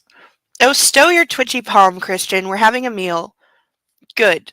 I don't want her getting drunk. It's a bachelorette party. Go fuck yourself. She glances at her watch. I'd better go. I don't want to be late. I'm glad you're back in one piece. I'd never forgive Elliot if anything happened to you. She offers me her lips once more, and I get another swift kiss. You look gorgeous, Anastasia. She picks up her evening bag from the bed. Laters, baby. More fire. She says with a coquettish smile, and she struts past me out of the room, looking like $1,000,000. I follow her out and watch her join Sawyer and Reynolds in the foyer. I salute them. They all file into the elevator. I head back to my ensuite for a quick shower. What do you mean he salutes them? Why?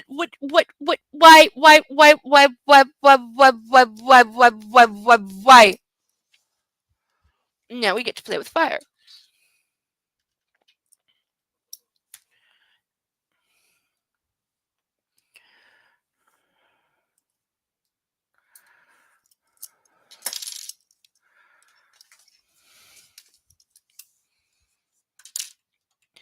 Yeah, this from a man who has literally said to her face when she confronted him and said, "Are you trying to get me drunk?" He said, "Yes. You don't resist me as much when you're drunk." Those are his exact goddamn words. He fully admitted that he pours booze down her throat so that he can have more sex with her. And do kinky shit that she doesn't want to do. Ugh.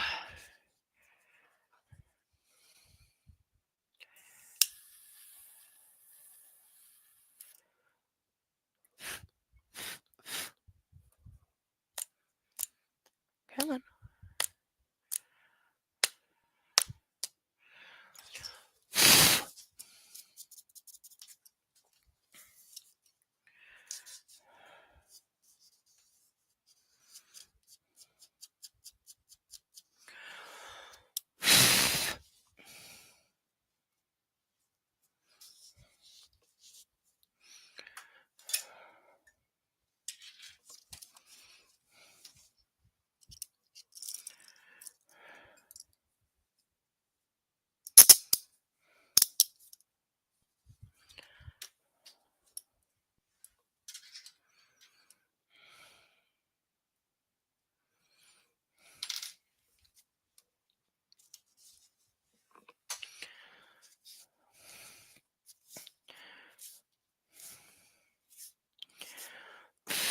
Okay, there's charcoal smudges on the book for my hands now.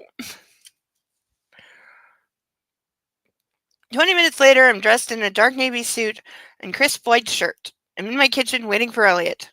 In the fridge, I find some pretzels. Ew, who puts pretzels in the fridge? Ew. Fuck, I'm hungry. Okay, tell your idiot brother to pull over somewhere and stop for food. Like, they've been out all day. Like, are you telling me they didn't fucking eat all day? Like, are you kidding me? This is stupid.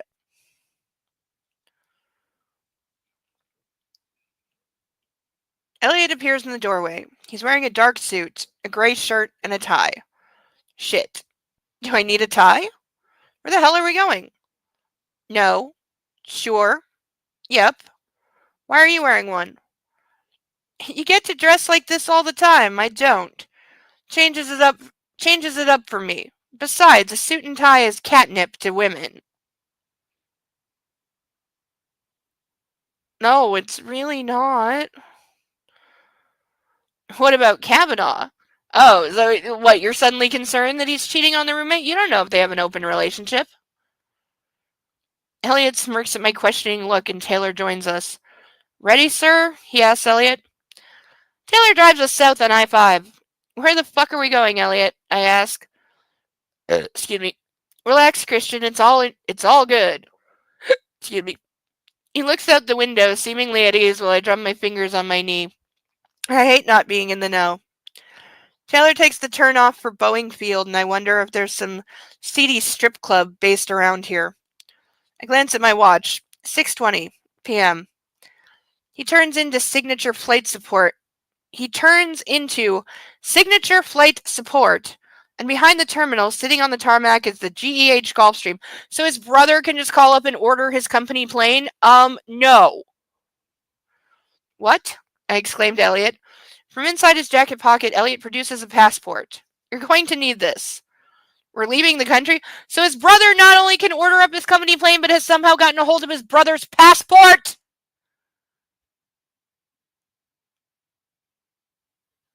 All of the no! And seriously, where are you going? If they say Paris, I swear to God.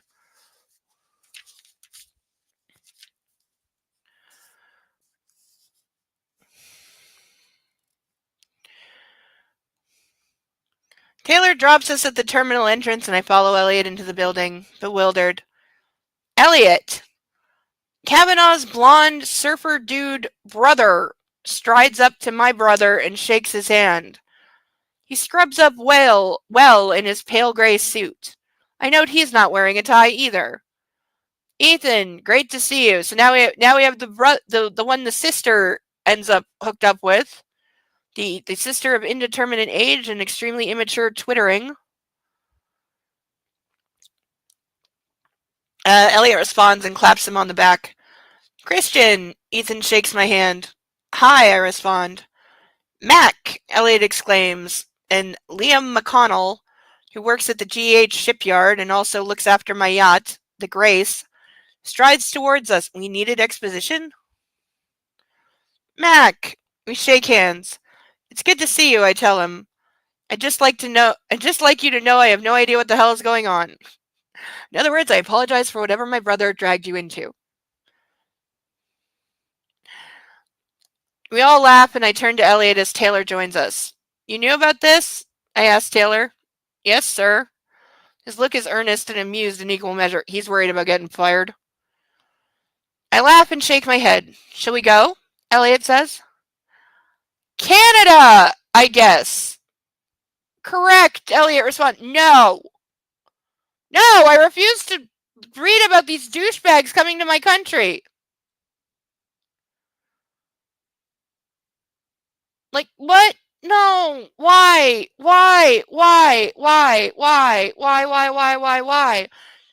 Okay, we're over the time limit, so I'm looking for a good place to stop at this point. I don't... there is only like 5 pages left. Alright! Don't say I don't, tough it out for you people. Because, yeah, I'm gonna push through the last 5 pages, even though they're insulting my country just by including it in this book! I'm offended on behalf of my nation.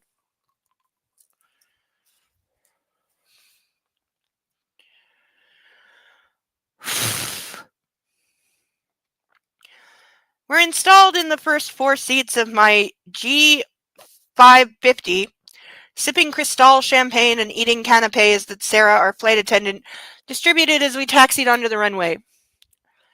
Taylor is at the back reading a Lee Child novel. Stephen and First Officer Blightly are at the controls. I'm guessing Vancouver, I say to Elliot. Bingo! I figured you might have less a chance of being recognized behaving badly in British Columbia. Really? Again, he kidnapped a screaming woman while slapping her violently on the ass and throwing her over his shoulder as she kicked and screamed and said, "Put me down," in the middle of the Seattle downtown busy streets, and nobody fucking noticed. So how recognizable is he really? Because you kind of got to pick one and live with it.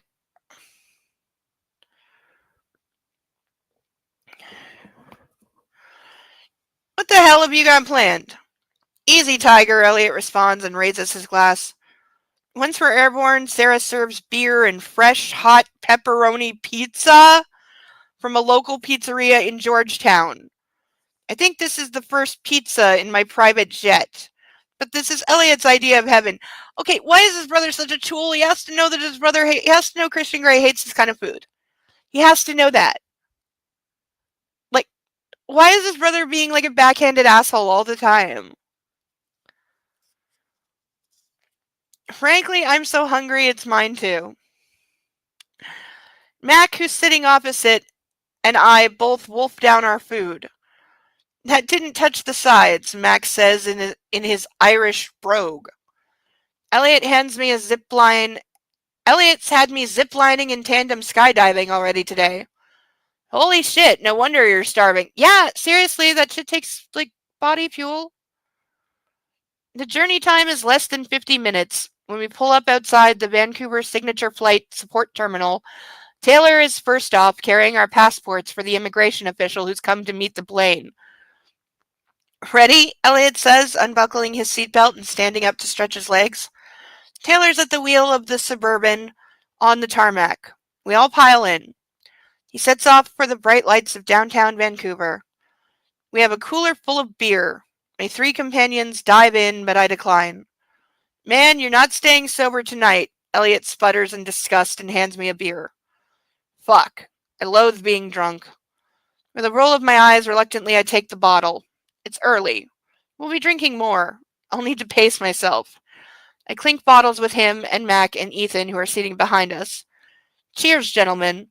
I take a sip and let the drink linger in my hand. Our first stop is the bar at the Rosewood, Georgia Hotel. I've been here before on business, but never in the evening. Its wood-paneled walls and leather seats give it an old-world charm, and tonight it's heaving. Okay, the word is split in half. It took me a minute. And tonight it's heaving with the great and the good of Vancouver. Let me try that again. It's heaving with the great and the good of Vancouver. I don't know why, but I feel insulted by that. Men in suits, women elegantly dressed. It has a lovely vibe. Who wears a suit to the club? Nobody does that, especially in Vancouver. Vancouver is the ultimate stoner hipster fucking city. Stoner hipster, like Canada, West Coast, Hollywood city. Nobody's wearing a goddamn suit to the club.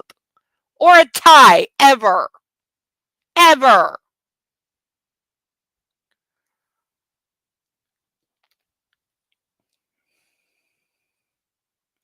It has a lively vibe. Elliot orders around and we sit at a reserved table and our conversation turns to Ethan's endeavors to get into Seattle University to do a master's in psychology. Since Anna moved out, he's now living with Kate in Anna's old room. Maybe living with his sister is challenging. I wouldn't be surprised. Perhaps that's why he's outpacing us on drinks. He's finished his first beer and volunteers to buy the next round. Mac talks to us about the Grace. He's one of the craftsmen who built her, and it seems he's turning his hand to boat design and has some ideas to make the catamaran we custom built even more aerodynamic.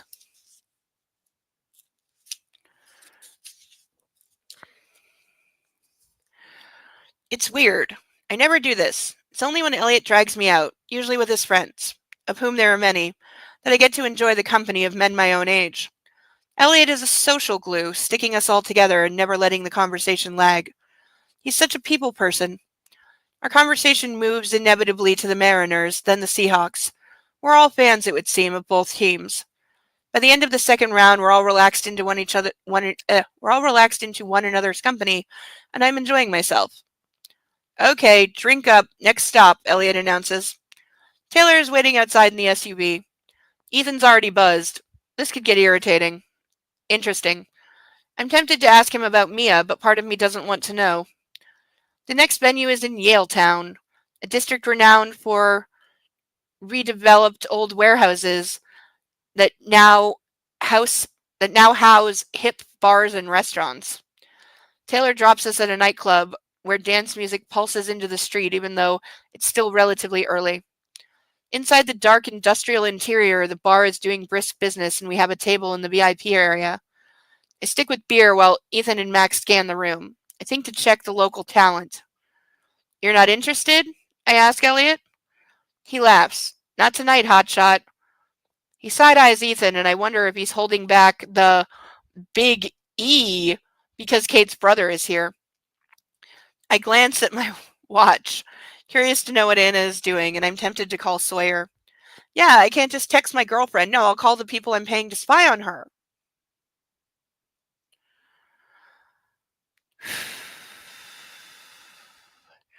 Frankly, there's only so much socializing I can tolerate, but our conversation turns to the new house. After another 2 rounds, Elliot has us move on again. Taylor's ready with the SUV and he drives us to the next venue. A strip club. Shit. Dude, don't get uptight. This is a stop in the bachelor party rule book. Ethan claps his hands, but his smile doesn't reach his eyes.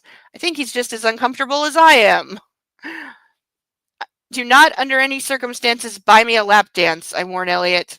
And I'm reminded of a time not so long ago when I was in the dark depths of a private club in Seattle, where anything goes.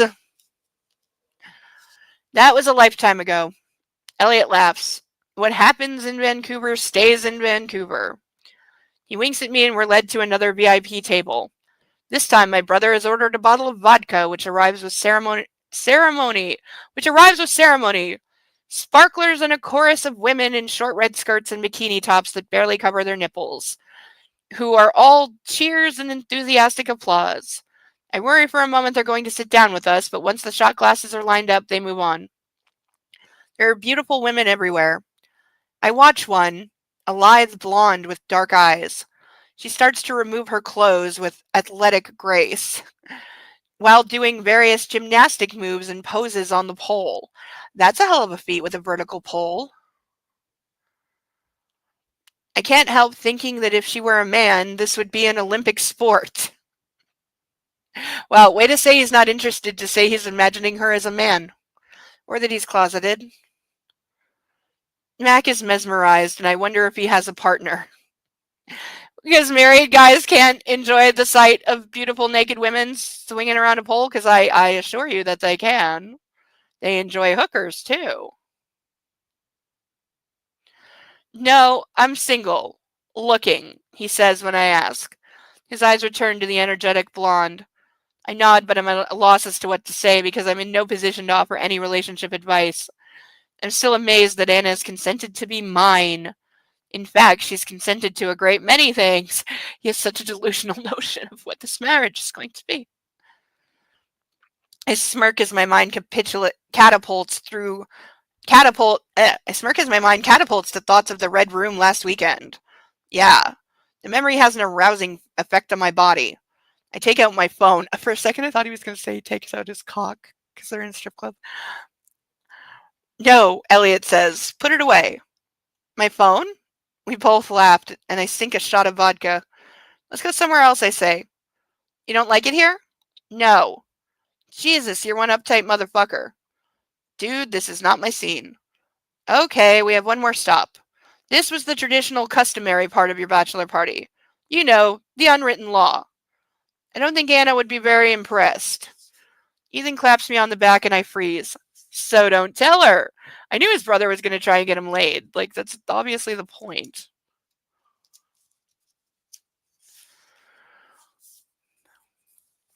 And something in his tone puts my hackles up. Are you fucking my sister? Ethan jerks his head back as if I'd hit him. Shocked, he raises both hands. No. No, dude, no offense. She's attractive and all, but she's just a friend. Did I miss a... Nope, didn't miss a page. Thought I did, but nope.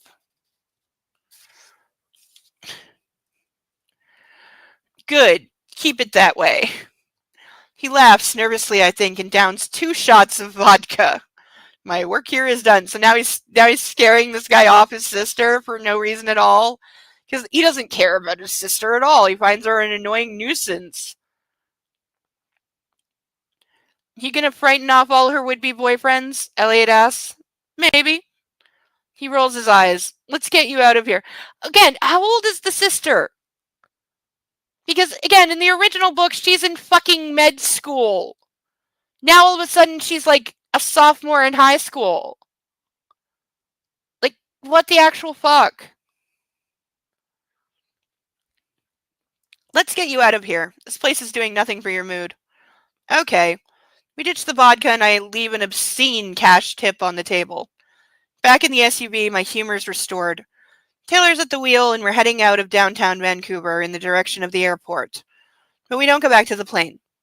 Taylor pulls up outside a sprawling, nondescript hotel casino complex that flanks the Fraser River. A nondescript casino? There's no such thing. Casinos are loud, flashy, in-your-face, see them from 10 miles down the road places. Marriage is a gamble, Elliot says with a grin. Life is a gamble, dude, but this is more my scene.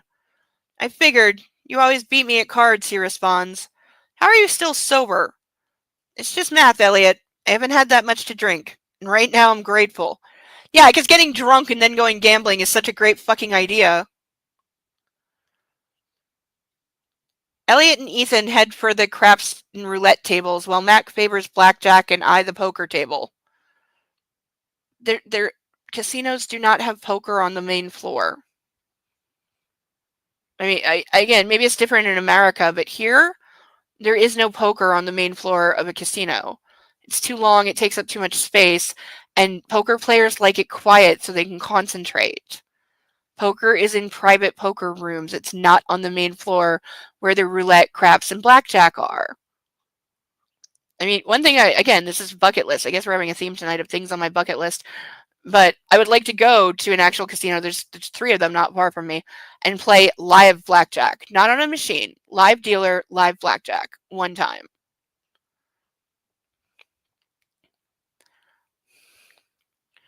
There's a respectful but expectant hush in the room. I'm 118,000 up. And this is the last game I'm going to play. Really? He won $118,000. And you're telling me the casino security hasn't thrown all of them out by now? Because they definitely did some time ago. It's getting late. Behind me, Elliot is watching, and I don't know where Ethan and Mac are. The final hand is in play, and both players beside me fold in turn. I have 2 jacks, and because this is the final game, I'm on a roll. I raise and toss 16,000 worth of chips into the pot. So this is a high-end casino. The opponent on my left, a woman who must be in her 50s, folds immediately. I've got nothing, she grumbles.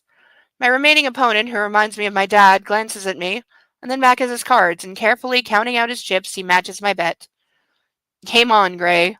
The dealer collects the folded cards and briskly lays out the flop.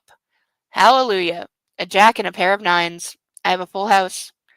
I stare impressively at my rival as he fidgets, checks his cards once more, his lively dark eyes flitting to me and back to his cards. He swallows. He's got jack shit. Check, my challenger says. Showtime, Gray. Slowly, for full effect, I tap my finger on the green brazier, rather than my chips, and then gather my chips together and place 50,000 into the pot. Raise, I state. The dealer responds, $50,000 raise. My opponent huffs and picks up his cards and tosses them in disgust in the center of the table. Inside, I'm dancing. I've made 134K. Not bad for 45 minutes worth of play. They would have been thrown out after 15 minutes because no casino's tolerating that. They're going to think you're cheating. You've never been here before. They don't know who you are. You're definitely getting thrown out. Absolutely, positively. And if you want the money, you're going to have to argue with them for it. No way in hell is this happening. And no way in hell are you allowed to place a $50,000 bet on any table that is on the main floor. Like, Yale James did zero goddamn research on casinos and has clearly never been to one.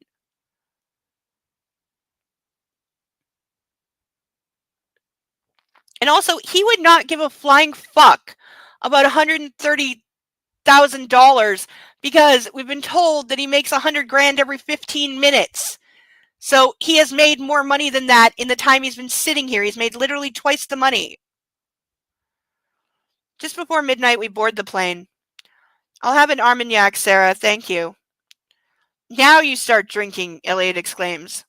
We all came out on top, Mac observes. Must be your luck rubbing off on us, Christian. I'll drink to that, Ethan says. Oh, okay, we're almost on the last page. Let me catch up on chats real quick. No, E.L. James doesn't know how to write characters. Or consistency. She doesn't even stick within her own characters. Things she already wrote. It's like she writes them and forgets them and nobody went back and checked. Yeah, that was a really boring bachelor party on the whole. Yeah, the guests are his brother's girlfriend's brother, his sister's friend, and the guy who watches his boat. No, he has no friends. I know. Maybe Elliot doesn't have any friends either. And yes, all women must be infantilized.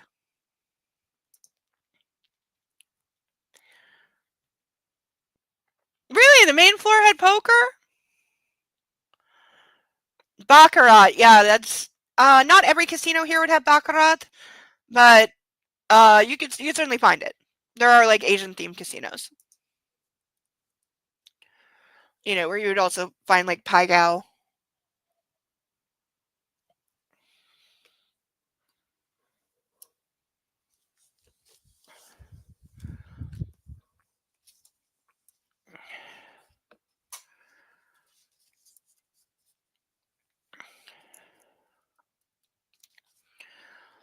I'll drink to that, Ethan says, a smile settling into the plush leather of my seats. Yes, my win is a good omen. What a great way to end a most enjoyable evening that he's been bitching about the whole time and didn't enjoy and didn't want to be on. Oh, is that it? Did we end? Did I hit the end? Did we? We did! It's the end of the chapter! We were closer than I knew. It's the end of the chapter, people! Yes, I was supposed to read chapter 14 too, but I'm so not going to because fuck it. It's midnight. I'm tired and I've read enough of this for tonight. I covered my page count and my time. I think I covered my page count. Let me look. It's a personal annoyance, but I don't care. I'm not reading another fucking word. Let's be clear about that. But I just, out of curiosity, want to know. Oh,